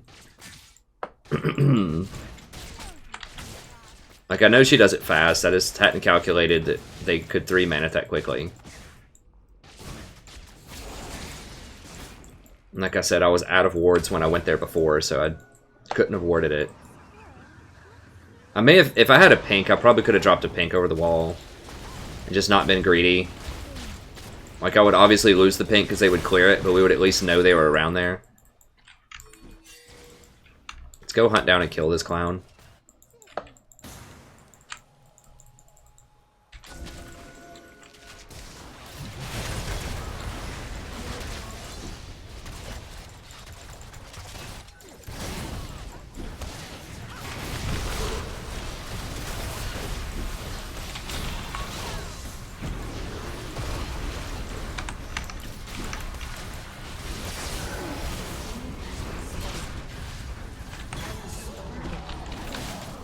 God, I hate Jax. I just hate split pushers.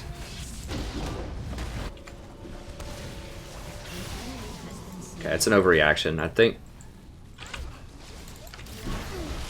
Okay, Nara got him. How many are dead? 2?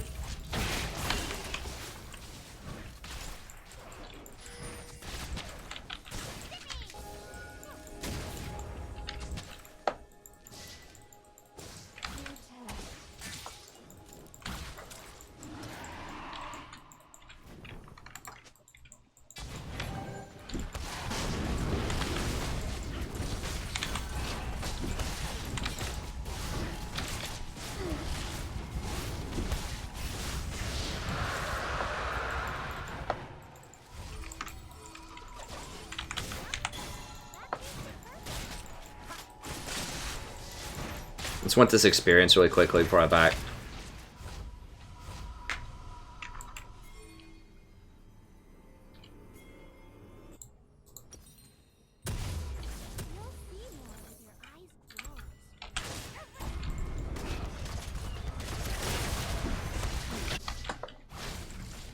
Alright, Mundo's doing alright.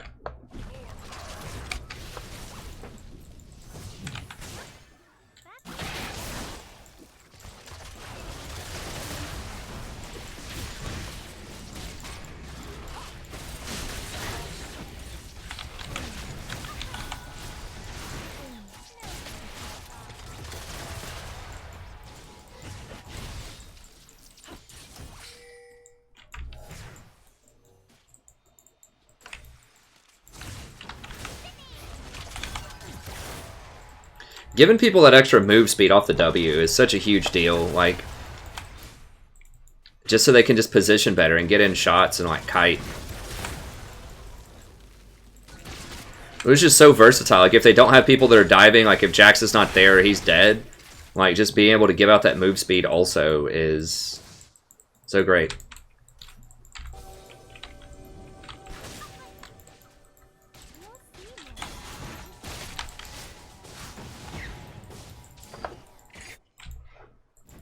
Alright, I think we've got their dragon taken care of. I need to get more wards down. I don't want to go do it right now because we need lanes up so that I know I can safely go ward. This is still a little on the dangerous side. I do have flash. Yeah.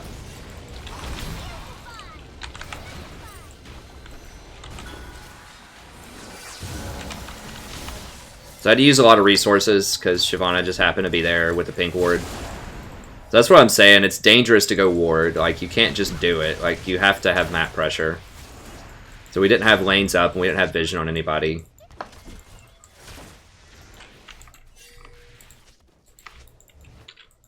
Shut down.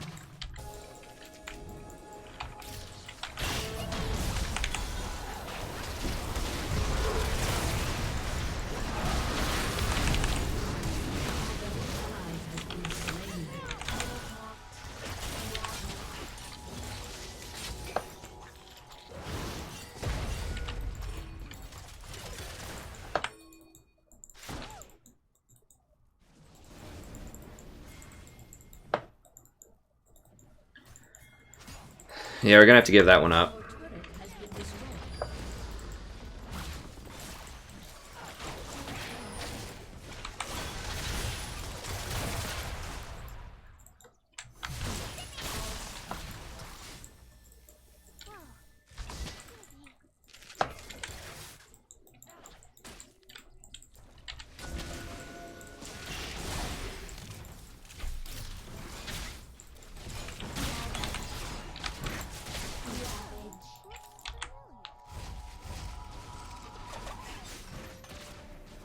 Yeah, it's Muto jungle.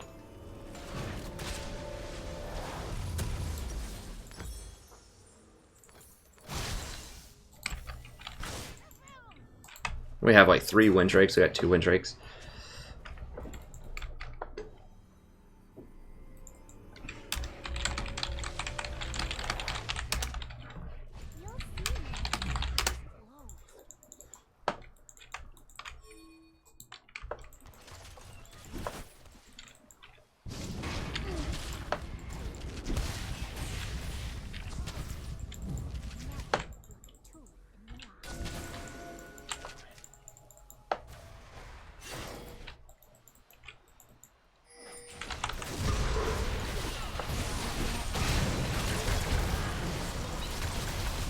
She's dead, right?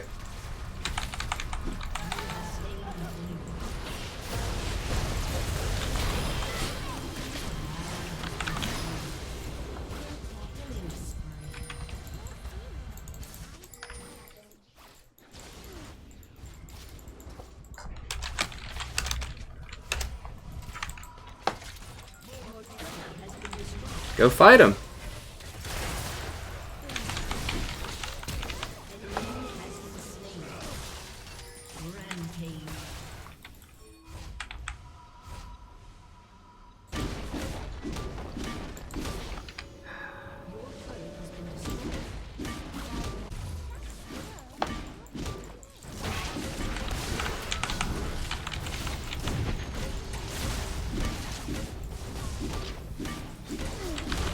Are you kidding me right now? This guy is such a piece of garbage. God, I hate split pushers so much. Okay, I'll just go get this.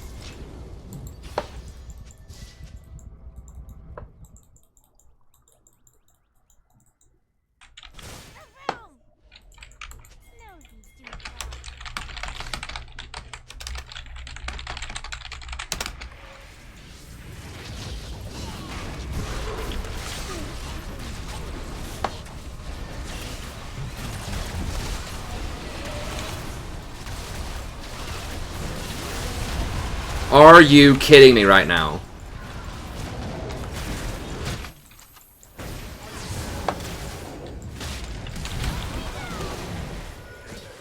Dominating.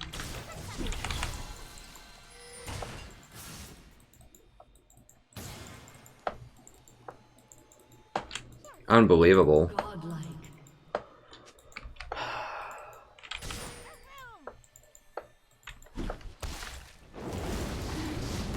Like, we have to go for that, or they're going to go for it, and it's going to be a 50-50 either way, because they can just wait on bot to pressure. Like, Mundo just has to be able to hit a smite.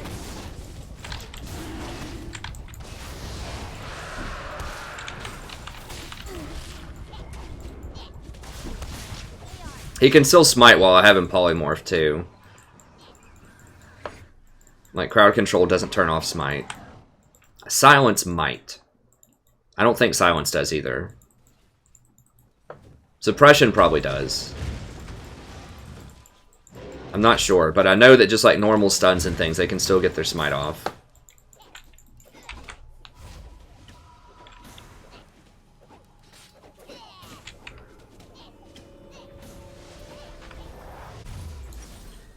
Alright, so we're going to sell these. Work our way towards Ardent. Shut down.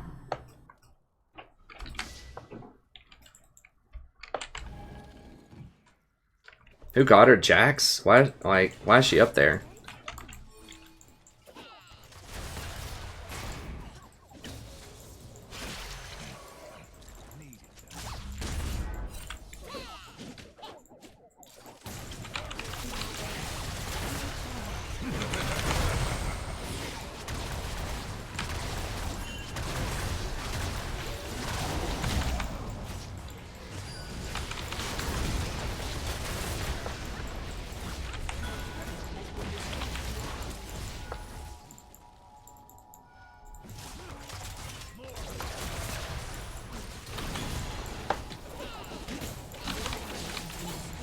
Are they seriously going to win this game when we have, like, 10 more kills?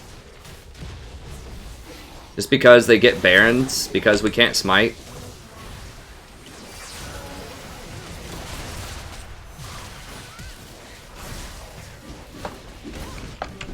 Because they backdoor and we can't smite?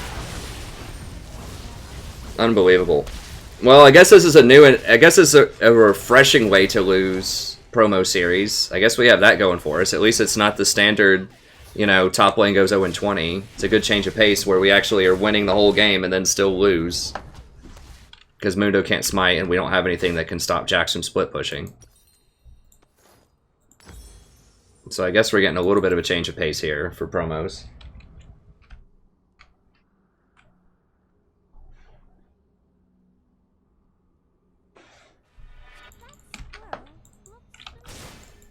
I know you can smite through an awful lot of things. Smite is a very special summoner.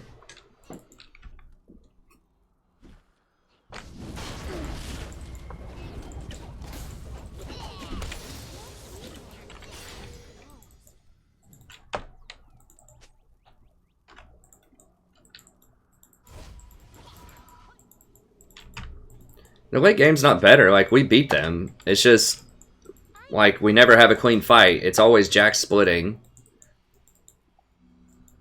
And Mundo, like, not smiting. Like, that missing the smite on the Baron was probably the game-determining thing right there. So that let them push all the way through, and that stopped us from pushing. It was a really, really big deal. And it was a 50-50, and he has to hit that. Like, the other one, when they snuck it, there wasn't a lot we could do about that, because I didn't have any wards. Like I said, I maybe had a control ward that I could have dropped there, but even if we did see him, if there were two bottom, they were probably still going to get it.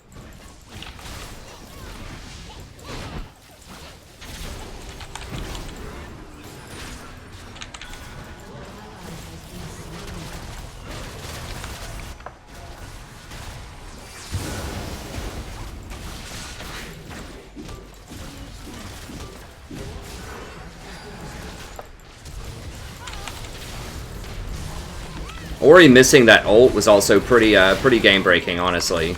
Like ulting herself there. If she would have actually landed that ult,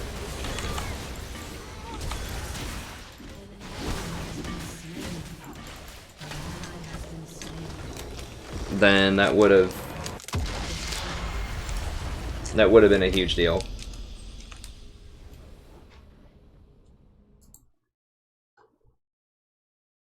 Or if we had anything except for Mundo in the jungle, like, his score doesn't look that bad, but he just doesn't do anything.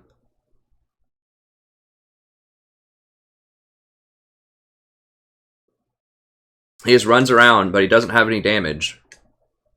So, like, you saw Jax just straight up took the whole inhibitor right in front of Mundo and I just because we can't damage him.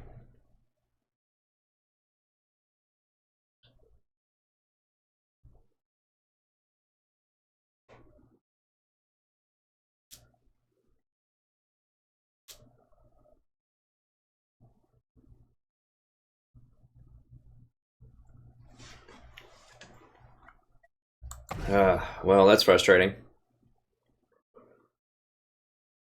Alright.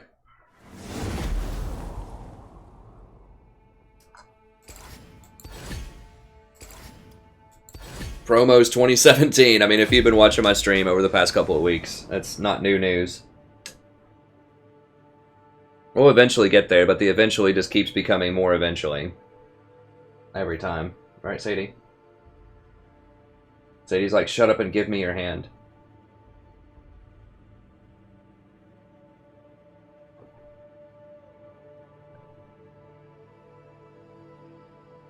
Refillable takes up an inventory slot, and it costs 150 gold up front, which is pretty important early on to reach major breakpoints. Like, I usually only buy a biscuit if I just happen to have 50 gold laying around. But 150 is kind of a big deal. Like, 150 is an extra fairy charm, it's a rejuve bead. It could finish up your redemption one back faster. It could finish up your sightstone one back faster. So 150 gold doesn't sound like it's a lot. Yeah, over the course of a game it could add up when used, but I don't get a lot of potions throughout the game. And I need that 150 up front early on to complete key items. And it sits in an inventory slot that gets filled up by a lot of small things typically. Like you have a lot of fairy charms and rejuve beads and control wards and just all kinds of stuff sitting around in your inventory. And sometimes you just don't have space. That's true, BJ Har.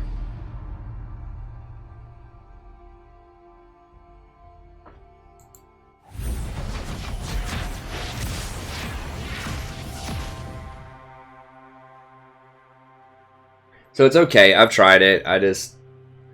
Especially when you're going like redemption.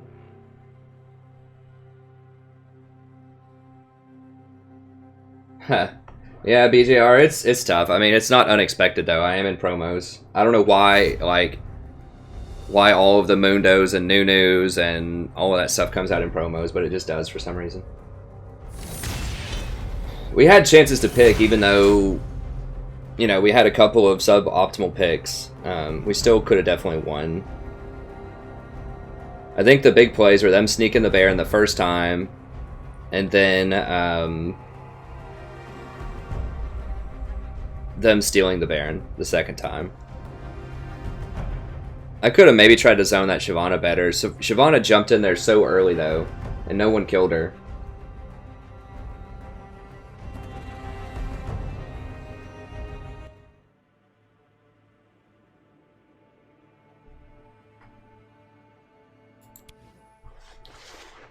I know, I just get annoyed. I mean, I don't think it's irrational to be, like, okay with a strategy if it's working for your team, but to be really annoyed by it if it's by the enemy team.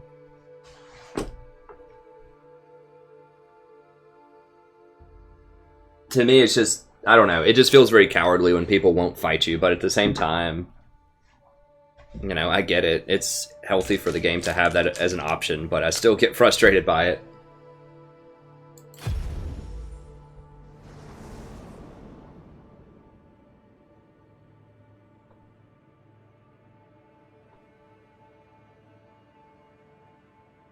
Sadie, you need to chill.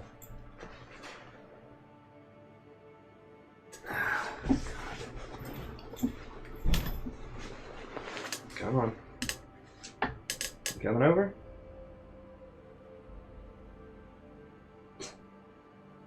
She's like, let me in your lap, let me in your lap. And she's like, hold on.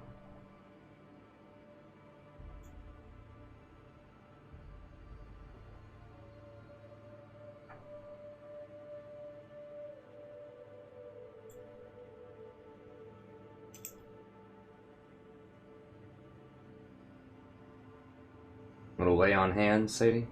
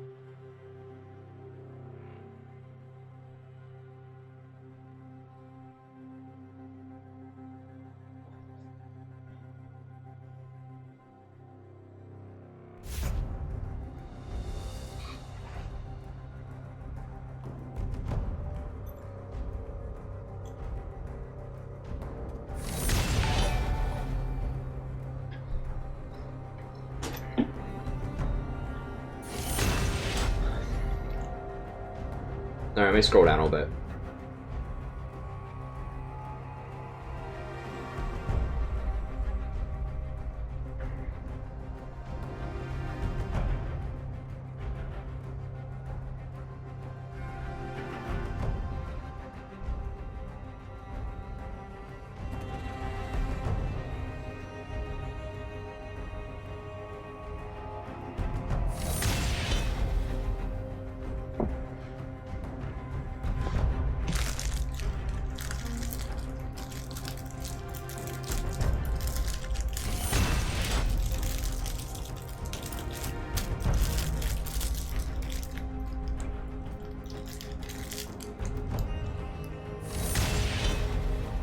You can always sell health pots back later if you need to. You're not going to lose that much money on it.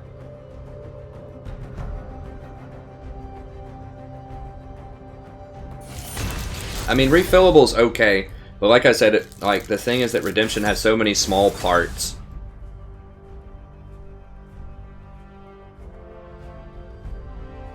They're useful.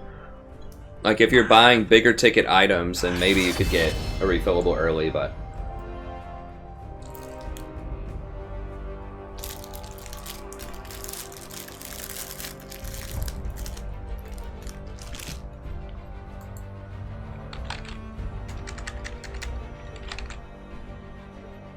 I can play Zyra stuff technically, but Your command.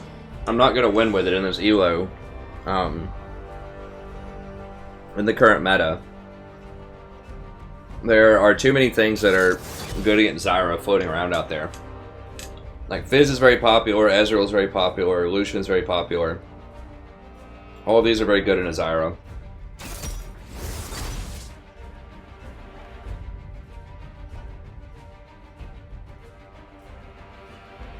No, it's not. Okay, so if you get a refillable early, you're only getting 200 health. If you get 3 potions early with the biscuit upgrade, you're getting 450 health. So basically, you're giving up 250 HP in your lane. And you think of those biscuits as health. So instead of starting with around 1,000 health, you'd start around like 800 health. So yeah, maybe if you're against like a complete pushover lane, but even then, like you can't press your advantage that much.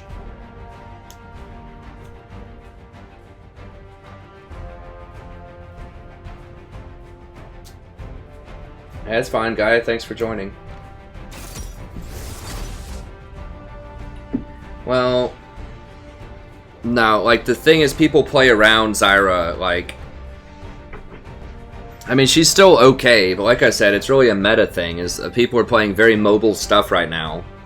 And it's not early damage, like your AD carry doesn't have a lot of early damage, so like there's just not a lot of synergy with Zyra right now.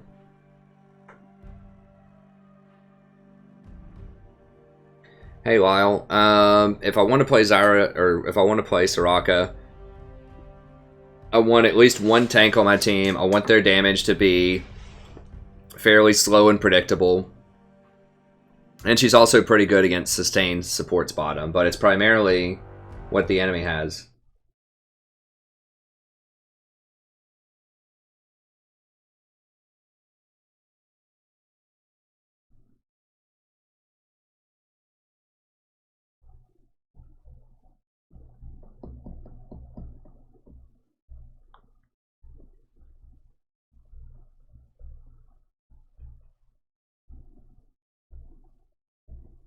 Yeah, but the biscuit doesn't, if you eat the biscuit itself, doesn't it give you a burst of health, like an extra 25 health or something if you eat it instantly?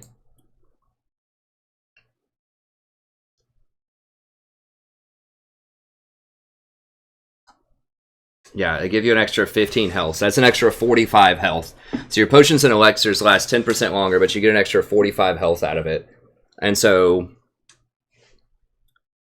you know, your, like, a biscuit's going to give you 190 or 165 health then, plus an extra 10%.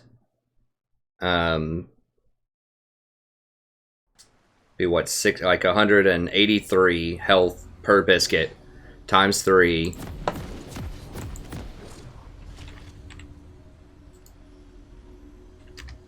About 550 health, whereas the refillable is going to give you 220.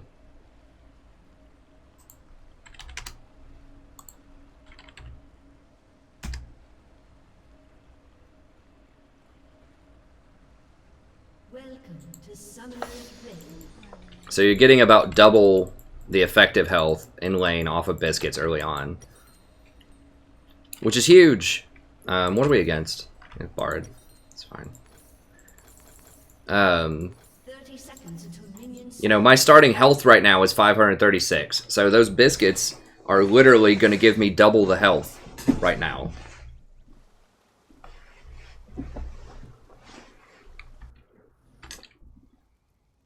So just think of it as right now, you know, I have roughly 1100 health for laning.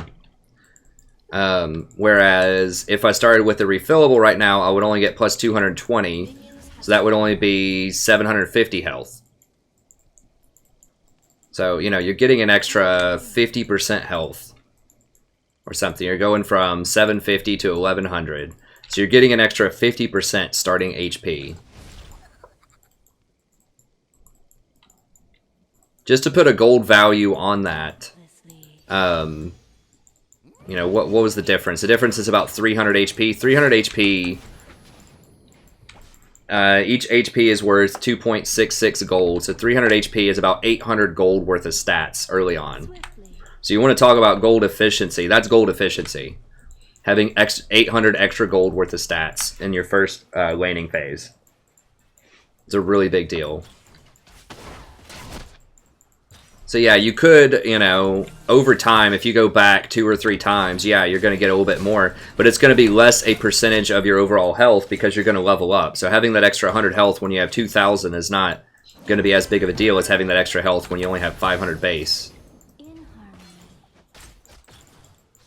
So, you know, refillable is good, but I kind of put it in the same category as gold, like upgrading your gold item. You know, it's just better to be more combat effective early on.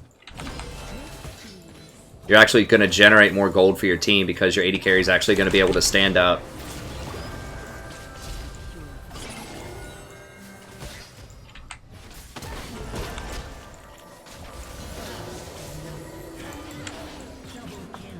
That's right, boys and girls. What's up?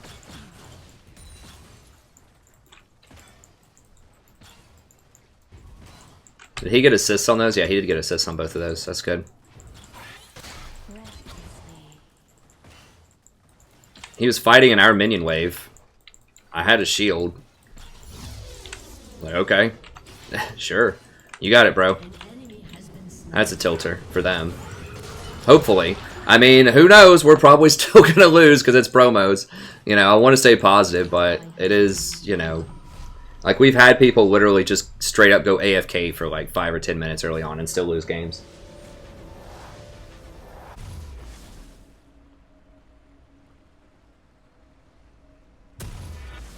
As you wish. I mean, I'm a PhD student in English. Like, I'm not a huge math person either. It's just simple math.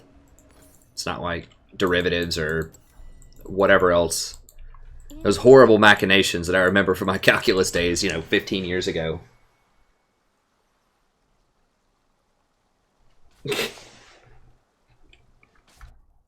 Extra gold, baby. Hey, you know, it is kind of silly on Janna, but I do get a really early Sightstone here, so that's going to give our Shaco a lot of intel. So, you know, if he's clever, he can plan his ganks appropriately. Yeah, that was a fail ward. Who is? It's Eve. So getting intel on Eve is actually really important, if I can get up there. Now, we're going to have to push to get that, but I think she's middle, right? No, it's just... This guy's crazy.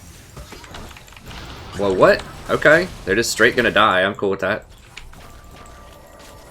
No, there's too many minions there. I can't do it.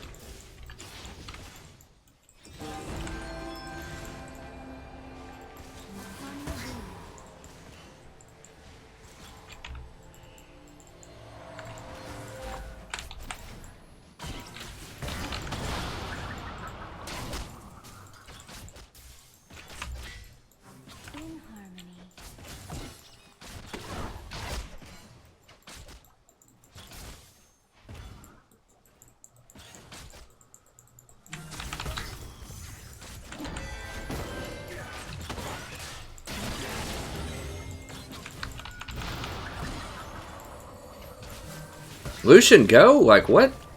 We have such a huge advantage on him.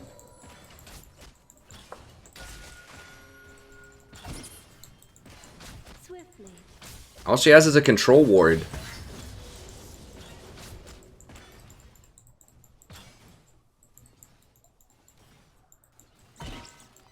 Hit. Like, seriously? None of these creeps are going to hit that cannon minion.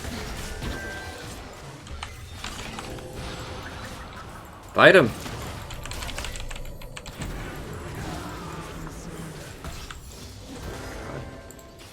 This is sad.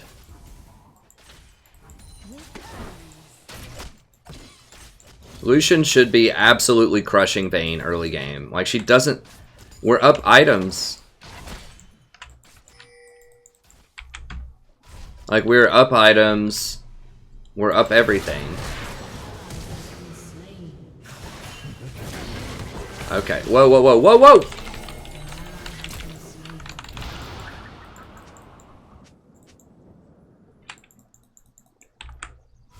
Jesus. Well, promos. Hashtag promos. I mean, I try not to be negative about these things, but it's really hard to not be negative. I mean, you just have to turn it into some kind of comedy, I guess, because it's, like, it really doesn't even matter if you start off with a double kill, triple kill. Like, they could just probably spot us 3 towers and we'd still somehow lose in the promos.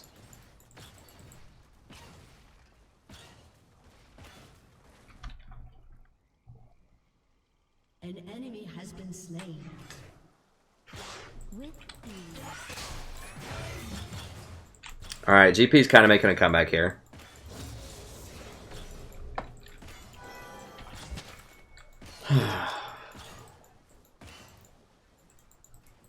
Breathlessly. Vlad really shouldn't be losing to Fizz either. But this is what it is. In harmony. Like, what is with the chatty top laners today?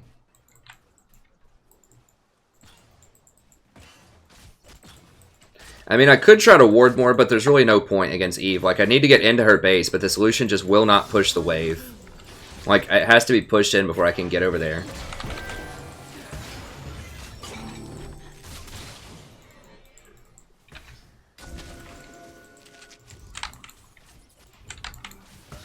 Breathlessly. Nah, it's pinked. I can't clear that.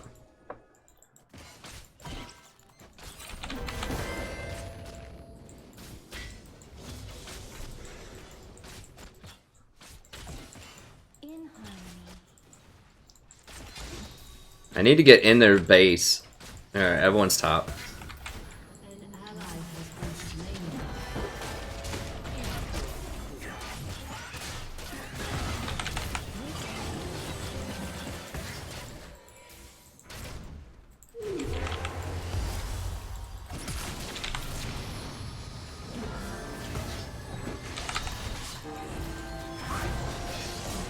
Has been slain. Sucks I had to blow Vayne to safety, but at least we got one of them, I guess.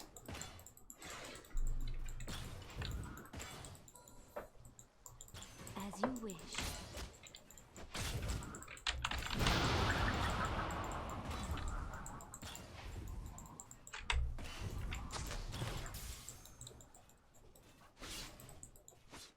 Yeah, he's got that easily. Okay, I want to get this pink here while she's gone. Or while Bard's gone. Need to get this out of here. He may have not purchased an extra pink, potentially. Now we can just go ahead and ward our golems and get out of here.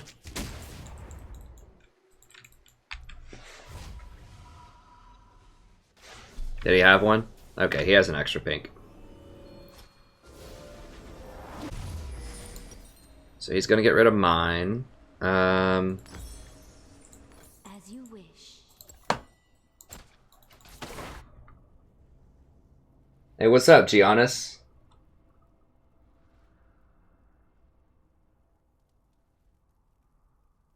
I mean, I understand that, Sean, the power of positive thinking, and I'm trying my best to win. But, buddy, I don't know if you've been watching for the last week or so, but it's a statistical fact. Like I said, I'm trying to stay positive. But anyone that's been watching for the last week you're skeptical right away, right? Like as soon as I enter a promo series, you're like, well, here we go. Like there's some trepidation, right? Like how could there not be? You would be insane to not have trepidation in the face of such overwhelming empirical evidence over the past week. So we're trying to be positive, but you know, at the same time, I can't explain it, but there's just something about the promos. I don't know why but that's just how it is. So yeah, I mean, I try to stay positive. I work on how to win. I stay focused up. I don't tilt too much, but it's definitely a thing.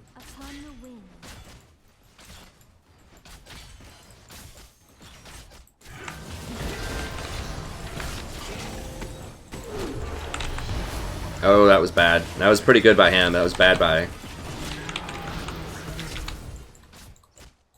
That was frustrating as hell. That was really good timing. Like, the millisecond that I started my ult, he pressed his. I wasn't expecting that out of him. So I should have faded forward. If he would have just hit me with his ult first, then we would have had it.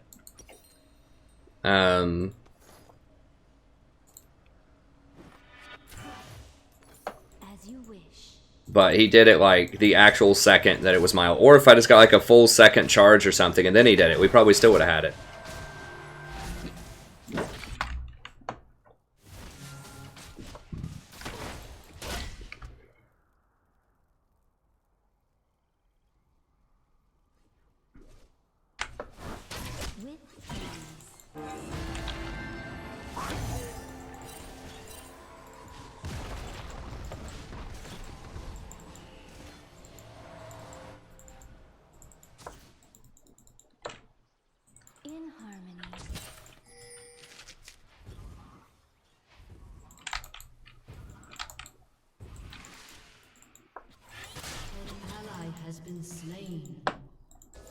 Okay, I need to try to get this with him while Vayne's back. We might be able to get it.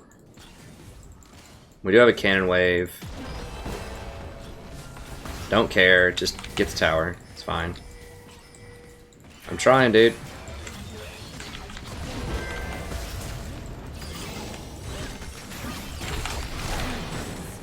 Oh, there's Evelyn too. Like, how did 5 people go from top to bottom? Like, weren't there just 4 people top?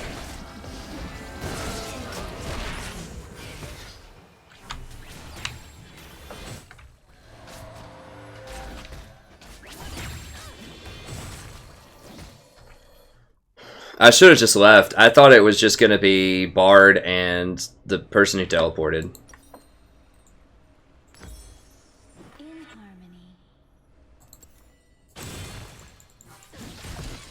It was pretty brutal, pretty brutal.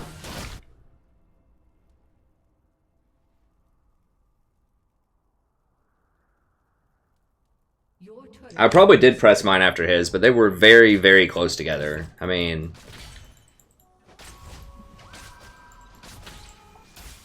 Eve's probably here. We gotta be careful.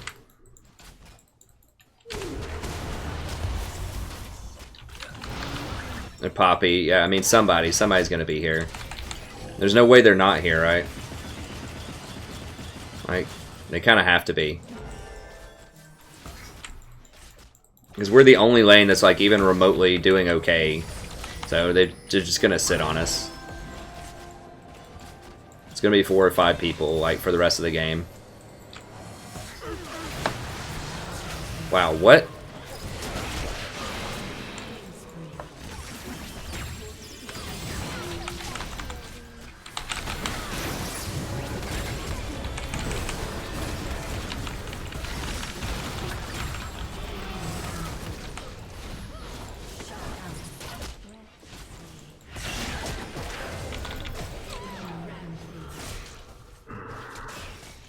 I try so hard not to like get too frustrated or lose my temper, but like these promo games are just so sad, honestly. Every time they're just so sad.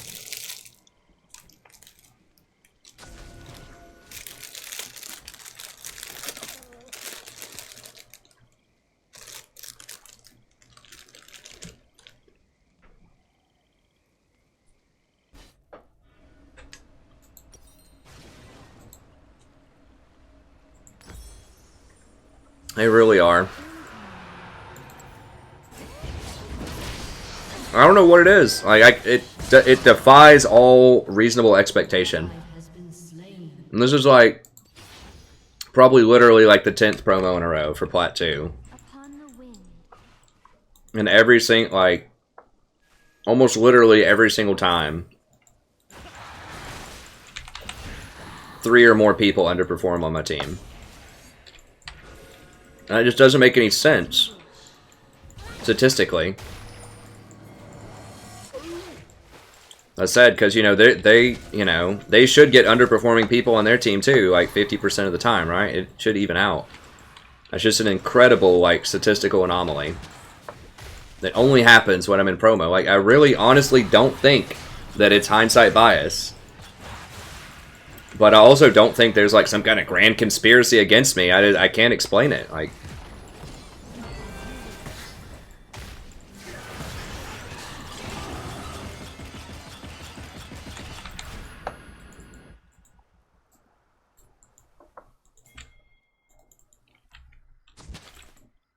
Breathlessly. An ally has been slain. An enemy has been slain. An enemy has been slain. Swiftly. all right. I mean, game's still winnable. Still totally winnable. We have great ward coverage around red. Get in here and clean this up. By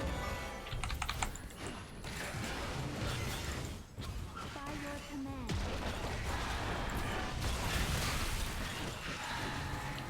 Your team has destroyed.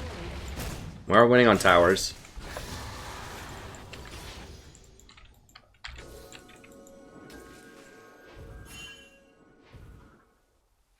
Upon the wind.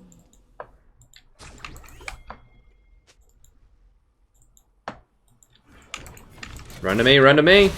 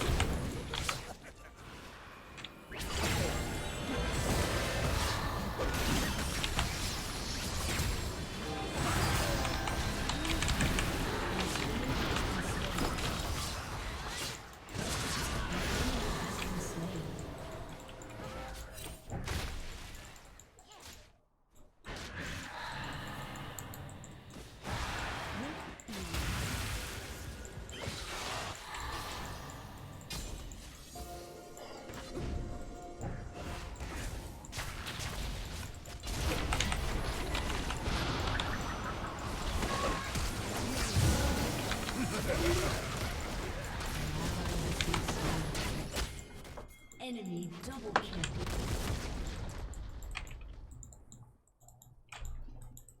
I wish people would just delete GP from the game. Like, there's just a hand, like, but it doesn't even matter. It's always different champions. Like, it's just people pick champions that they just should not pick in solo queue and underperform with them.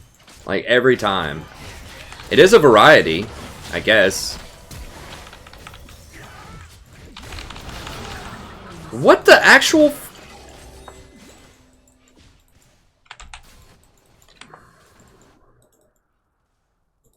Your turret has been destroyed. Oh, man. Swiftly. Slain. Wait, is GP even in this game?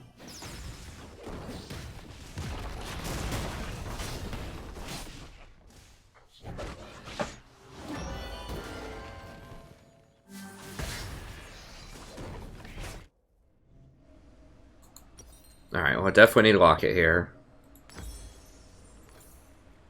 Evelyn, please tell me she's going AD. It's hard to tell. I think that's AP. was hoping. I was hoping maybe the Illuminati had gotten to her. But they haven't.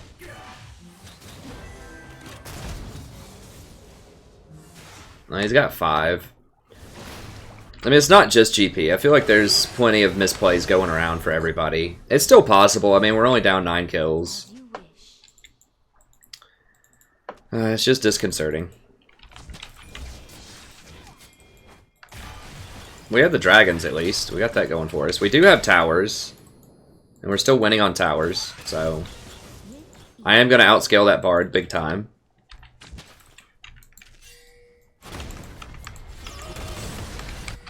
No, no, no. Where am I going? Like, run the hell over here.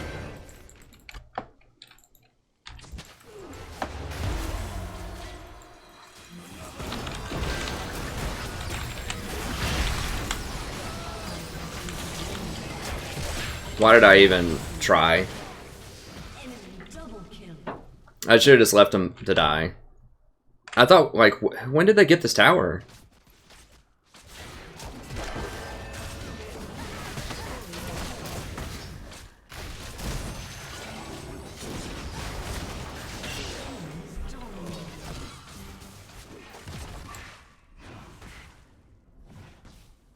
Your turret has been destroyed.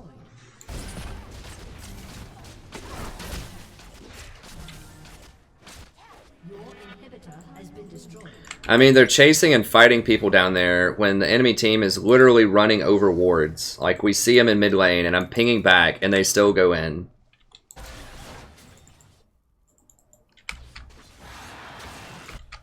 Breathlessly.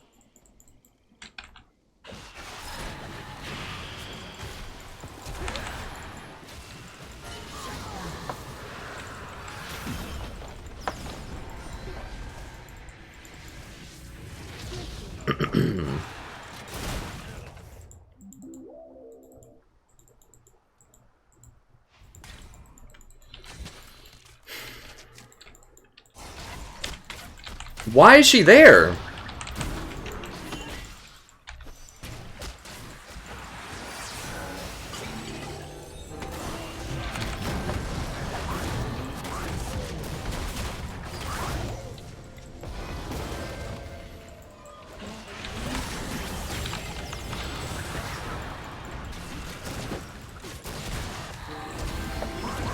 Okay, get some kills, baby. Come on.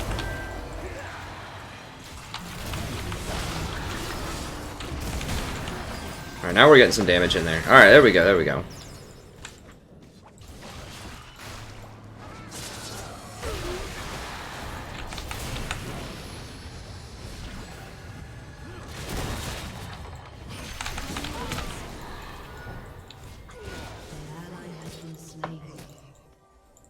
Is my shield up? I thought my shield was down. If my shield was up, I definitely should have shielded in there.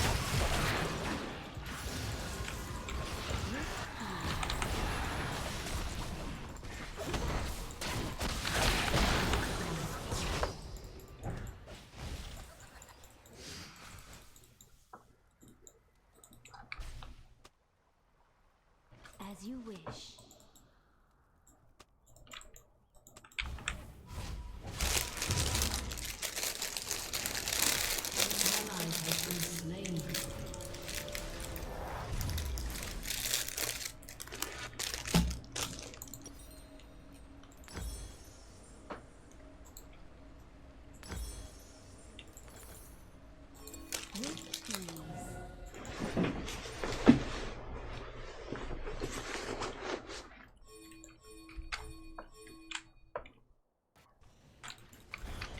I mean, I'm trying. They see Lucian bottom. There's just nothing we can do. Oh, GP got it.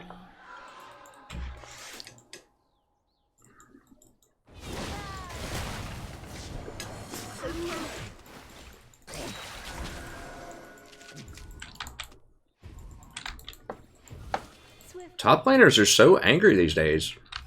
I don't get it.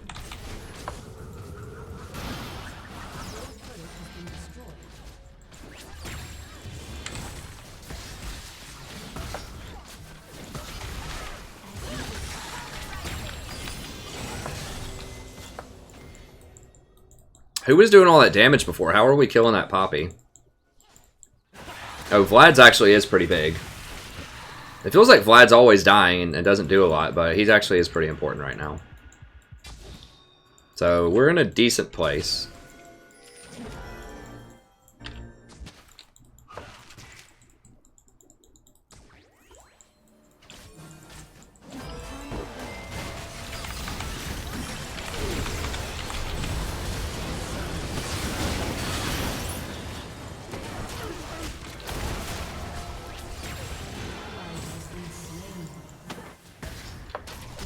Wow.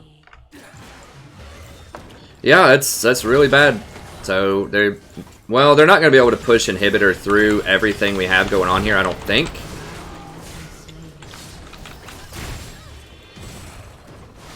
Can you hit him, GP? Like, what the f...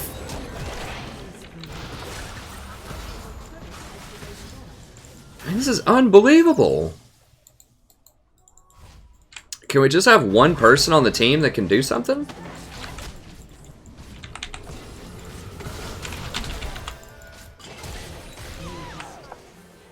Well, hopefully I stalled them enough. I don't think they're going to get the inhibitor. Hopefully not. They're pretty low. Well, this inhibitor's already down.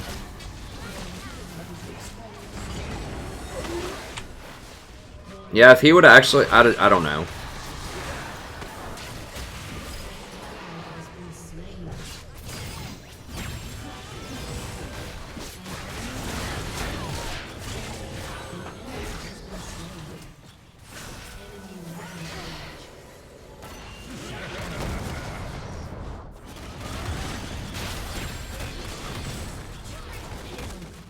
Alright.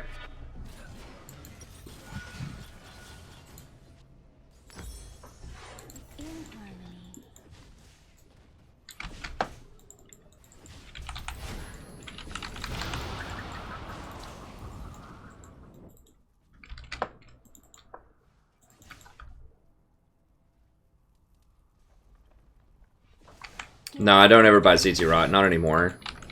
I used to, and it was a good item, but now I just can't really split push anymore, and that was the whole reason that I got it. The minions just die too fast, and the range is too low.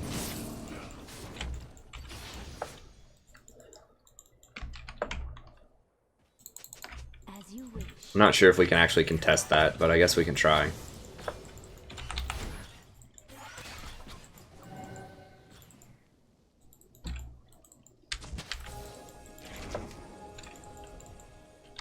Upon the wing.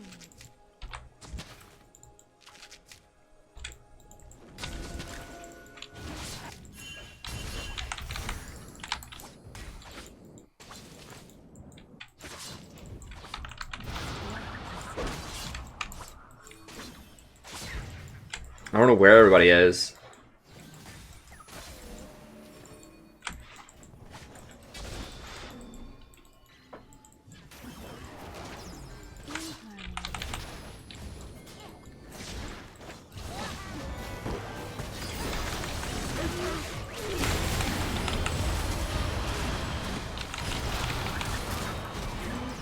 Oh my god, that was disgusting.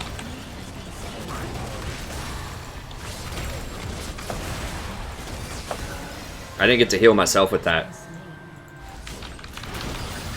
Anyone else see that? I stopped the Q. I stopped Fizz from queuing onto me immediately when he woke up with my tornado. And that saved my life. Probably have to go back and watch it in slow motion. That was nasty. If I do say so myself.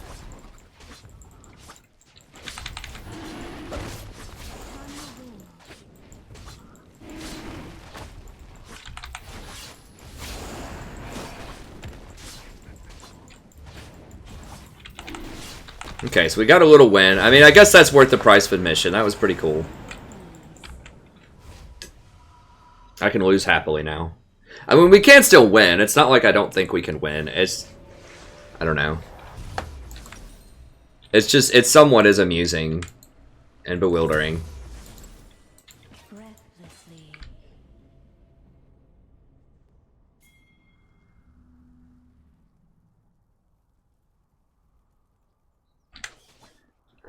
You're not going to catch me playing a Poppy support ever in ranked. In harmony. If I want to stop mobility, I'm just going to pick Janna. Probably. Or Tom Kench, depending on what's going on. I know there's people that like Poppy support out there, but Swiftly. virtually no circumstances where I think that would be viable. I mean, not even when I would recommend it. I mean, viable is a strong word. I guess it's viable, maybe, but like something I would recommend. Upon the wind. Even when tanks were really good, like for the back half of last season. Got 40 seconds on Baron, huh?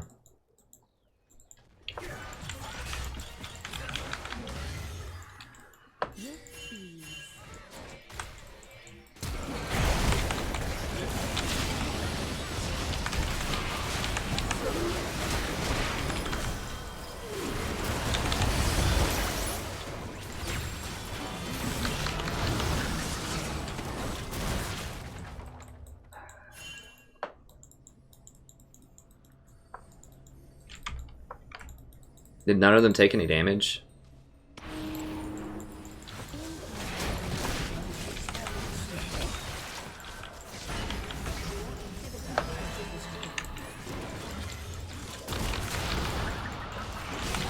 There we go. Come on, baby. Run him down.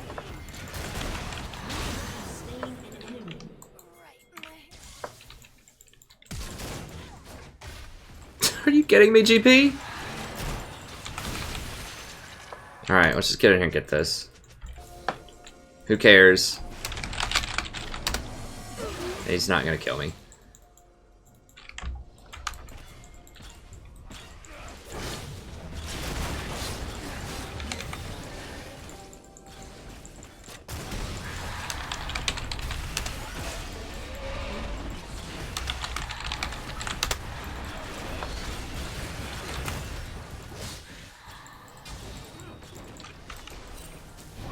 I've got her zoned, yeah.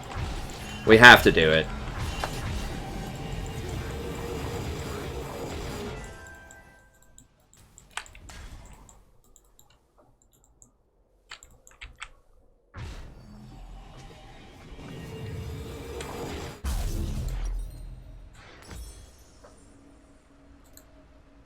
And I think I'm just gonna go GA after this, just to make sure I don't die. Upon the wind. To Fizz. Does he have a void? He does have a void staff, but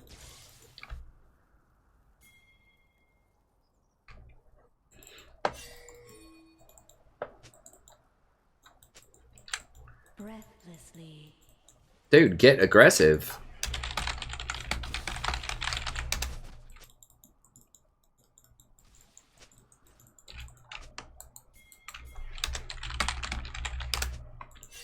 Swiftly.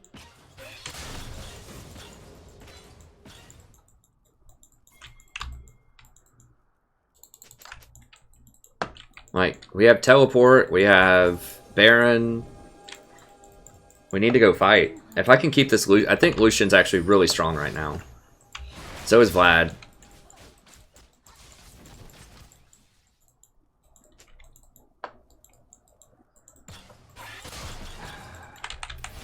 As you wish.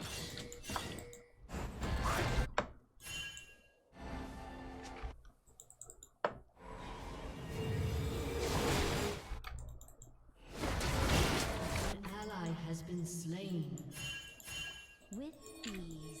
This is the, God. These promos are just so brutal because we start off getting, like, this is the narrative of virtually every promo game that I have. Where we start off just getting completely stomped. I'm just like, oh man, here we go again. And then I finally, you know, I'm coming around to the fact, hey, maybe we can actually win one. And then just team throws it away. Like, that's the story of virtually, it's like the anti, like, superhero story.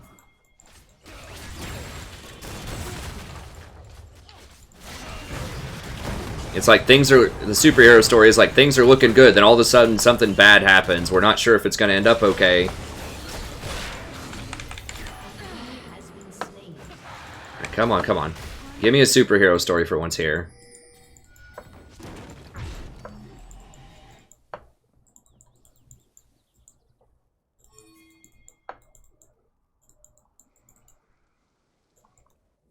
This is like a Game of Thrones story.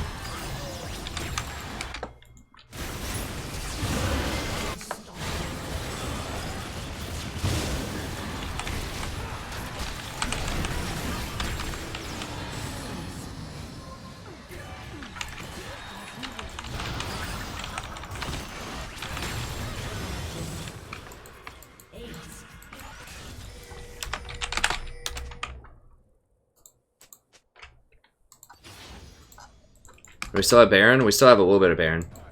Breathlessly.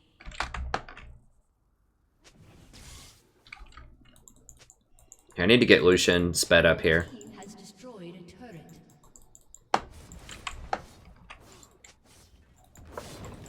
In harmony. Your team has destroyed an inhibitor.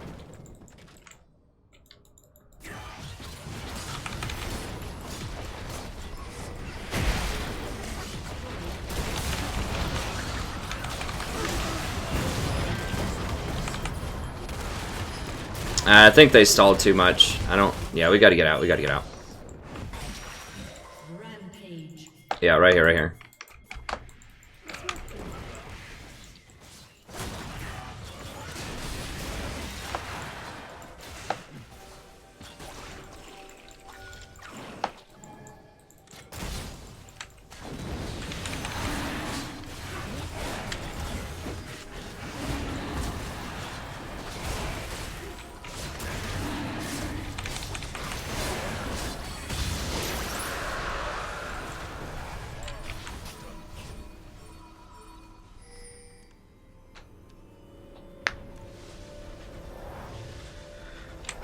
Alright, here we go. In harmony.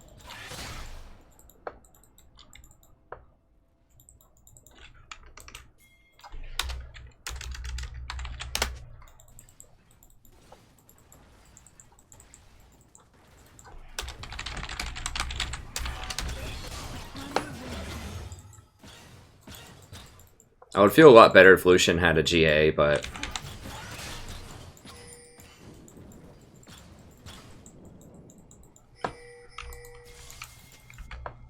As you wish.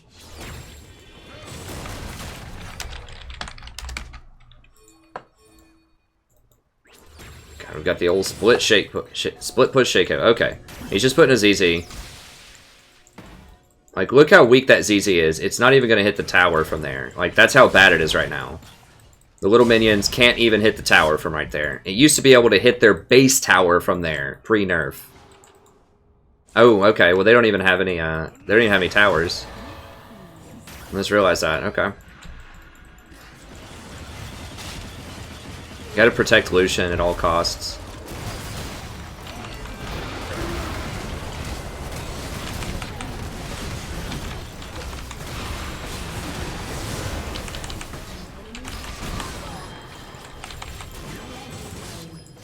Alright, we got a superhero story, guys. I called for it, and it was answered.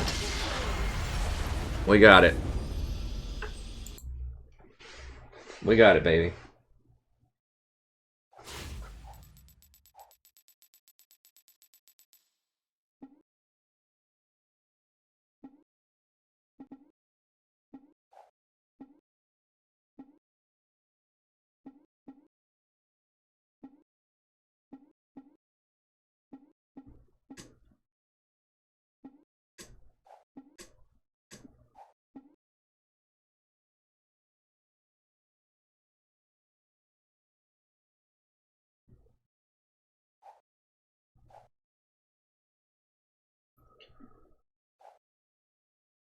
I mean, Lucian was okay. I don't remember what happened in the early game, but I feel like he didn't pressure as much as he should early on. I mean, he was okay, but I don't think I'll do it with him. I mean, let me see. How does... I'm not a huge fan of Lucian in general. He plays Ezreal. Done. Nah, I mean, I don't know. He's alright. He does play Twitch some.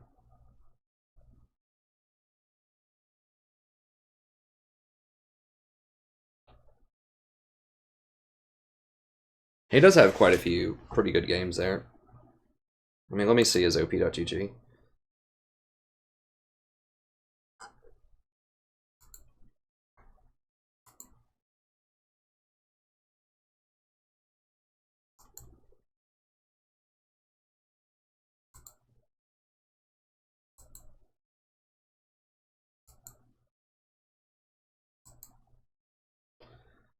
Whatever. Let's keep going.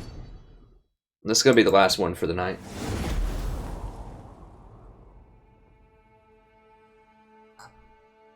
My chat glitched out from all the GGs. Nice.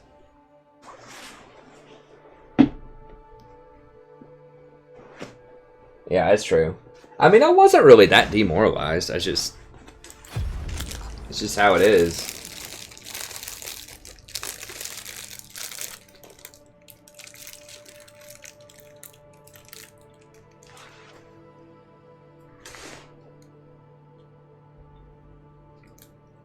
I mean, I'll try to stay more positive, but it's a defense mechanism. I don't want to get my hopes up and just have them dashed, you know, like, every time, right?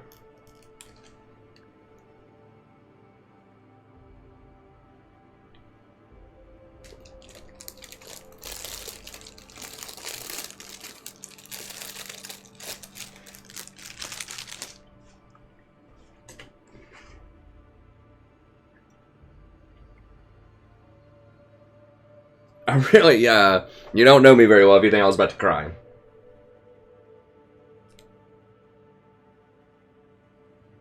I almost never cry.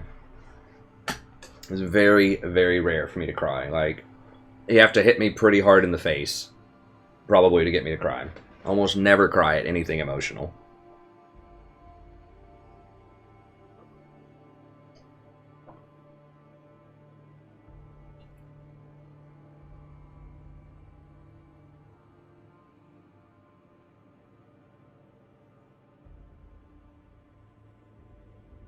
Yeah, man.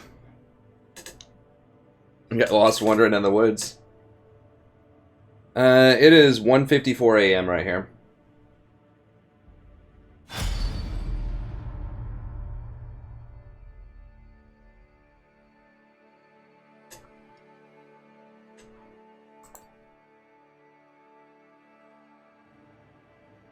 There's a 30-second delay in the chat. The streamers.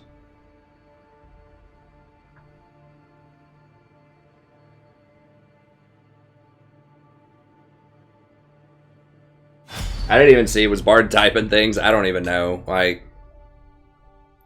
they just overcommitted, and I think I did a really good job of neutralizing the Fizz finally once I got my locket. And I was able to keep him from one-shotting the Lucian. I mean, how we were losing earlier is either we were getting picked off, or Lucian or Vlad were getting stun-locked and killed before they could do anything. So, they were picking us off, and then after that, they were trying to engage, but they didn't quite have enough damage to get through my locket, shields, ultimate. It's my whole bag of tricks, exhaust. Yeah, my wife cries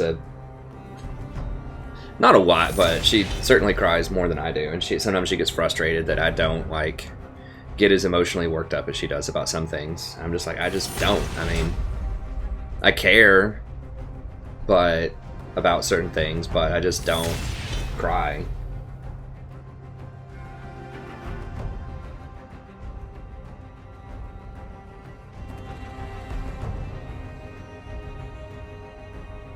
I don't know. I have a very broad perspective, typically. I'm of the, usually thinks it's all gonna be fine.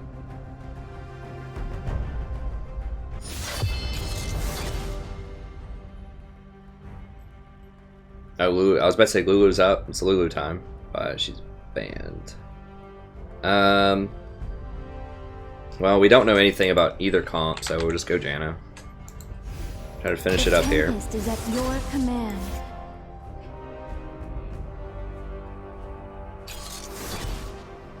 I am a Sagittarius. My birthday's in December.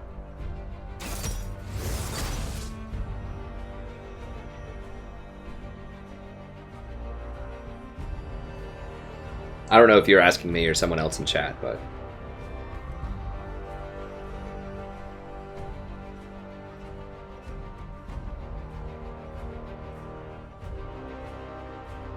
Yeah, Lulu's a very, very common ban right now, because she gets banned in LCS a lot, which is probably why.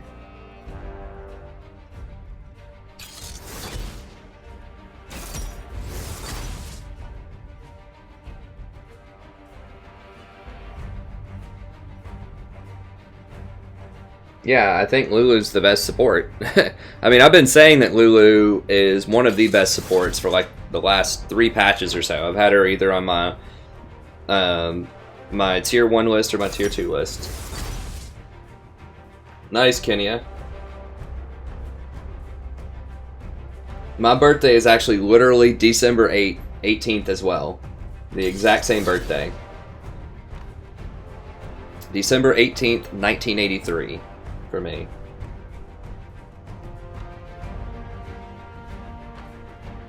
Nice.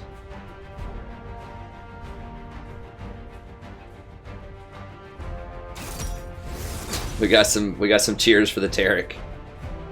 Tarek, baby. Woo!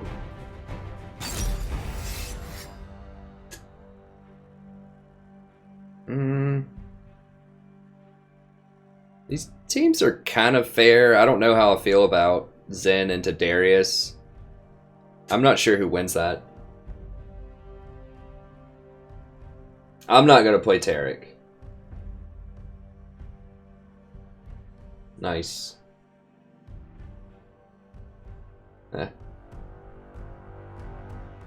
yeah, I forgot about that, Selgar. That's awesome.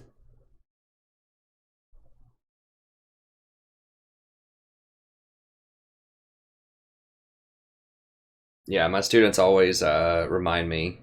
Well, they don't always remind me, but they subtly will remind me like how old I am. It's easy to forget, you know, because I'm around them so much. You know, I feel like I'm not really that much older than they are. You know, I am their teacher and everything, but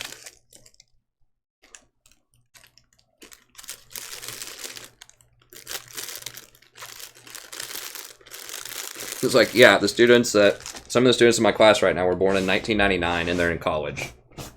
I'm like,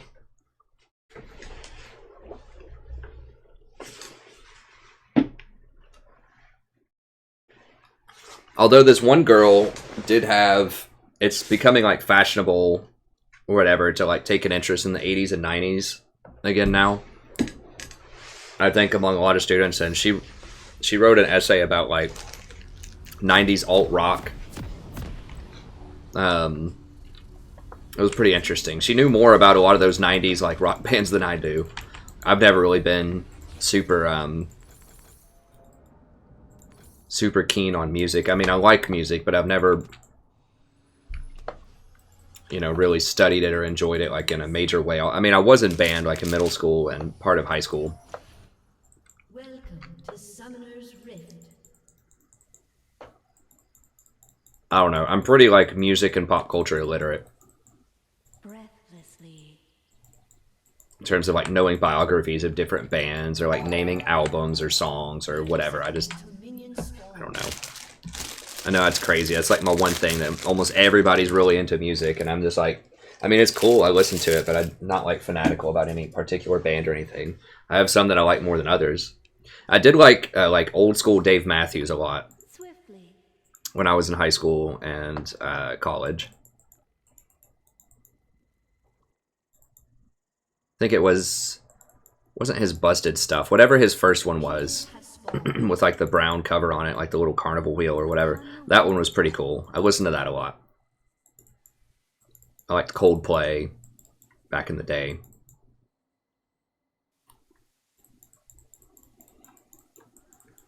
Tupac, Biggie, Bone Thugs, you know, it's all the same stuff. Coldplay, Tupac.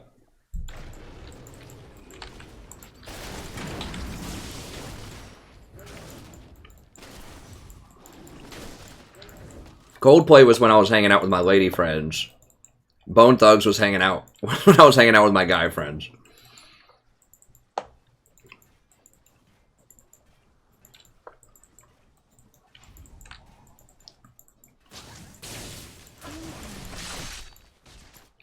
Bone Thugs is drinking liquor and playing poker. Coldplay is drinking wine and other such activities.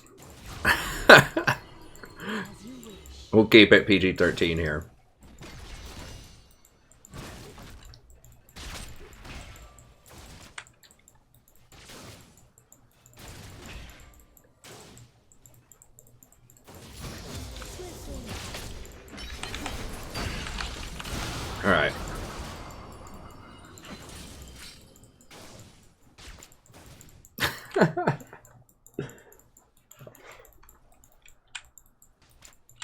Breathlessly. Yeah, I mean, that is going to be the big thing, Brian. I mean, the students already can't believe it. I tell them, I'm like, guys, there was this dark age before the internet. And they're just like, they just look, they're like, how? I mean, to them, that's about as crazy as someone telling me that they were around before cars or something, you know? Like, there's something that completely revolutionized the way the world works, or that I was alive before electricity or something, you know? In harmony. It's just such an integral part of life in every way that it's really hard to fathom unless you lived before that time, what that would be like. I mean, there is like different stages of the internet too, you know, like internet in the 90s was very different than internet is now, obviously. There wasn't the cloud and all that stuff.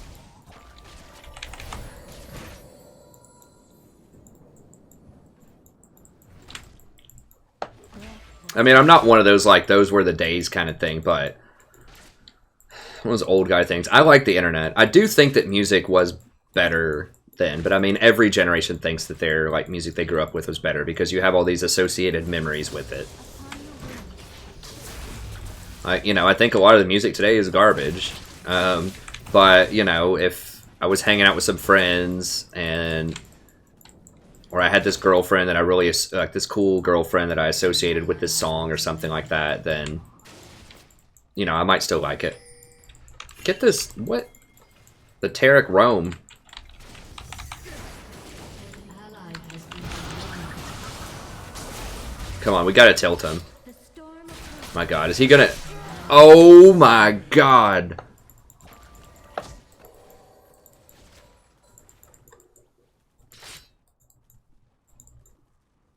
That's the promos that I miss in love. as you wish. That's what I've been missing. It just didn't feel right. We're like, what the hell? We won last game. An enemy has been slain. That's what I'm talking about. The old 2v1. Breathless. My 80 carry dies.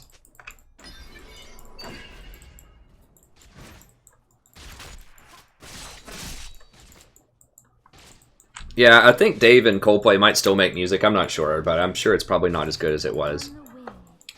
I think Dave does solo stuff now. Like, his band, it wasn't just him and his singing. Like, his band had a really cool sound about him. Kind of had almost sort of like a big band, not big band, but like, I don't know, sort of jazzy kind of sound about it. So the lyrics were cool, but it was also cool that it was like an actual band.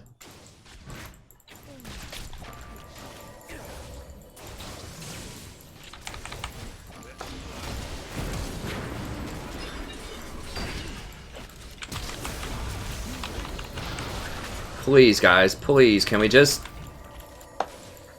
I shouldn't have flashed for it. I was just getting kind of desperate. I thought one of them might have something left in the tank. That is false. An ally has been slain. Oh yeah, everybody loved Coldplay and Dave back in there. Not everybody, but a lot of people that I knew. They were kind of your standard music.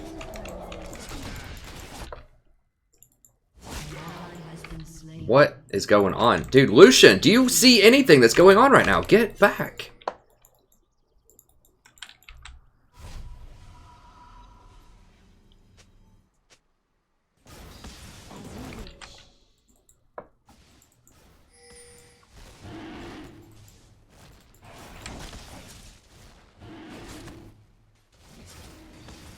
God, Lucian actually backed when they were starting this. Can we, like, someone come up and contest this?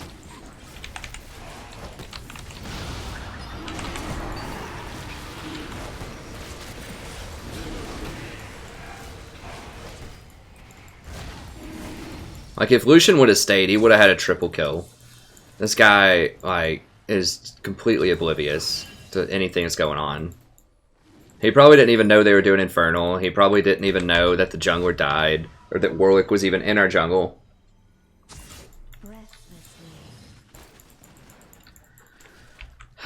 Alright, we'll go by and go from there.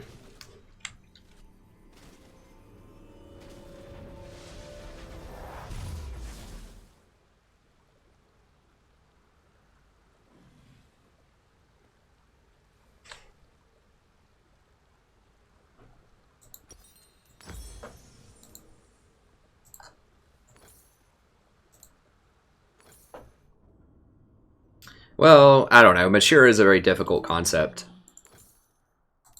It's very hegemonic. You know, it assumes there's a certain like standard of progress between topics that people should think about and the way they should think about them.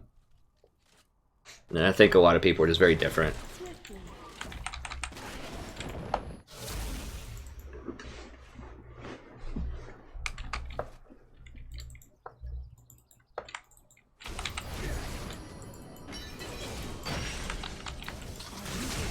Like, this lane, like, I honestly have no idea how we're losing this.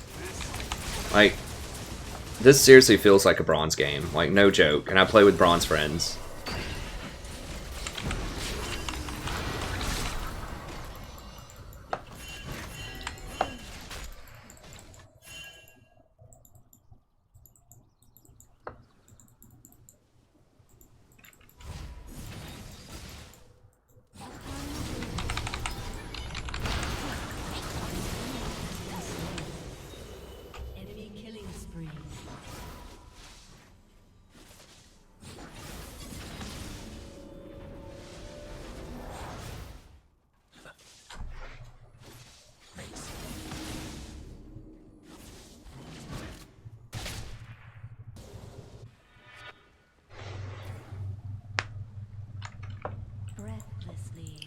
Oh, is this pinked right here? Is that what y'all were talking about? I mean, Rise was sitting right there. Like, I needed to back and go back bottom. I was probably looking at the chat. I mean, did he just walk through it? I don't know.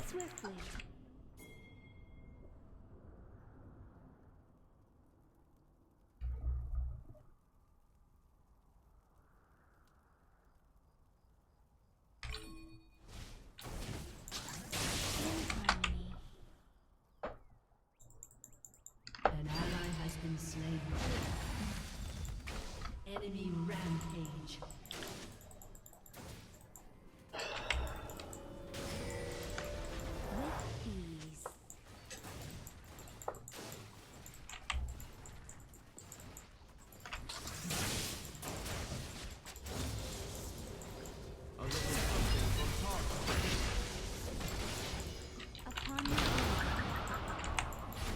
I have to flash it, I think.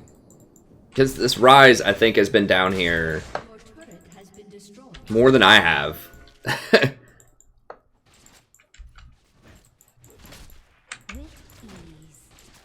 And he's still up. He's up 50% CS right now.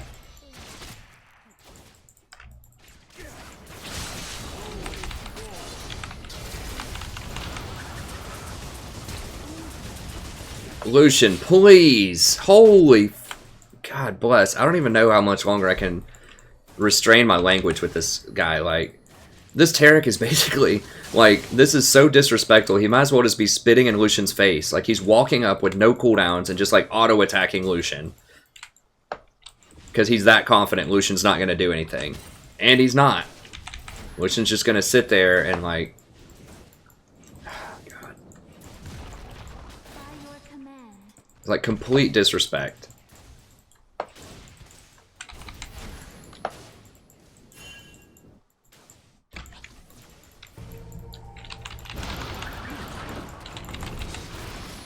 And he's dead. There's just no way out of it. Just leave him to die. I mean, I guess 3 different wards aren't enough to spot people coming at you up the river. Like, it's just unbelievable. Like, how on earth does this guy get out of wood?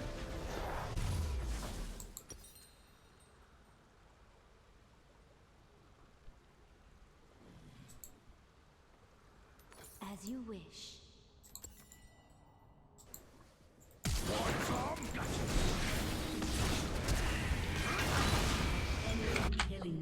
It's not just like it's one lane, it's like every lane, including the jungle. It's like all 4 positions just have no business being higher than silver.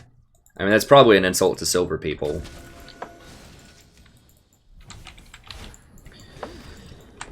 I mean, I'm trying not to be that person that blames team.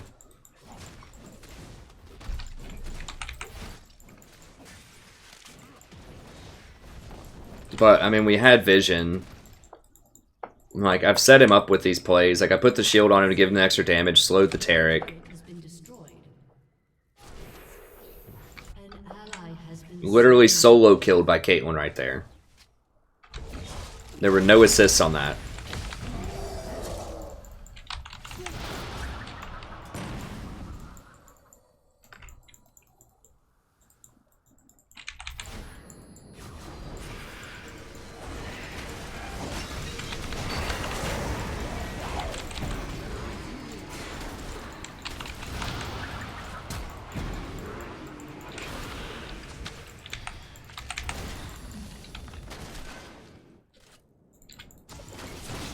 Let's say someone's going to be around that corner. They have to be, right?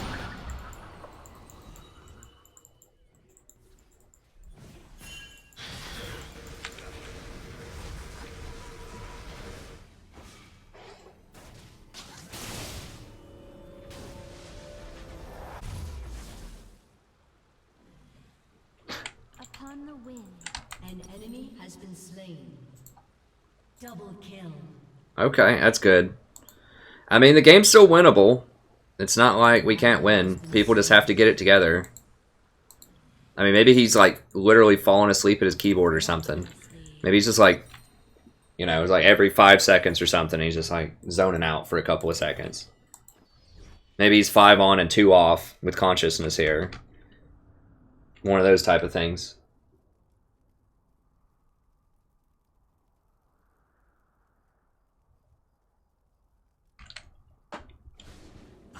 Swiftly. It's Caitlyn. Like, LOL, guys, people keep coming bottom. Like, don't even start, dude. This Ryze has been down here non-stop. And he still has more CS than a Swain. Swain should completely bully him out. I mean, does Swain never play middle? Does Zen never play top? Is, like, our entire team auto-filled? And if so, why can't they just get the roles they signed up for if there's so many autofills?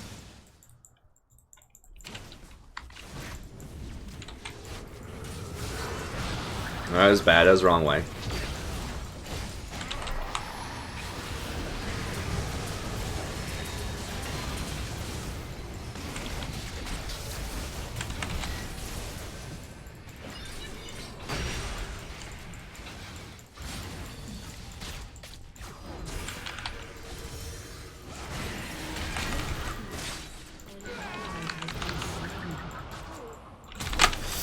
Are you kidding me? Like, where the hell is everybody?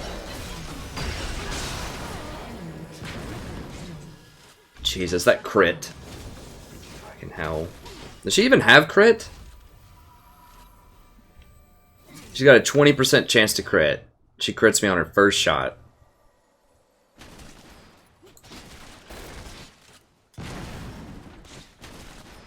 I think she crit me on both of them. She definitely crit me on the first one.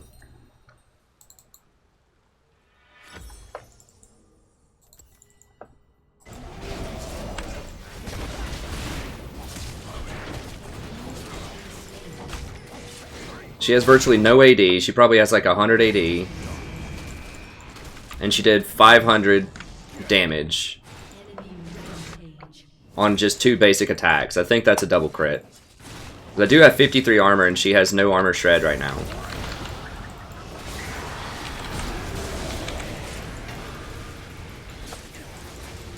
Get it off me. Get it off me.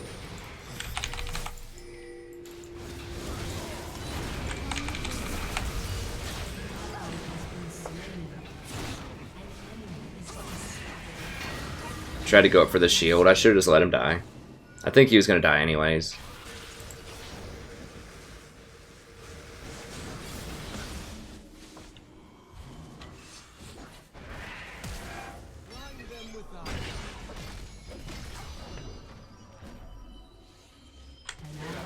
I mean, what's the plan there? I don't know, man. I don't know.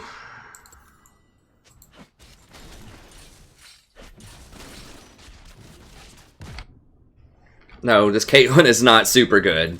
I can go back and tell you some stuff about Caitlyn in the laning phase. She was making a ton of positional errors. We just weren't punishing her.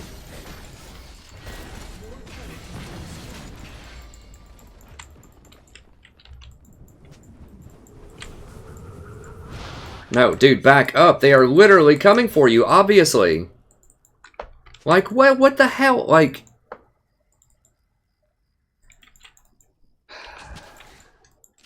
Seriously? This is the top 3% of players. Like, this is such an obvious...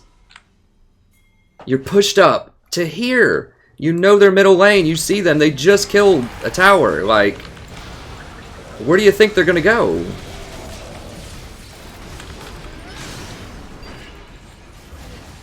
I mean, unbelievable. Like, even if he doesn't play middle lane, like, you don't have to be a rocket scientist to figure that out. Like,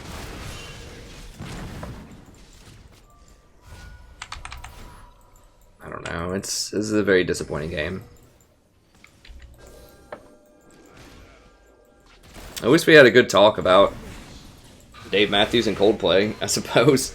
Yeah, that's about the most productive thing out of this game. Just remembering some good 90s music.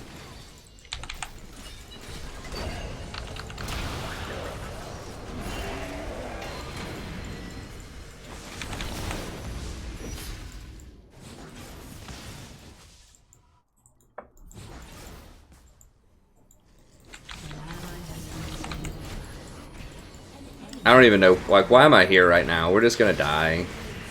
There's no way we can hold this, I don't think. I mean, maybe. No, and I'm gonna die too, probably. Yeah, I'm dead. I mean, I guess we should just let him just take the base.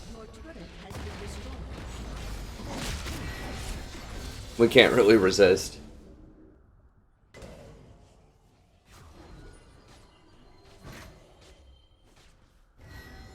Hey, Tato. Yeah, I mean, it's sad. I don't know. It's sad, but not unexpected. It's the promos. For Plat 2, you know, the top, like, 2% of players. An enemy has been slain. Clearly, this is the top 2% of players.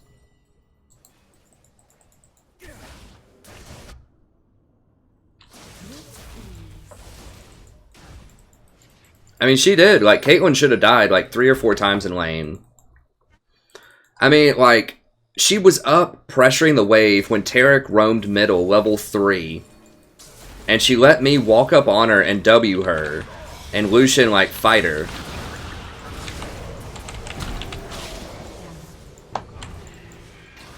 And then Lucian, like, steps on a trap and just basically gives her a free kill.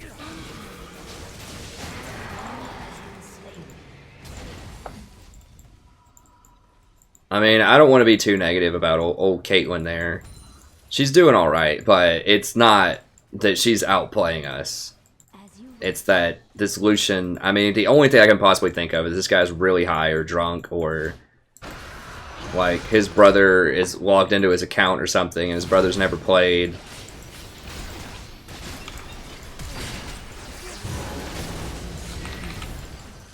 And they're all dead.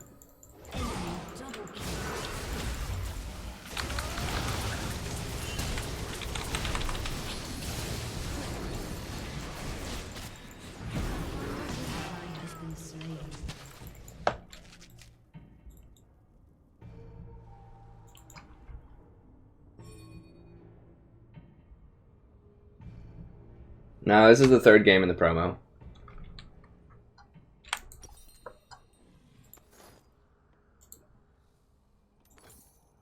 Enemy killing spree. At least it's only one more game to get back. Whatever, I'll play one more. If we get back in the promos, I'll do one more after this. We'll see if we can get a double-header promo fail tonight, just for funsies. We'll get one more good look at it. And if we lose the game, then that'll be it. If we lose the next one and don't immediately get back in the promos, then that'll be it.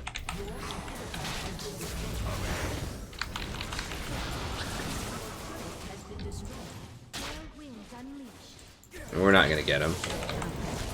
Well, I guess we did. But now Warwick's probably gonna kill us. Yeah, they're all dead.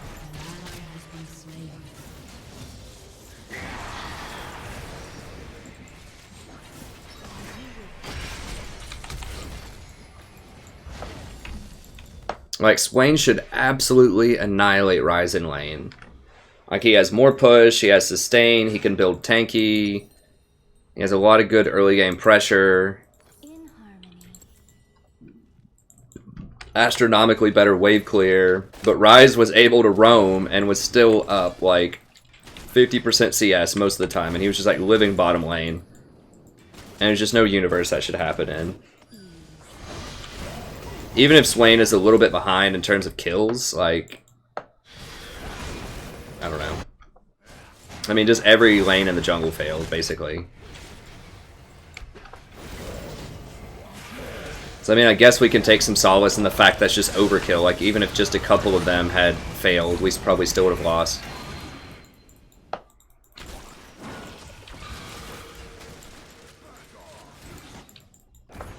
What is he building? Wait, he doesn't have a full item at 24 minutes? All he has is his jungle item?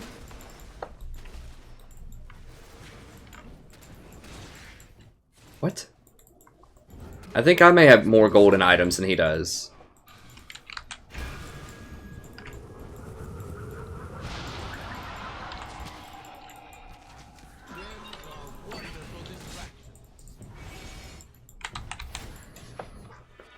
Breathlessly.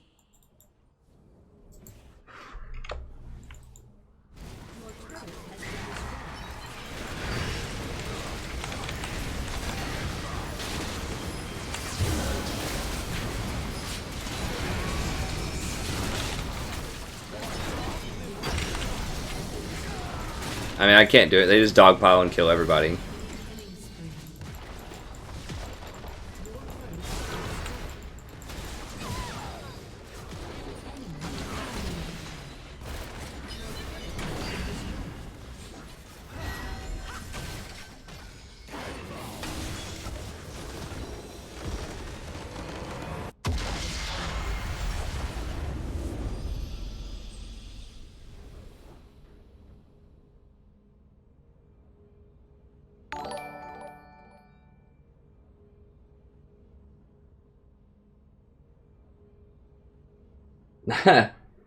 Squeakers, I like the faces looking up. The hell, some random kid just came in here and just put a bunch of like quote things up.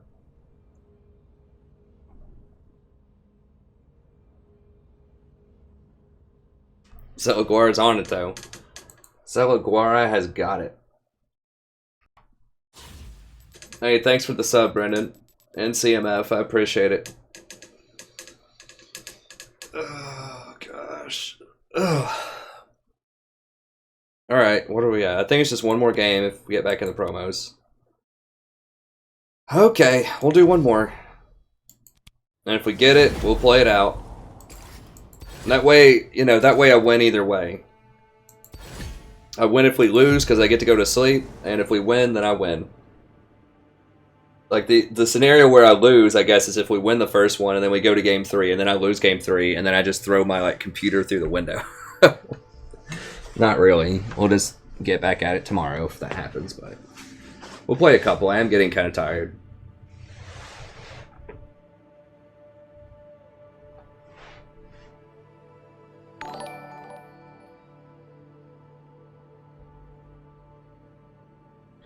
Are you talking about Ashe as support or Ashe as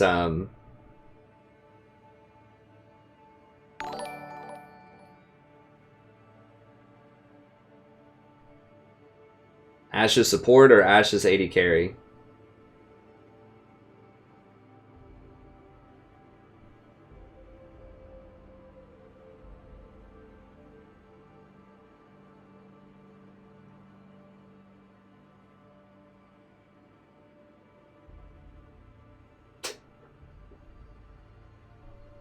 Someone coming in wanting to spam the quote button. I'm not a huge fan of Ashe. Like, in professional play, she's okay if you need, like, engage in your team comp, but I would not play her in solo queue. Oh, you want me to point out... Oh, you want me to watch this Caitlyn, huh?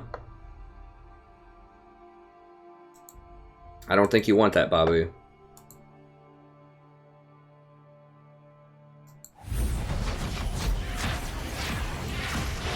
Okay, I'll show you the laning phase. Let me show you some OP Caitlyn laning phase here.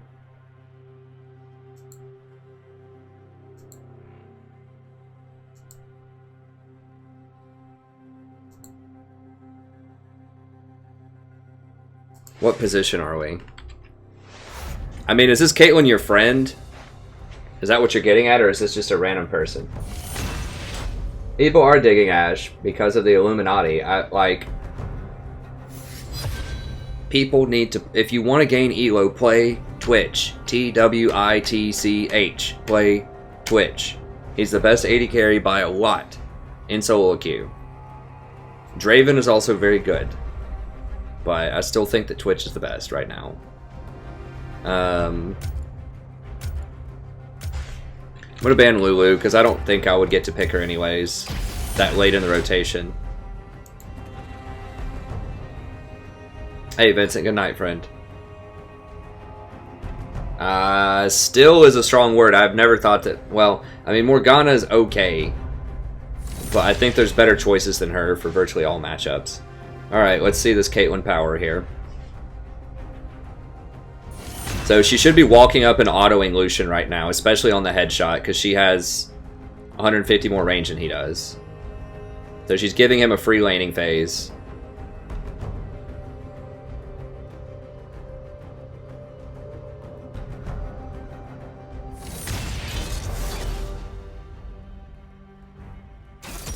She's not out-pushing him. She should out-push him, and she should have gone harder for the level 2, because she has much better wave clear than he does.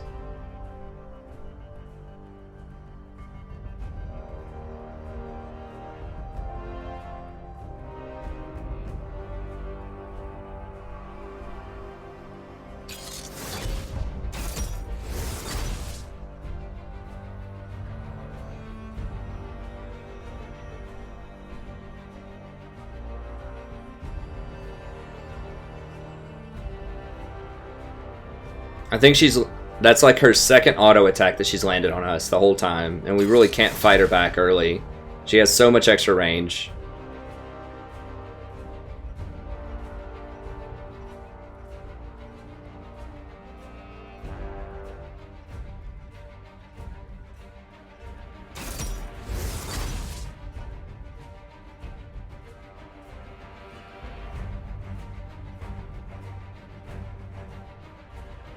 Lucian missed the Q on her.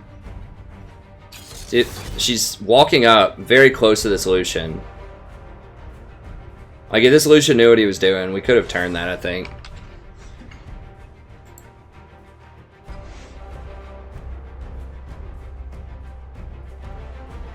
Oh, we've got Vlad and Mumu.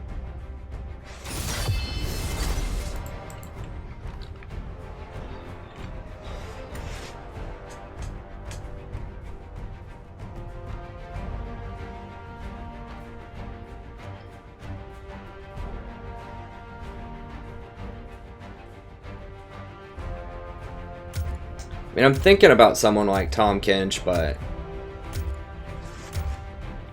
I'm just gonna go Janna again. I don't know who their last pick is. The Tempest is at your command. And if I can just keep Katarina up, if she gets really far ahead, then we can just kill them later. I mean, so yeah, it's like the laning phase, it's like, it's okay. Like, it's to be expected kind of for Platinum. The thing that gets me, though, where, like, I'm not willing to call this person, like, a good person for Plat, is what happens when Taric roams. Or, like, we catch him out here. I think it was right before that. She got gifted a kill.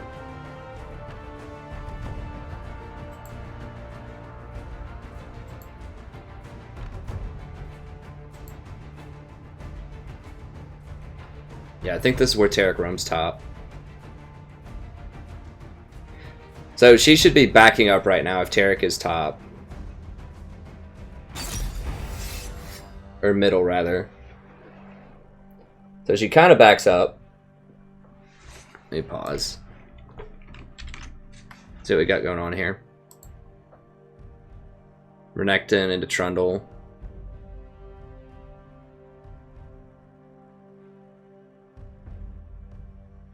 I mean, I guess. Or no, top lane is GP into Renekton. Whatever, we'll play it. It's close enough. Dang it. I'm gonna have to rewind it a little bit. So I didn't get to pause it while this is going on. Okay, so Tarek's middle, so she should not be here right now. So she lets me just walk up, W her, almost in melee combat. And now we get to, like, just keep hitting her and beating on her, like... And then Lucian just basically suicides right there and dies. Like, I got to walk up and W her at, like, 100 range or something when it's a 2v1 lane. So in my mind... Like, that's not her outplaying Lucian. That's Lucian just not being good or being really high or something. So, I mean, maybe it's two sides of the same coin, but...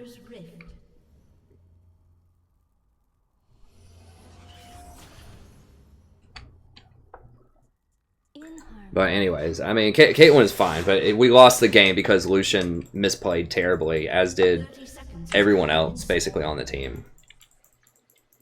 So, you know, good job other team for winning, but it was not because they were playing significantly better than like what Platinum should be. Mid-Platinum should be.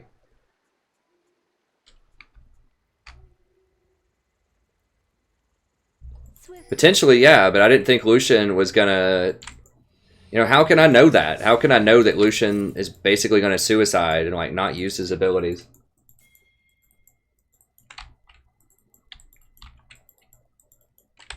Breathlessly. I mean, Trundle's okay. There are worse choices for jungle.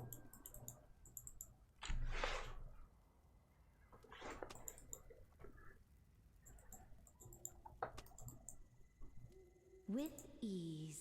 I mean, I didn't actually think anyone was going to die there because she still had flash. So if I use my exhaust, it's going to slow her down, but it's like she's not going to be attacking us, so there's going to be no damage reduction.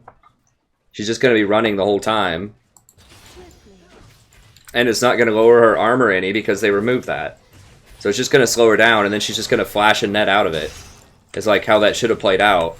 So I was thinking, okay, I just hold my exhaust, and then once we get up and pressure her, then she's going to flash anyways, and then I don't have to waste my exhaust on it.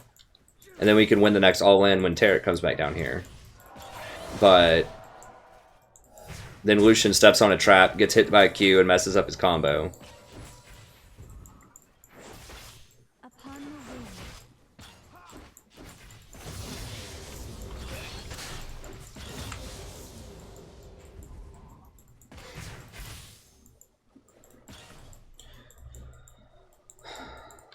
In harmony. Is there... It's a Moo. Okay. They're actually nerfing a Moo. Like, next patch. I'm like, are you guys serious? At least they're thinking about it on the PvE. Like, how they described it was his true damage right now is being mitigated by magic resist. And I'm like, I mean, you're calling it true damage. I don't get it. And so they're saying they're dropping it from 15 to 8. To make it actual true damage.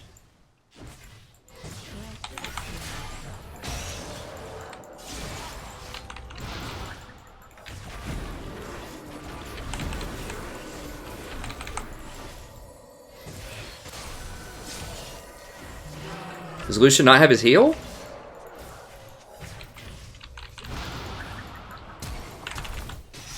Oh god, for real?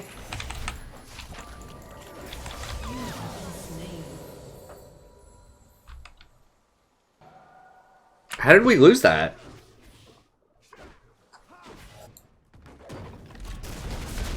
I should have walked in and soaked those Qs for the Lucian, I guess, in front. Like, since he doesn't want to dash back in front of his minion wave to get the aggro on the minion wave or to block the Qs from Ezreal, then I should have just stepped in front and just face tanked those Qs. Like, he should have kited back into the minion wave Because Ezreal, like most of Ezreal's damage early is just landing Qs. Like Lucian can obviously shoot his Q through the minion wave. And we had the wave pushing into them. So by going over here, then they're getting hardly any minion aggro on them. And Ezreal just gets to hit all of his Qs.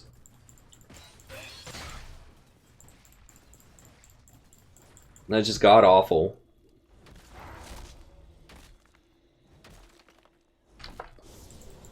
I mean, Thresh played that well, but, I mean...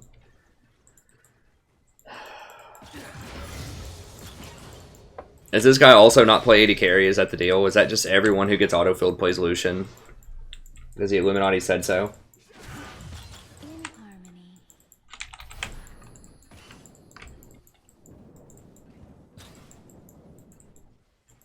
Yeah, I mean, Thresh is landing every hook. He's thrown 2. He's 2 for 2. An enemy has been slain. Okay, top lane. Finally getting some good news. If GP gets ahead early, that's good.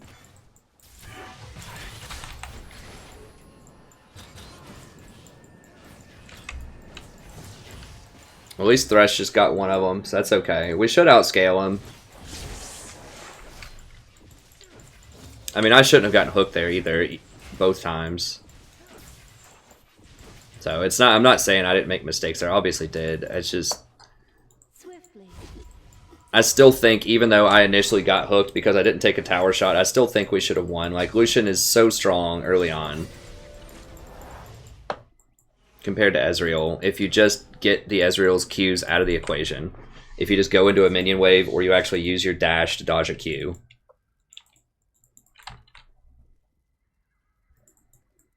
Yeah, he's still boosting.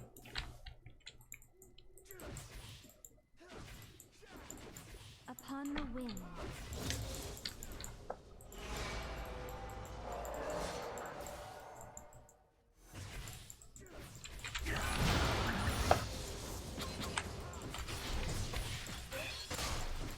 Breathlessly. Double Dorans. An enemy has been slain.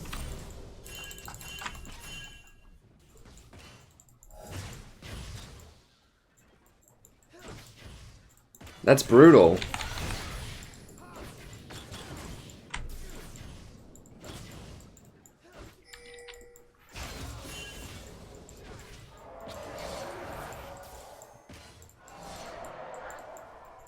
In harmony.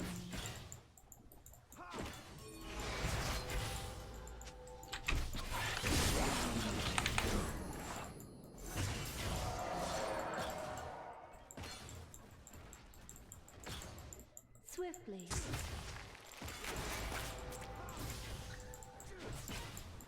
Oh, auto resolve. How I love thee. Can make a poem.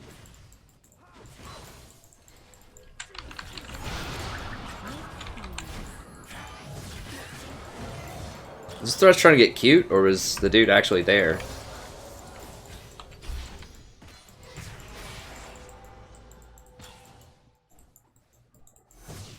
Breathlessly.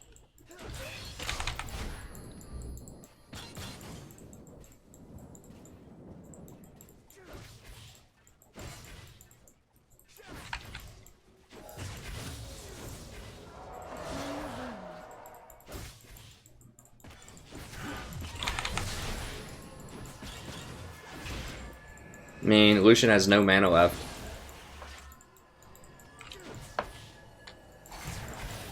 Okay, go, go, go, go. Go on me, go on me.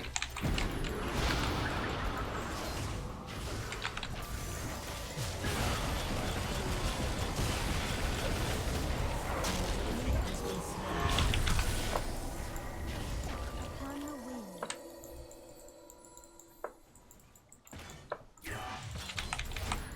Okay, that was good. Alright, even though we kind of had that disaster bottom lane, which once again I was complicit in, it just could have been managed better on all sides, I suppose. We have caught up.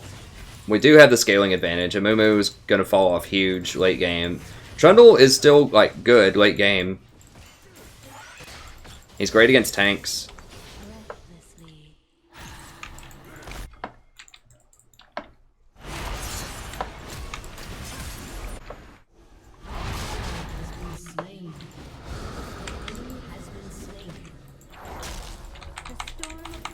Dude, get this clown. Hello? Like, get him!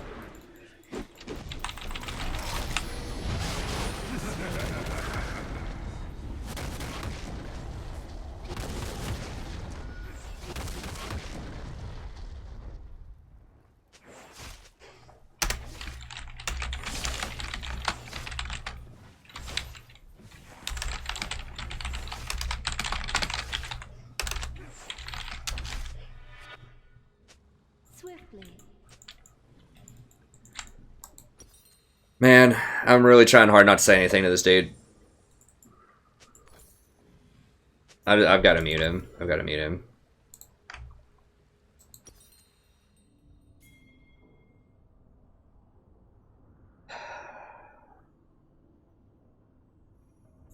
As you wish.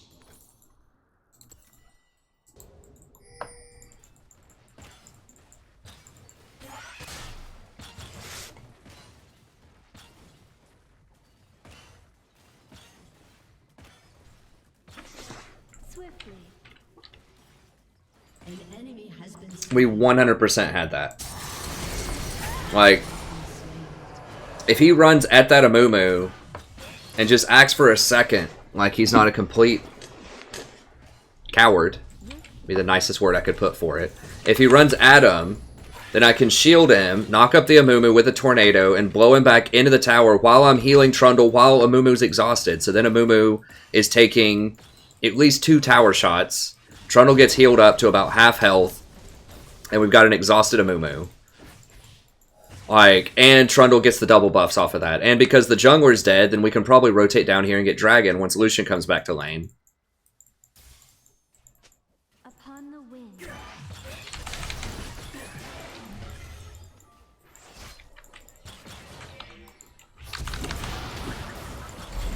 Jesus Christ. Now I'm gonna get camped and die.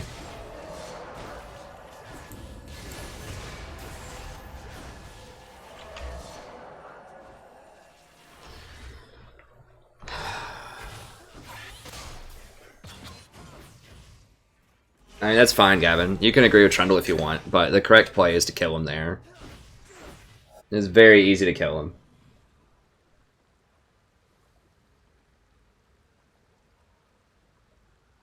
I should have just ulted him under the tower. You're right. That's something that I could have done, Pokemonus. Breathlessly. I mean, I don't care if Trundle doesn't know how to play League of Legends. Like, he needs to man up. I'm trying not to... I'm trying not to snap here, but he really... He does, like, he's the top 3%. There's no excuse for not understanding the limits. Not understanding you can punish...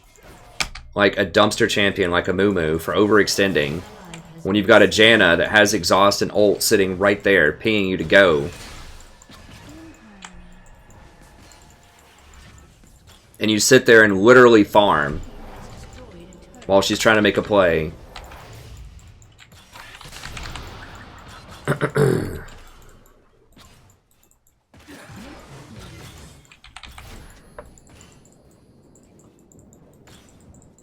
I should have gotten a Sightstone off of that. I'm definitely tilted off of that Trundle and this Lucian right now. I'm definitely 100% tilted. So now they get the Dragon also. I just got to untilt a little bit here.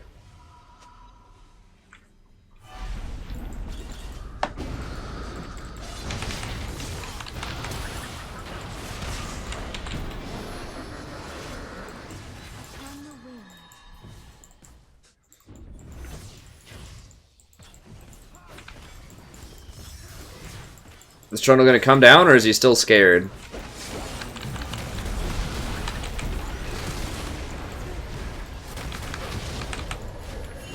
Trundle, you piece of garbage, get over there. God, we had GP trailing. Trundle should have pillar.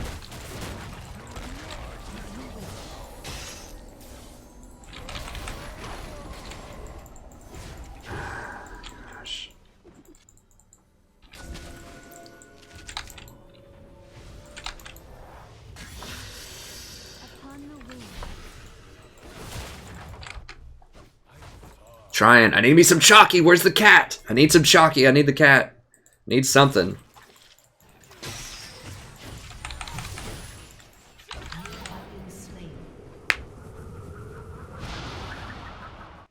Wow.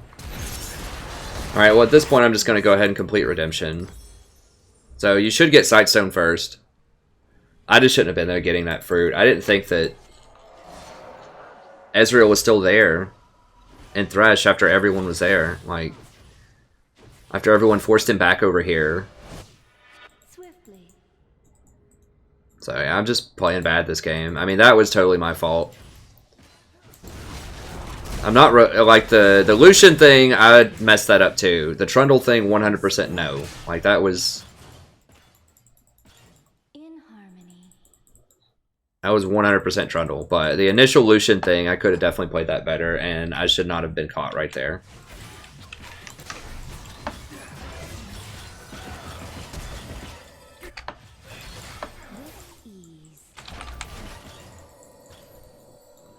But we can still win. I just have to chill.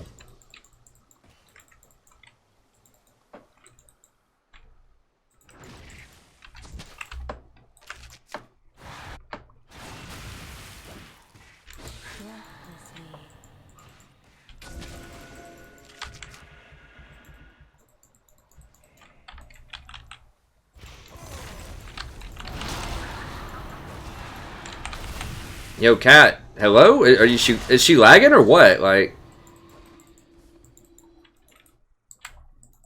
what?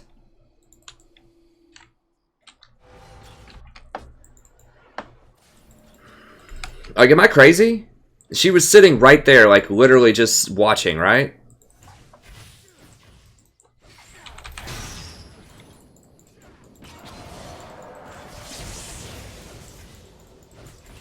See if I can get hooked again.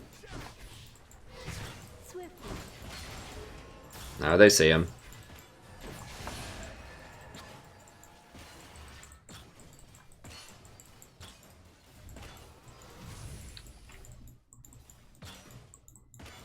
Upon the wind.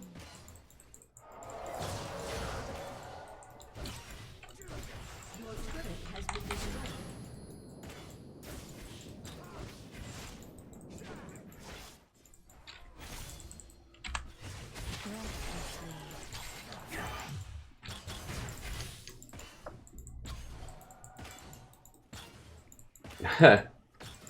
Can see it in your eyes. We're having a sing along.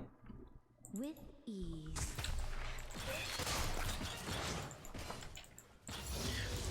No, they said they were a duo, I believe.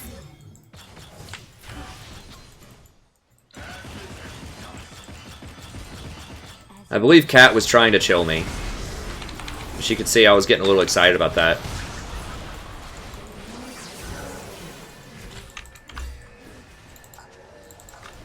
Okay, they're all over there.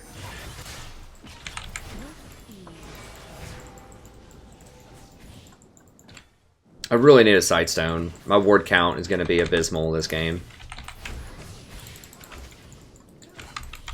I mean, they are definitely coming down here, right? Like, 100%. Dude, get out! Like, 200%. Like, dude, they had, like, 20 minutes to come over here. I think he'll be okay.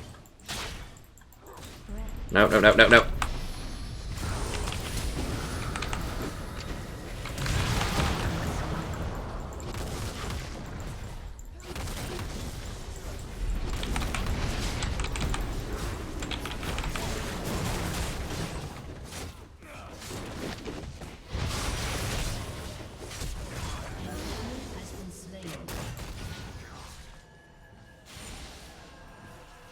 Where's Trundle? Where's Cat? They're just playing around mid lane with Vlad? And getting turned around and murdered?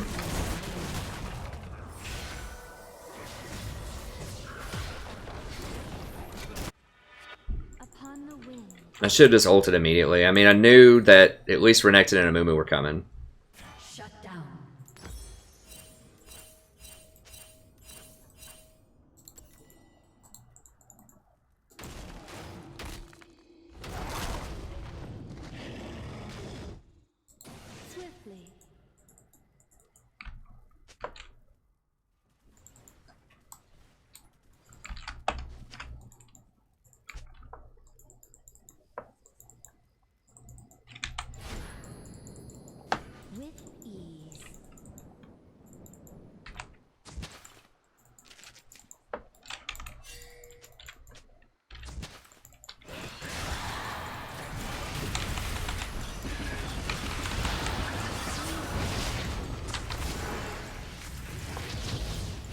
Get the Vlad, what?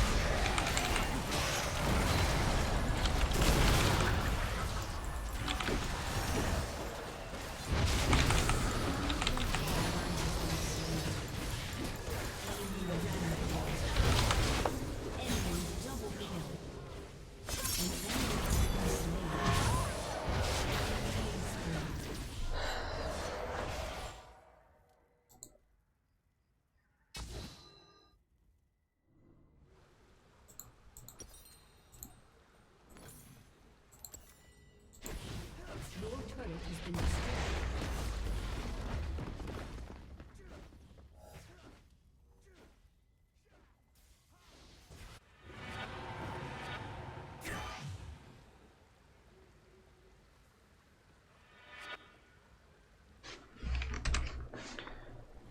Alright, see you, buddy. Definitely not in the mood. Swiftly.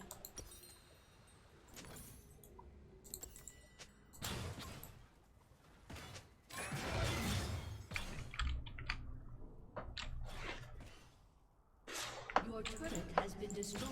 As you wish.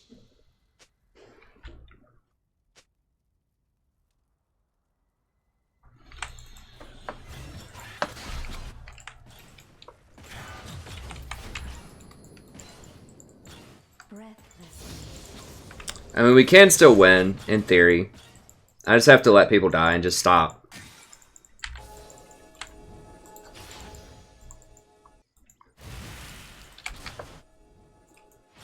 With ease.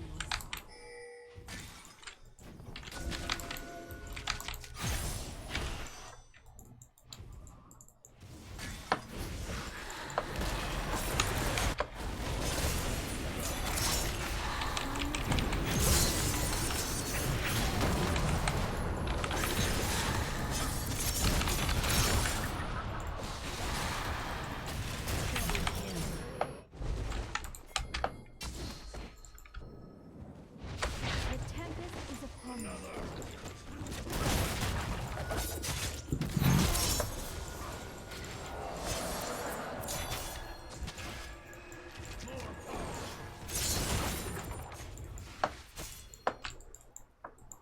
Alright, so we're gonna get bot tower for it. Trundle, for some reason, has 2,000 gold.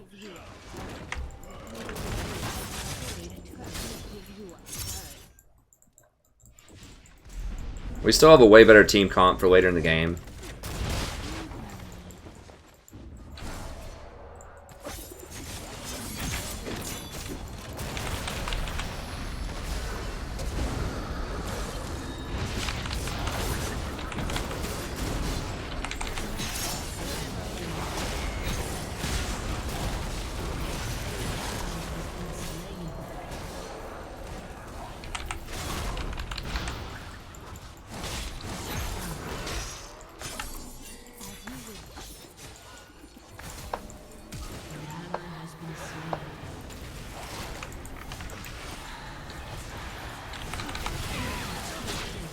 Whoa, what?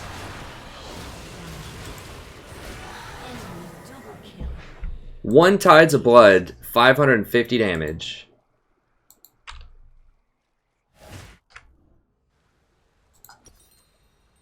Wow. I'm gonna go ahead and sell that and get a Negatron, another another null magic. Your turret has been destroyed.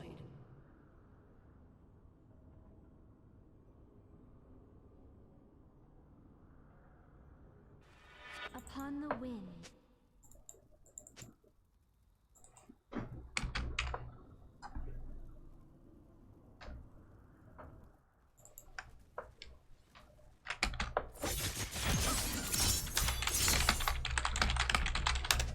With ease.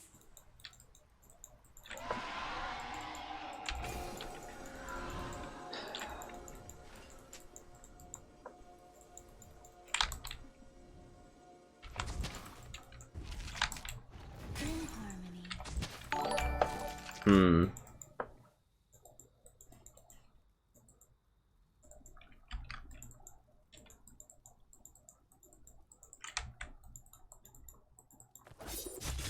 Breathlessly.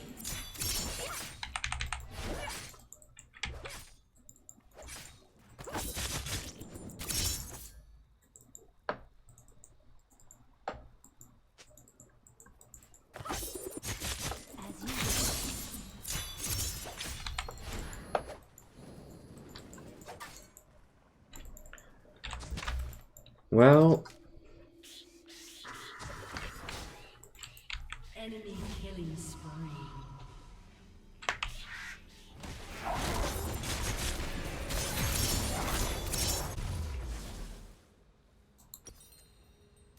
Swiftly.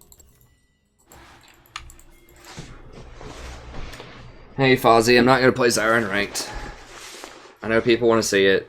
I'll do it in normals perhaps, but she's just really not in a good position right now, and I really need to try to play the best champions that I can to get through these like ridiculous games that have been going on for the last, you know, week or so.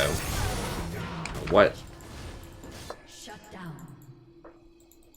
Ezreal 1v Wonder? There were no assists.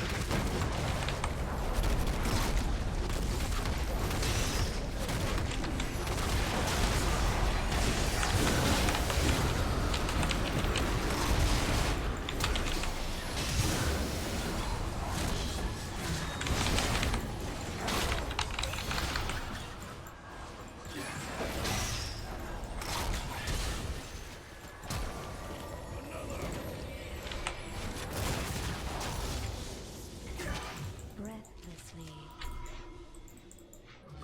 Yeah, just go get this Drake. We do have all... Wait, no, they have all the Drakes. I thought we had the Drakes. Damn it. Yeah, we don't have a lot going on, but we can get this Drake. I mean, if Cat... She does have items. I mean, we could still win.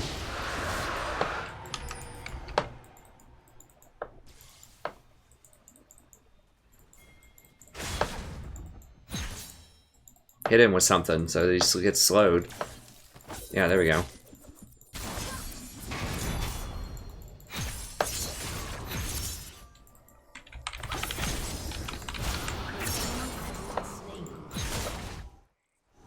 With ease.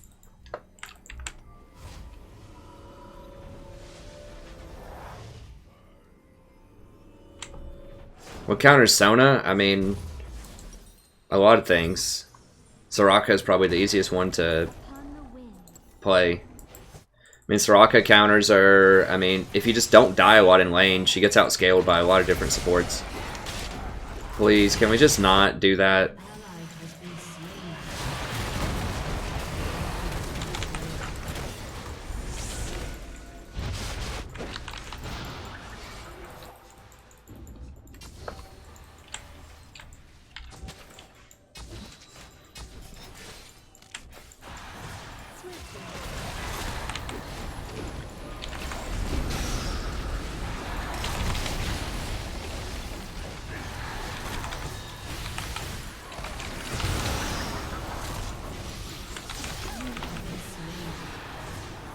We are holding them off for a really long time, but she didn't even get a tower? What?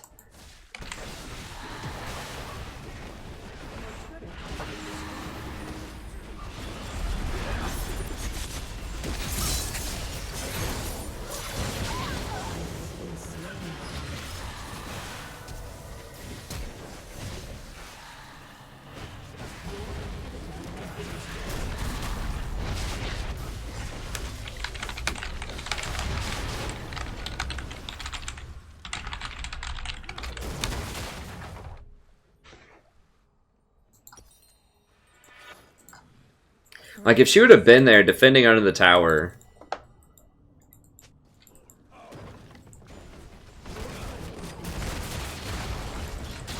Yeah, well, it's better than you being over there doing nothing to a side tower. I think if Katarina, like, legit, I think if Katarina was there when they were doing that much diving with my shielding and healing, like, that we probably could have killed several of them.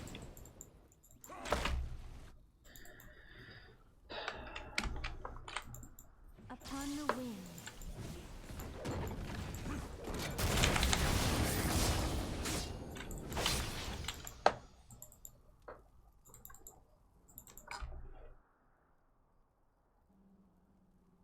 Act one.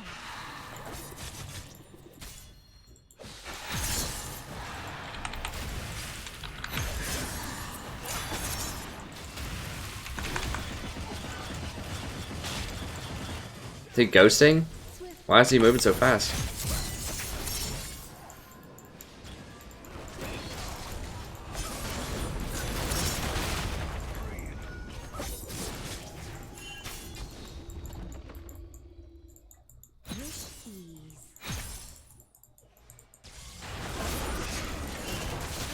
You guys play. This is a really, if you're new to the channel, this is a really bad game. It's like the worst game that I've had in probably a month.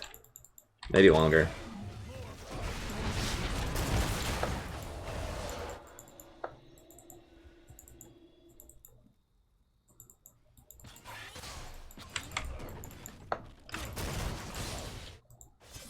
No, what?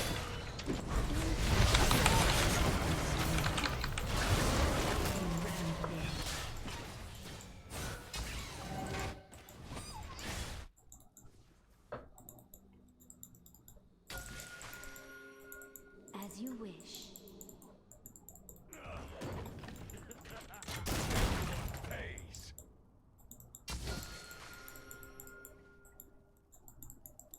I mean, there's not really, like, I could obviously not die this much. That's like the one thing. But I'm like, people just, we aren't doing the kind of things we need to do. Like, people just keep getting picked off and, like, running these solo missions.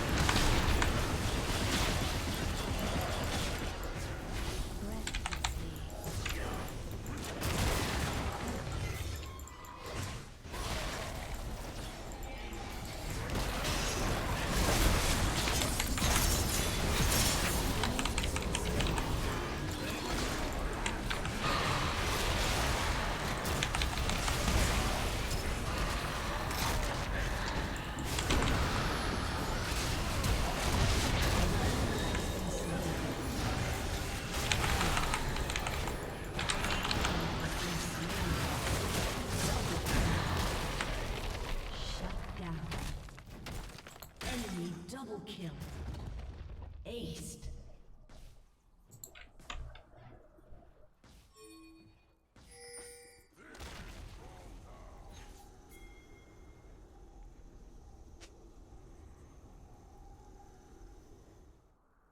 No, that's not usually a good way to go beyond Pancake. You have to try to rein them in. I don't have the authority to do it because my KDA is just terrible this game. So I can't really shot call because they won't listen.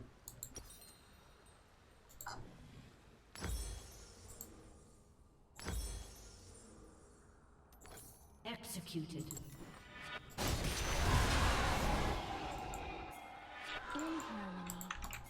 Did we get the last one? We did get one. Okay, so we do have one Infernal. I mean, we do still scale really well.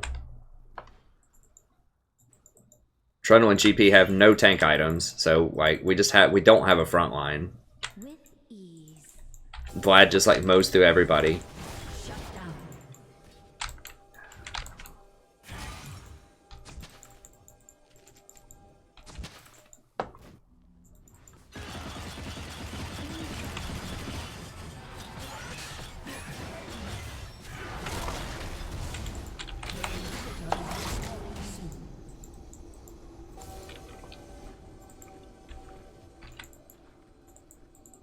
Upon the wind. We do still have Baron. Now GP's dead, so wow, he still did that much even through my shield. Dude, we don't have GP.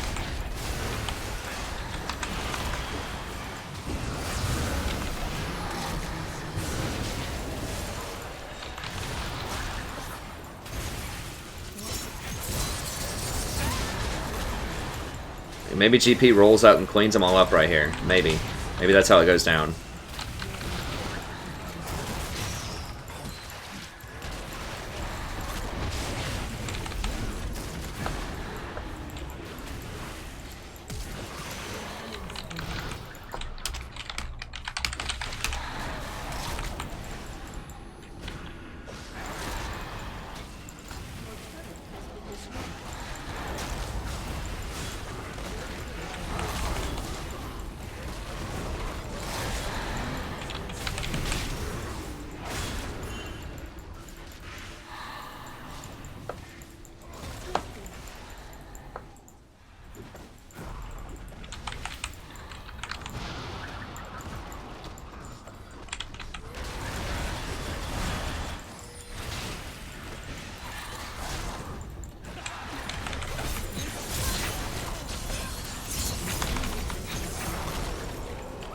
Yeah, there we go.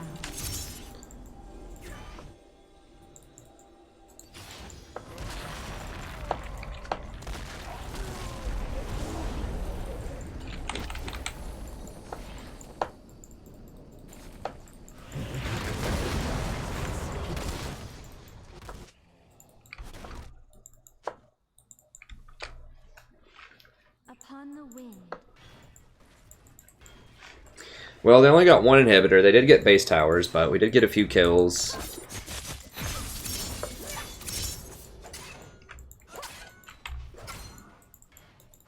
Isn't that more than 100% crit?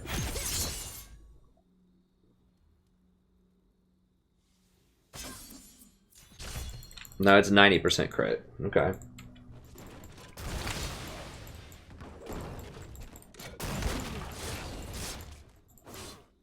Oh, well, there's nothing we can take. Like, there's literally nothing we can take on the map, so we had to get that kill. We had supers pushed into our base here in mid lane. Bot wave was all the way pushed in, so we can't get towers. Baron's dead. Dragon's dead. So, you know, killing that Amumu was literally all we could do. That'll buy us an extra 40 seconds to get our mid lane, or get our mid inhibitor back. But yeah, usually you don't want to chase kills, but that was, like, literally the only thing on the map to do at that point, was just to run down and kill the Amumu. Now, I don't know if the GP ult was worth it or not, but I think going for it was the only thing we could do, because we had all of our lanes were pushed in. We had no map pressure, no Baron, no Dragon, so, you know, getting an extra 450 gold from Amumu is about all we can do. As I said, it did buy us 40 extra seconds to stall for him to spawn and walk across the map.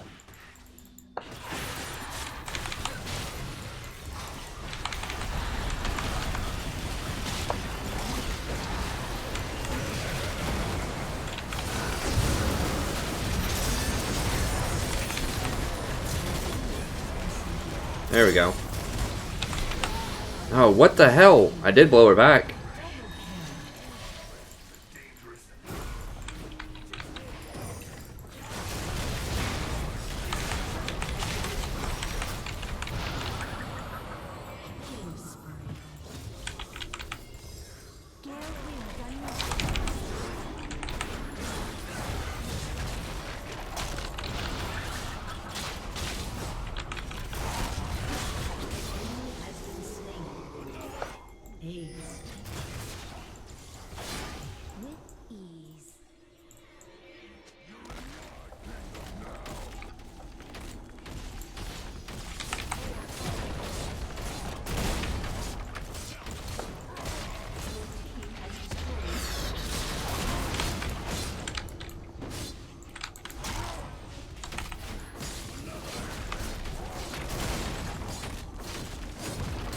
I'm not going to use my locket here.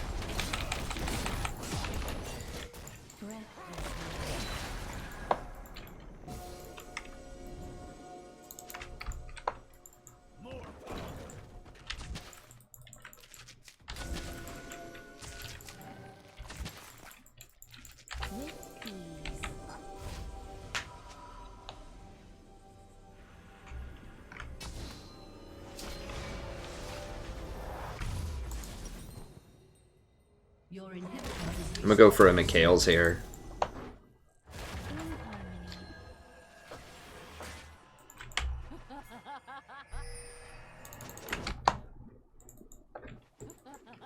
Does Trundle have tank stuff yet? Yeah, okay.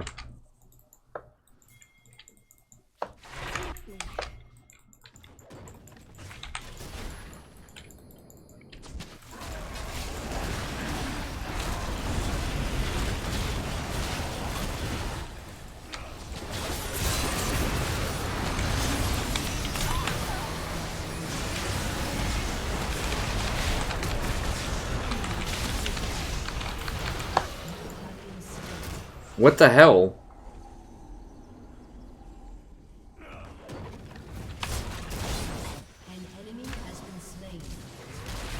Like, what? Actually, I have no idea what even happened there. Katarina, like, got blown up.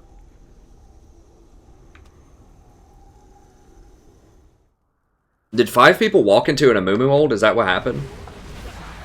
At Platinum?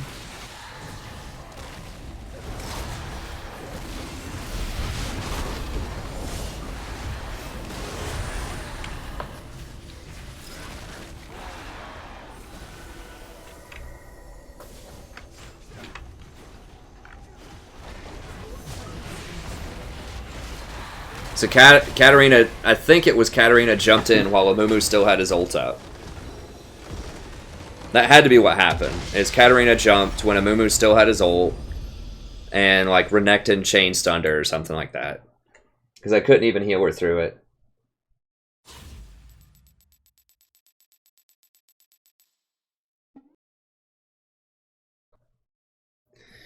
Yeah, we'll have to get back at it tomorrow. I'm just too tired and too tilted after those last 2 games, unfortunately.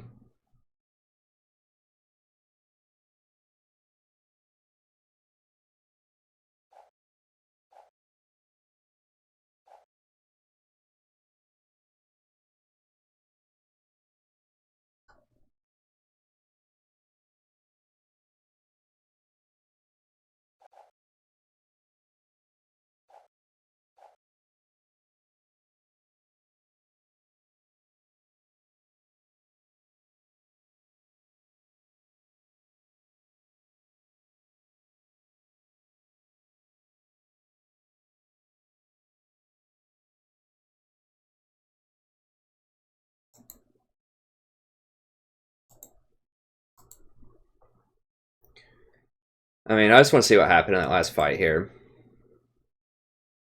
So thanks so much for the sub. People who are subbing in these rough times. It's usually much better. I'm usually not as tired and not as tilted after the last, like, however many games. 2 games, I guess.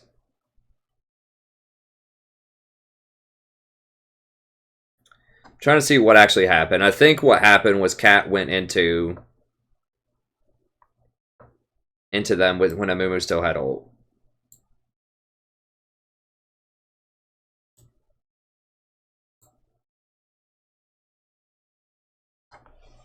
Like, we had some chances. We had a really good fight. Like, Katarina needed to wait until after people were low. Like, we needed to just chill and wait until we got a good GP barrel.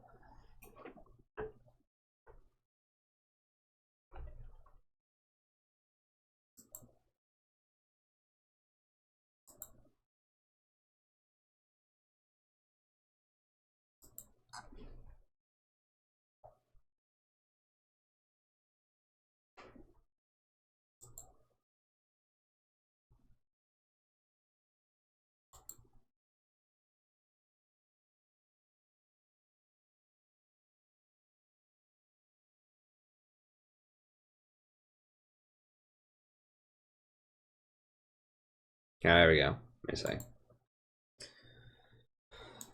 Alright, so we're shielding. Everybody's here. Thresh is actually not even there. So Thresh is cut off, like split pushing middle, trying to bait us.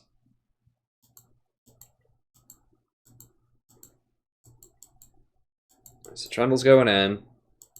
Gets the pillar. Alright. GP and Katarina are still just playing around in the background, but that's fine. We don't have to go here. So they go ahead and they waste their redemption on people that don't have much damage on them. Okay, we're kiting back. Okay, I see Thresh trying to creep, so I'm going to go over here and put a ward on him. Put a ward on him.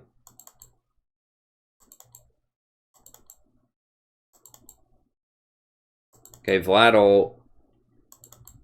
Then Amumu, yeah, that's exactly what I described. So Katarina let Amumu like literally walk up to her, point blank, bandage her in the face, ult. Then Renekton went on her, stunned her. I used Locket there, drop Redemption. I should have Mikhail's her faster. I just don't have a lot of practice with that item. I'm not used to having it in my inventory. So I should have Mikhail's her as soon as he ulted her. Although, like, the Renekton was still going to get on her and stun her again. So Mikhail's doesn't make you immune to stuns. It just removes one of them. But if they layer 3 of them together, it still probably would have killed her. So I try to ult. I think I Mikhail's Trundle out of the slow. I get stunned by something. I guess it's Renekton here.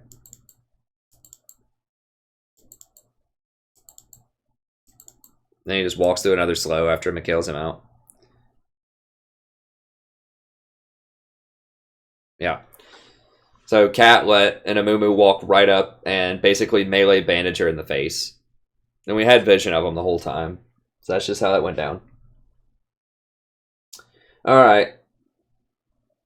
Hey, what's up, Tom Kinch? Good night, Kenya. Yeah, thank you very much for sticking with me. Once again, rough promos. We'll get back there tomorrow, hopefully. I'm just really tired, too. I'm sure that had something to do with it. So sorry, I got old frustrated this game. And the last one. It would be really nice, like, to just get to Platinum 2 again. We've already done it once this season, and we just went straight there. Like, I'm not sure what the holdup is, but we'll just keep ramming our head against the wall. Eventually it'll fall down. Just do the best that we can. It's all we can do. So we'll come back tomorrow. We'll keep it chill. We'll chill it out a little bit. I'll get some chalky.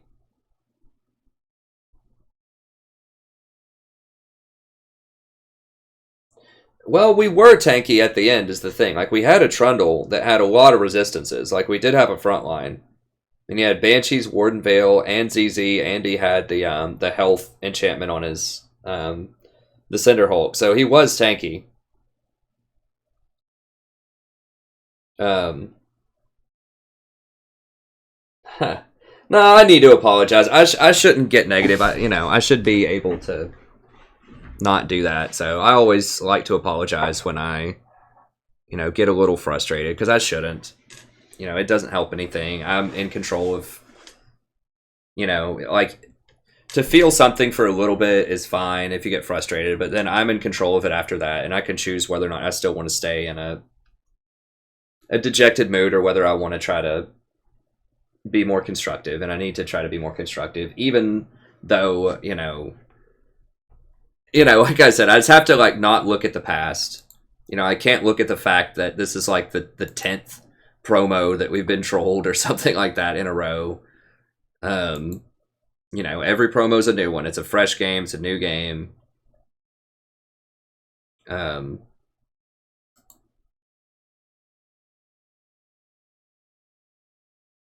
So we'll just say, we'll just move on.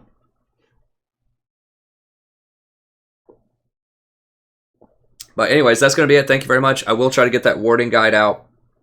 Probably going to have some more coaching stuff coming up soon. So I'm going to go to sleep now, and maybe I'll get up in the morning at like 8 or something and see if I can crank out that guide before I go to some more conferences tomorrow. Well, I mean, I do look. I think I'm pretty honest about when I make mistakes. The Trundle, I'm not going to cave on that. The Trundle should have fought with me. But, like I said, I'm pretty honest about I goofed up that Lucian initial one. Like, yeah, could he have fought it better? Yes, but I could have also not gotten hooked twice there, so I think I'm pretty honest about a lot of my mistakes. But I just need to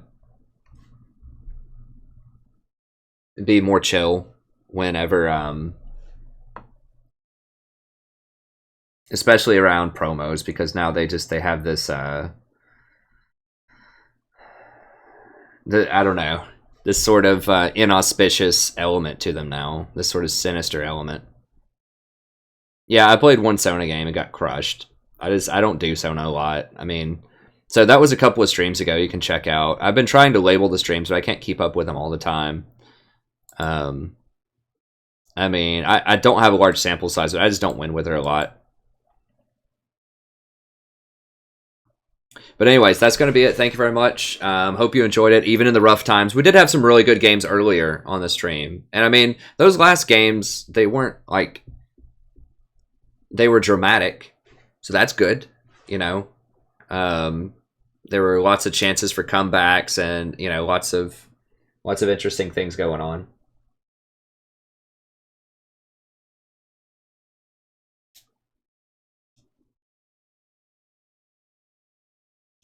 Yeah. I mean, you're right to some extent, Lev. I think I just get too frustrated once we get to the promos, and it's just like